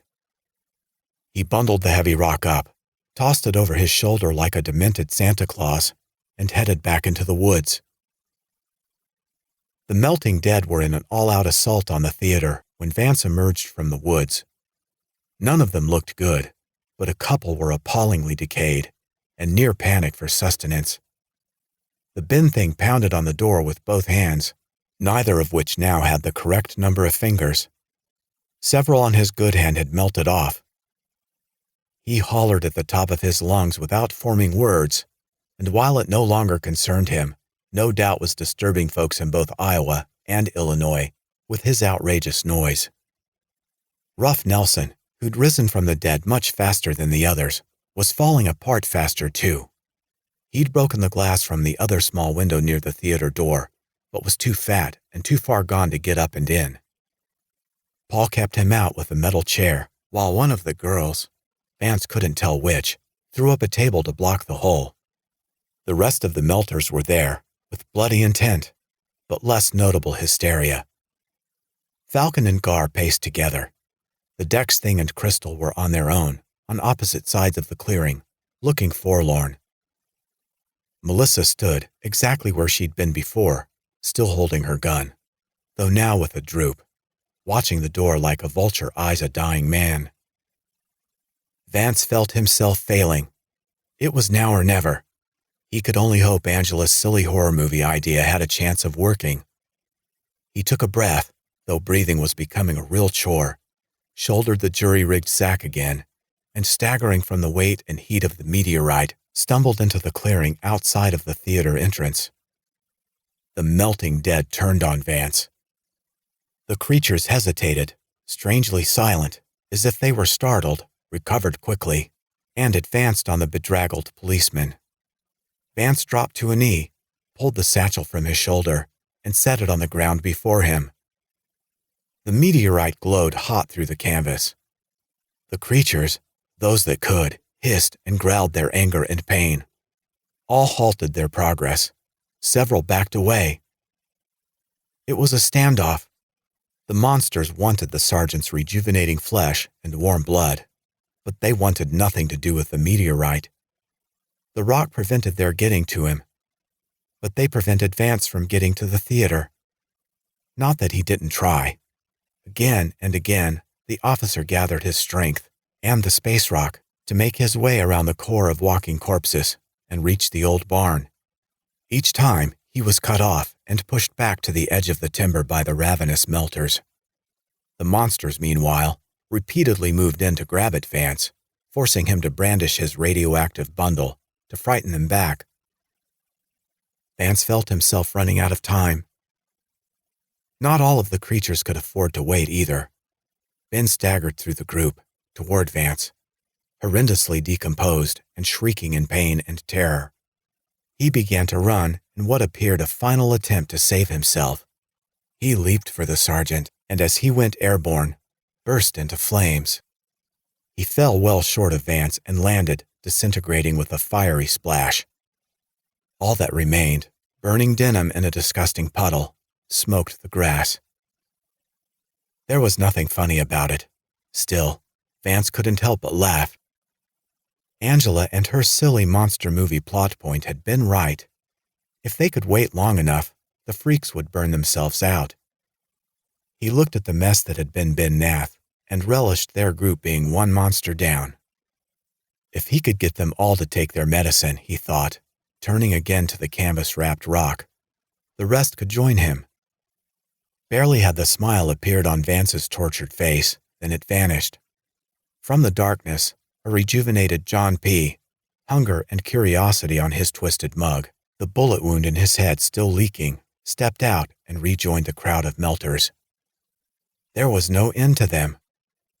Vance shook his head in disgust, wondering who exactly he had to screw to escape this nightmare. It went that way too long. The melting dead moved in on Vance. He drove them back. With each passing moment, the creatures deteriorated further and grew hungrier, and the sergeant grew sicker and edged nearer to death. It couldn't go on, Vance knew.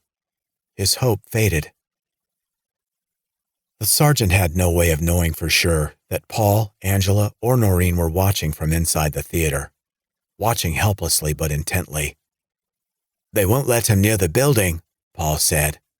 "We've got to help," Angela cried. He's going to die no matter what," Paul told her. "It's a cold hard fact.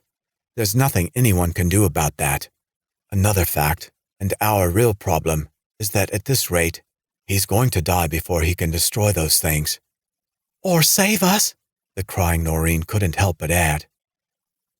Though nobody could have imagined it, or would have believed it.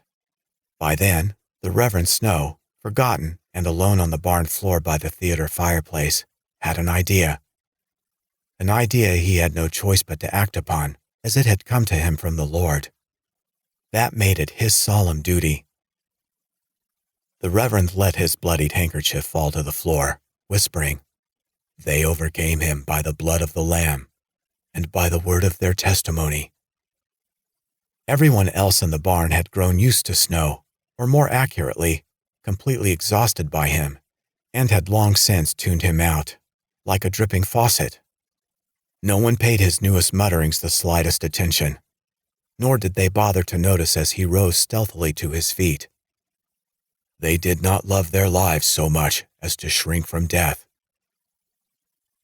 Still bleeding from his shot shoulder, guided by heaven or hell, or perhaps merely by the mania that had seized him, unseen, the Reverend quietly extracted 2 sturdy logs from the nearby woodpile. 2 logs as commanded. Moving quietly along the wall, he reached the door. So far, so good. The others, the sinners on whose behalf he was called to act, were busy at their window, watching all that unfolded outside. None paid him any mind, and as he unlocked the door, the Reverend knew that none would intervene. "The night is nearly over. The day is almost here," he said in a whisper, still ignored. "So let us put aside the deeds of darkness and put on the armor of light." He opened the door, and carrying his log slipped outside.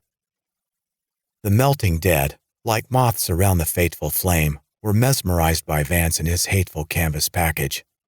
None of them noticed the Reverend as he stepped from the theater.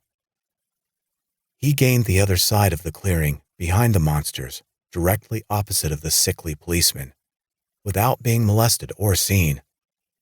Snow stopped there. God told him to. He drew a deep breath and, with no sign of a mutter, loudly proclaimed, "The Lord is my shepherd." The creatures turned en masse. "I shall not want." "Reverend!" Angela found the theater door ajar and now stood in the doorway screaming. The starving melters turned from the minister to her. Paul appeared behind the director, grabbed Angela, pulled her back, and slammed the door. Groans escaped several of the creatures. They begun to turn in place, their attention split between the barn on their left, the Reverend before them, and Vance and his bundle at the edge of the clearing behind. The girl had nearly mucked things up, trying to steal the glory from God, but the Lord would not be mocked. Reverend Snow knew his duty. "He makes me to lie down in green pastures," he called out. "He leads me beside the still waters." The melters turned back to the minister. They turned to Vance. They traded looks amongst themselves, unsure what to make of the situation. "He restores my soul," He leads me in the paths of righteousness for his name's sake." Several of the creatures started toward the minister. Several others moved back toward Vance. The police sergeant, in agony, held up the satchel. The heat, the radiation, was stunning to the lawman and the monsters. Convinced by his formidable weapon, they backed off again and turned once more on the reverend. Just as the Almighty wanted it, Snow knew. The minister raised his voice again, shouting, "Yes, though I walk through the valley of the shadow of death, I will fear no evil, for you are with me. Your rod and your staff, they comfort me." He lifted the logs, one in each hand, as the melting dead began shambling toward him. Seeing what was taking place, recognizing the sacrifice, the either not as crazy or more crazy than they'd realized minister was making, Vance again hoisted the canvas sack over his shoulder. The shouting minister across the clearing had the monster's full attention, and using the diversion, the sergeant moved toward the theater door. "You prepare a table before me in the presence of my enemies. You anoint my head with oil. My cup runs over." The reverend crossed one log over the other before him, forming a large cross. The melters saw the move and hesitated. Vance, halfway to the theater, hesitated too, wondering if they'd turn back. Snow held their attention. "Surely goodness and mercy will follow me all the days of my life." The creature that long ago had been Rough Nelson, but now was a bubbling, bloody horror, moved in and grabbed hold of the makeshift cross with his remaining hand. The reverend fought back, struggling, not with the monster, but to keep the logs together in the shape of the cross. Not that the symbol of Christ's suffering had any shielding effects, or that Snow believed it did. It didn't repulse the creatures. They weren't the vampires of legend after all. They were genetic messes, walking piles of radioactive sludge, with a deadly hunger and the teeth to feed it. But what had the reverend told the children of his church for all those years? "Glow and give the glory to God." This was his commanded passion, and he would obey. He would lead the melting dead through Golgotha. Peeking at the window, in awe of his bravery, alarmed by the depth of his lunacy, still, the overriding thought in Angela's mind was, "What an excellent day for an exorcism." She was a horror fanatic until the end. Against the searing pain, the reverend redoubled his efforts to hold the cross together, telling Rough Nelson, "And I will live in the house of the Lord forever." Under the grip of the melting sheriff, the makeshift cross finally burst into flames in the reverend's hands. The startled rough creature backed off, shielding his new, dramatically sensitive red eyes. The others did likewise, repelled not by the religious prop, but by the light of its immolation and their own fear. Reverend Snow screamed in pain, but held on to the burning symbol through sheer force of will. Following a moment's hesitation and recognition the flame had done him no harm, the ravenous rough moved back in. The other monsters swarmed in behind him. The reverend held his burning cross as the melting dead took hold of him and dragged him screaming to the ground. He held his burning cross as the irradiated creatures, like a pack of rats, tore him to shreds. 26. For all of its horror and sadness, the minister's immolation achieved his goal. Vance was just outside the theater door when Paul threw it open. The burned cop raised a blistered hand and told the professor, "Get back, Paul. As far back as you can. All of you." Paul ushered Angela and Noreen to the center of the theater, hesitated there, then moved them back to the stage, clearing the entrance. Vance hurried the satchel into the theater, closed the door behind him, and fell against it. Paul and Angela started toward him. "No, stay back." Vance caught his breath with difficulty and lifted the satchel again. "Stay back." He moved, staggering, reached the center of the open floor, and dropped the canvas bag. Then, drawing on reserves of strength he did not know he possessed, Vance stumbled back to the door. "I'm going to open it again," he called out. "I'm going to lure those things in here. When they start in the front, Paul, get yourselves the hell out the back." Paul stepped forward again. "No," Vance shouted, desperately fighting the pain, waving him back again. "Stay there. Once they're inside, I'll need you to come around the front from the outside and bar the door behind them. Lock them in here." "What about you?" Angela cried. Noreen added her plea. "You just can't stay here." "It's over, ladies," the sergeant told them. "Another few minutes. I'm going to be one of those things. Please, if you have any heart at all, don't waste another second. Go." Though none wanted to, all three hustled up the steps and into the wing.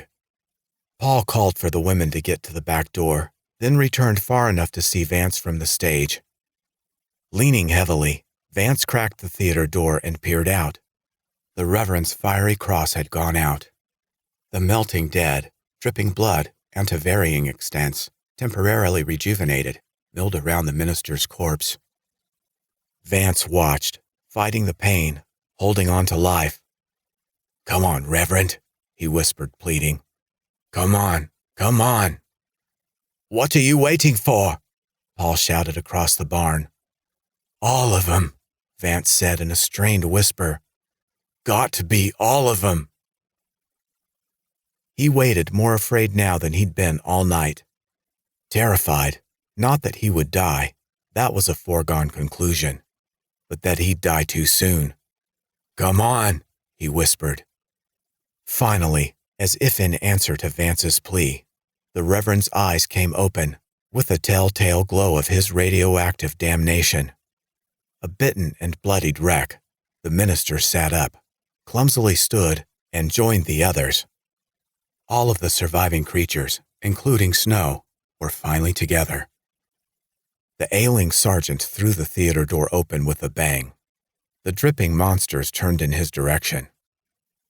Vance took a breath, found what remained of his voice, and shouted, "Supper time, you pricks!" The melters as one moved. Vance, his guts on fire, waited patiently in the door as they advanced on the theater. When Satan's shambling brotherhood were nearly upon him, he backed inside, leading the creatures in with him. He continued back, staggering as much as his grotesque followers, to the center of the floor and to the tarp-wrapped meteorite. Angela and Noreen waited blindly in the dark theater wing. They could hear the slathering, hissing things as they piled after Vance, but they'd promised the sergeant not to take a hand or even look. Their only job now was to be ready to run. Paul, outside the stage door, watched with bated breath as the last of the melting dead disappeared through the theater's front door. Once all of the stumbling wrecks were in, he waved to Angela and Noreen, ordering them in a heightened whisper. "Get out of here! Now! Run!" "Paul, what are you?" "Go!" he said, cutting Angela off. She may have been the greatest actress, the best director in the world. It made no difference. There was no time for drama. "Go!" Angela and Noreen ran. Of course, within 20 strides, Noreen veered off, heading in a different direction. Angela pulled up. "No!" she cried in a whisper, desperately wishing she could shout, "Stay together!" She shook her head, turned back to Paul, and muttered in disgust, "You'd think that girl had never seen a horror film." Paul waved for the trees. "Run, for God's sake!" Angela disappeared into the dark. Paul had Arthur's key ring. He wiped the gooey remains of the groundskeeper off on a costume backstage and used them now to lock the back door. Then he took a breath, as much for courage as for air, and raced around the barn. He reached the front door, reminded himself there was nothing to be gained by looking in, then ignored his own advice and looked. The gory melting dead had surrounded Vance, and were mercilessly moving in. That was all Paul could take. Recognizing Vance's helpless situation, fighting every totally human, completely illogical message firing in his brain, Paul shuddered and pushed the door closed. He flipped through the unmarked keys, searching for the right one, longing for the good old days of the skeleton key, but soon gave up. He grabbed up several broken branches lying nearby, eyeballed them for size, and discarded one. The other he jammed into the dirt at the base of the door, on angle, and shoved the upper end under the handle. The door wasn't going anywhere. Neither were the melting dead. Sadly, Paul knew, neither was Vance. Inside, the melters set upon the sergeant. He was crouched before the package he'd struggled so desperately to bring to them, and as they grabbed for him, yanked off the top wrap of canvas. The meteorite, cooled considerably from the time of its arrival the previous morning, was still plenty hot and glowed with alien radiations. Vance exhaled, awash in the sudden wave of heat. His head and shoulders sagged in surrender, and he fell to his knees in exhaustion. The creatures already on him shrieked and shouted, hissed, cried, and scrambled to get away. Or tried to. Gar, the nearest, who already had Vance by what remained of his shirt sleeve, got in just 2 backward steps before bursting into flame. The others tried to bolt, but all were too late. They dropped over, burning, then exploding in every direction. Crystal and Falcon ran for the stage and set the curtains on fire in passing. The proscenium went up as both disintegrated into puddles of goo. Melissa and Ruff were in agony. She wrestled her service pistol out a final time, gurgled at the sheriff, shot herself in the head, and disintegrated. Ruff stared at the glop that had been his deputy and at her weapon lying in the center of the smoking pool. He looked to his own empty holster, then howled to the rafters as he melted away. Dak struggled to move the upended table from in front of the window, but burned up before he was able. John P. merely stood in place, his fevered, shot brain turning over the foggy notion his wife was going to be mad. Then he was gone. Vance died too, as he knew he would, and as he had feared, rose from the dead soon after. Eyes glowing, the sergeant thing took in the devastation, the space rock before him, the consuming fire. Then, like the others, he decomposed, providing a funeral dirge with his own shrieks and howls. Only minutes after Paul had gotten the door secure, he saw from the campus clearing that the barn was on fire. The building rolled in red, orange, and yellow flames, decomposing, like the creatures he knew to be trapped inside. The theater's interior had become an unimaginable crucible of horror. Smoke raced into the night sky, blotting out the few stars trying to steal a peek through the evanescent rain clouds. Paul turned away from the carnage, feeling a sudden, overwhelming sense of isolation, as if he were the last man on earth.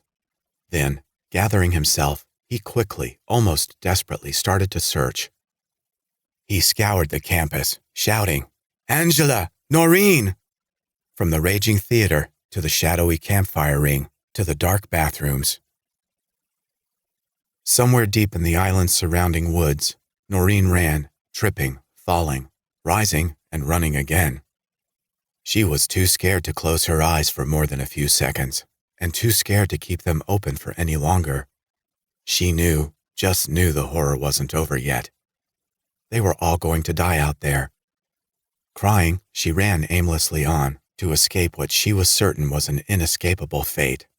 One thought raced a crooked circle in her mind. "You're next! You're next! You're next!" Unable to find either of the girls, and ready, finally, to admit he'd really only been searching for one all along, Paul muttered, "To hell with Noreen." He turned to the devastated and abandoned community house, shouting, "Angela! Angela!" The dark commons hall with its broken glass, slippery patches of gore, scattered plaster, and strewn tables and chairs was as empty as an echo. The Nature Museum stood equally vacant and lifeless. There was no sign of the wayward theater director. Back outside, Paul saw the theater was now fully involved and burning brilliantly, almost beautifully, in stark contrast to the last of the dying howls that escaped the inferno.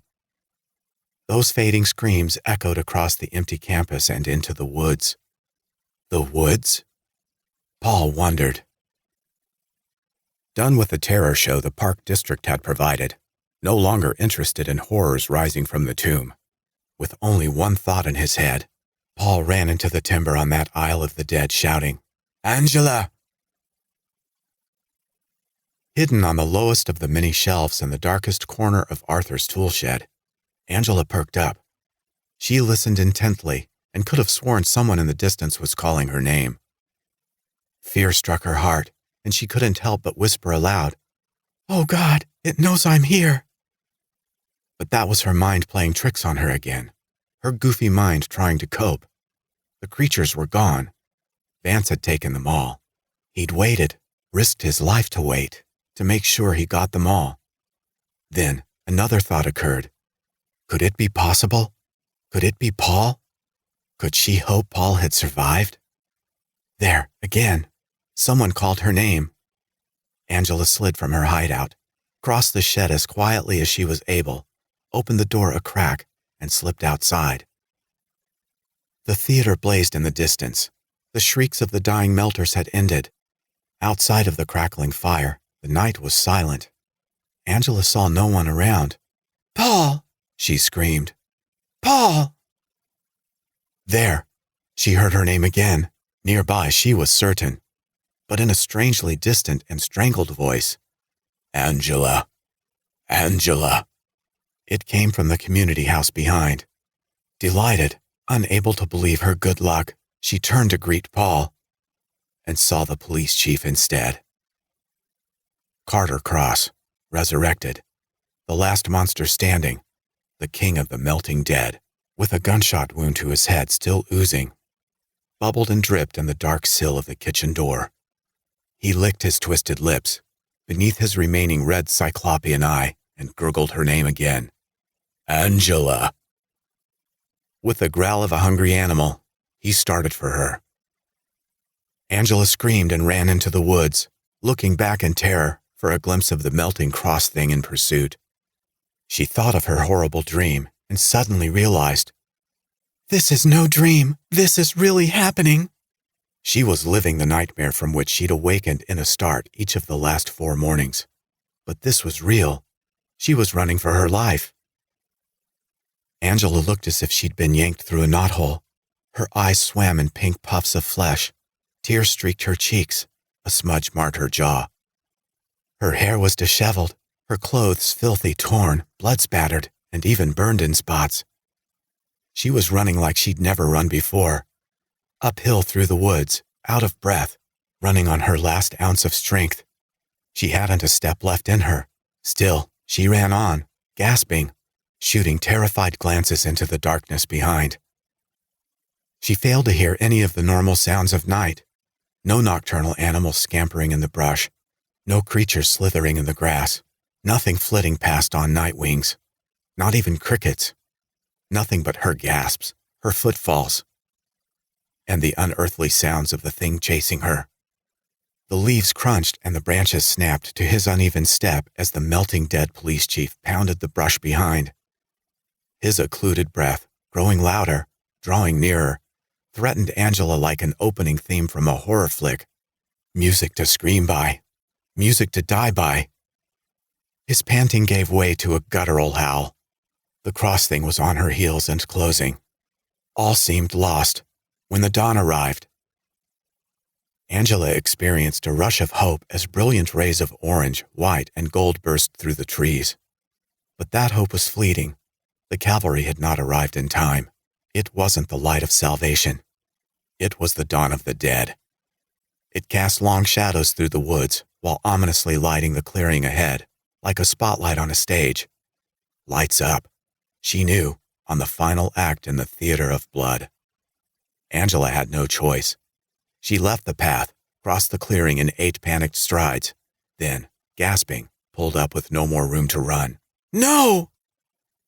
She caught her balance at the brink of the rock, the sheer drop-off of her nightmare, the cliff of the rock island.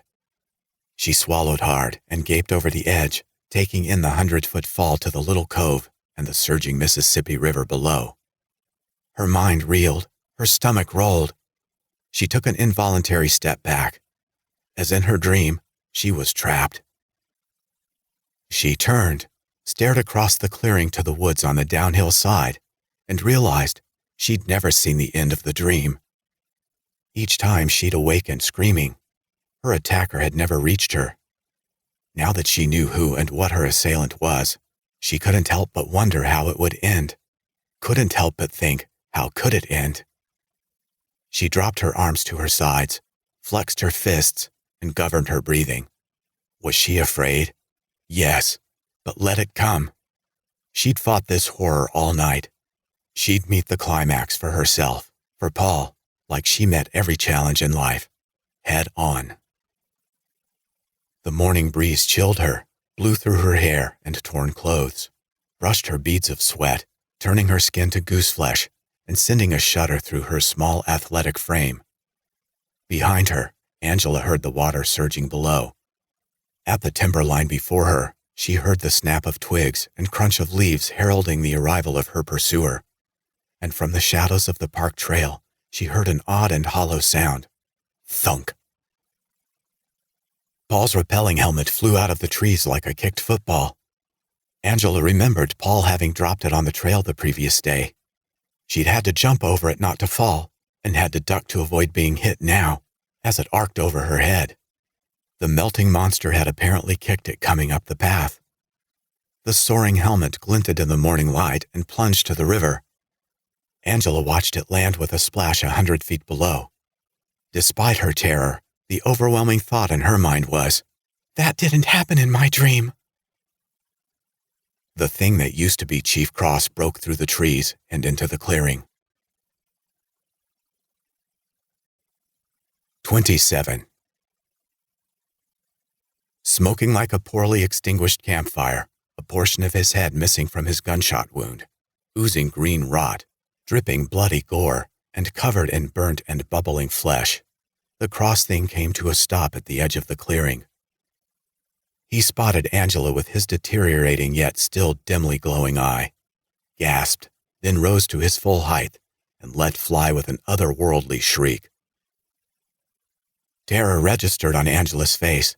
The blood froze in her veins. As pathetic as the cliché might be, the horrifying events of the past 24 hours flashed through her mind like a picture on a theater screen. It was her dream, come to life in every detail. The island, the hill, the sheer cliff to the pounding river, and this screaming creature of destruction. Her prophecy, though she hadn't recognized it as such, had come true. Her last day, as she'd innocently predicted, had been one big trip through hell. The images of the previous day vanished as the last melting dead monster started toward her. Still searching the island for the missing and missed little theater director, Paul had heard the unearthly cries of another creature and knew the horror had yet to end. Then he'd heard Angela's screams. Now he raced through the timber, up the hill, nearing the rock peak, but sadly certain his heart would rupture before he got there. Gasping for breath, aching from tip to toe, he left the trees for the hilltop clearing. Then he stopped, slapped in the face by the scene before him. Angela teetered at the cliff's edge, trapped with nowhere to go, while the burning remains of what had been Chief Cross howled and murderously bore down on her. Paul quickly scoured the area for anything he might use as a weapon. There was, of course, nothing. He'd picked up those loose debris, every stick and every stone, when they'd been there the previous morning. Angela had had a blast, in fact making fun of his clearing up the island by hand. She'd laughed her shapely ass off, just because he'd wanted to make the rappel safe for both of them. God, she was aggravating. Now, there was nothing left with which to save her. Then he saw it, and a crazy idea exploded in the professor's mind. It was right where he'd dropped it, what seemed a lifetime ago, when Hilda's scream had torn through the trees. His rappelling harness, still attached to the climbing rope by the descender, still anchored to the trees on his side of the clearing, lay there on the ground. The creature's shriek jolted him from his examination of their surroundings. The melting thing was almost on top of Angela. She screamed. What if he didn't do something? Could be her final scream. What the hell, Paul thought. He wasn't Don Quixote. He didn't have the courage to run into hell for a heavenly cause. But he wasn't a coward, and really, was life worth a damn if you wouldn't take any risks? He scooped up the harness by the arm loops, slid them over his shoulders, grabbed the belay rope well clear of the descender, and ran. He bounded across the clearing straight at the melter, at Angela, and at the precipice. Paul gave a primal scream, raced under the cross thing's arm, snatched Angela from his clutches on the run, and pushed both Angela and himself over the edge of the cliff. The former police chief had no room to alter his course and no time to slow his momentum. Grasping, the melting terror toppled over the edge, falling after them. Angela joined Paul in a joint scream as the rope paid through the belay, and, an instant later, the professor's well-tied prusik knot hit the descender's breaking teeth. The rope jammed as it was meant to do. Their fall ended with a bone-jarring suddenness. Paul clutched Angela as a black widow would her mate, while the haphazardly donned rappelling harness did its best to tear his arms from their sockets. The melting creature fell past them, hurtling toward the river below. His legs hit the Mississippi first and exploded like a bag of manure in the parking lot of the bait and switch. His howl ended abruptly as he vanished beneath the surface. Angela dangled in Paul's arms. Paul dangled from the harness. Both swayed back and forth on the climbing rope before the cliff face, like a pendulum over a Poe victim. Together, from on high, aghast, they watched the spot on the river where the monster had disappeared. What was left of the melter burst back to the surface. It struggled, splashing and shrieking, as the water bubbled and steam hissed into the air. Like a foaming volcano in a science fair project, the river churned and convulsed around the cross creature. His scream was filled with water, and worse, as he effervesced and dissolved. His horrendous immolation left only a tiny island of foaming green and red goo, a slick of gore that immediately began to drift downriver. "Look what you did to him!" Angela squeaked, staring below. "Look what you did to him!" Paul frowned, and with the screaming thankfully over, turned his mind toward keeping them alive. He took a breath and lifted Angela. Thank God she was small. She saw his intent and helped by slipping her arms through the leg loops of the harness and putting her weight on the belt instead of on Paul. He looped his anchor lanyard, already hanging from the belt around her, and fastened to the carabiner. The result, while less than cozy, eliminated any immediate danger of either falling. They continued to sway, suspended before the face of the cliff, but slower now, children clutching each other on a playground swing. Sadly, it occurred to Angela, there was no one left alive on the island to check the children. "See," Paul said, now that he'd caught his breath. "I was right. I told you I'd get you to rappel." "No, you were wrong," Angela replied. "I told you the only way I'd go abseiling would be for you to push me off the cliff." They laughed, breathed deeply, then laughed louder as the floodgates opened. They laughed until a new sound interrupted, a foreign sound, high-pitched and whining. A second whine, almost identical, joined in. Both turned to look up and around, fearfully searching the dawn sky for another barrage of space rocks. But there was nothing to see. Nothing but a wide field of blue, dotted with white clouds. Still, the odd whines from above persisted. "Oh, look!" Angela exclaimed, gripping the rope and staring up past their harness to the cliff edge, just out of their reach. Paul followed her gaze to see two adorable German Shepherd puppies. Caleb Harper's puppies, hungrily whining, scratching the turf and looking down the swaying rope at them from the cliff above. "Where'd they come from?" "I don't know," Angela said, laughing, then crying at the same time. "What's so funny? What's the matter?" "It's just—" Angela's tears flowed now, like the river far below, and she was laughing. This is just such a Lon Chaney Jr. moment. Paul stared back, flummoxed. You mean the one with the red cape and the feather? No, she barked in disgust. Tears were obviously wasted around this idiot. She wiped them away as best as she was able, hanging there like meat. That's Lon Chaney. I met Chaney Jr., the wolf man. He was Lenny from Of Mice and... You don't... Angela shook her head. Oh, never mind. Your mother did this to you, huh? Angela nodded. You'll like my mother. Paul opened his mouth, but didn't get the chance to respond. Hey, y'all! Both Paul and Angela heard it and startled anew, followed the voice up. It wasn't a puppy's whine. It was a human shout, female and southern like dripping molasses. Here, Paul shouted. Down here. I heard y'all laughing. Noreen's dirt-smudged face appeared above the puppies, peering over the edge. Are you guys all right?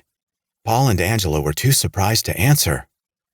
Noreen scooped one of the puppies into her arms, grimaced at the height from her perspective, and asked again.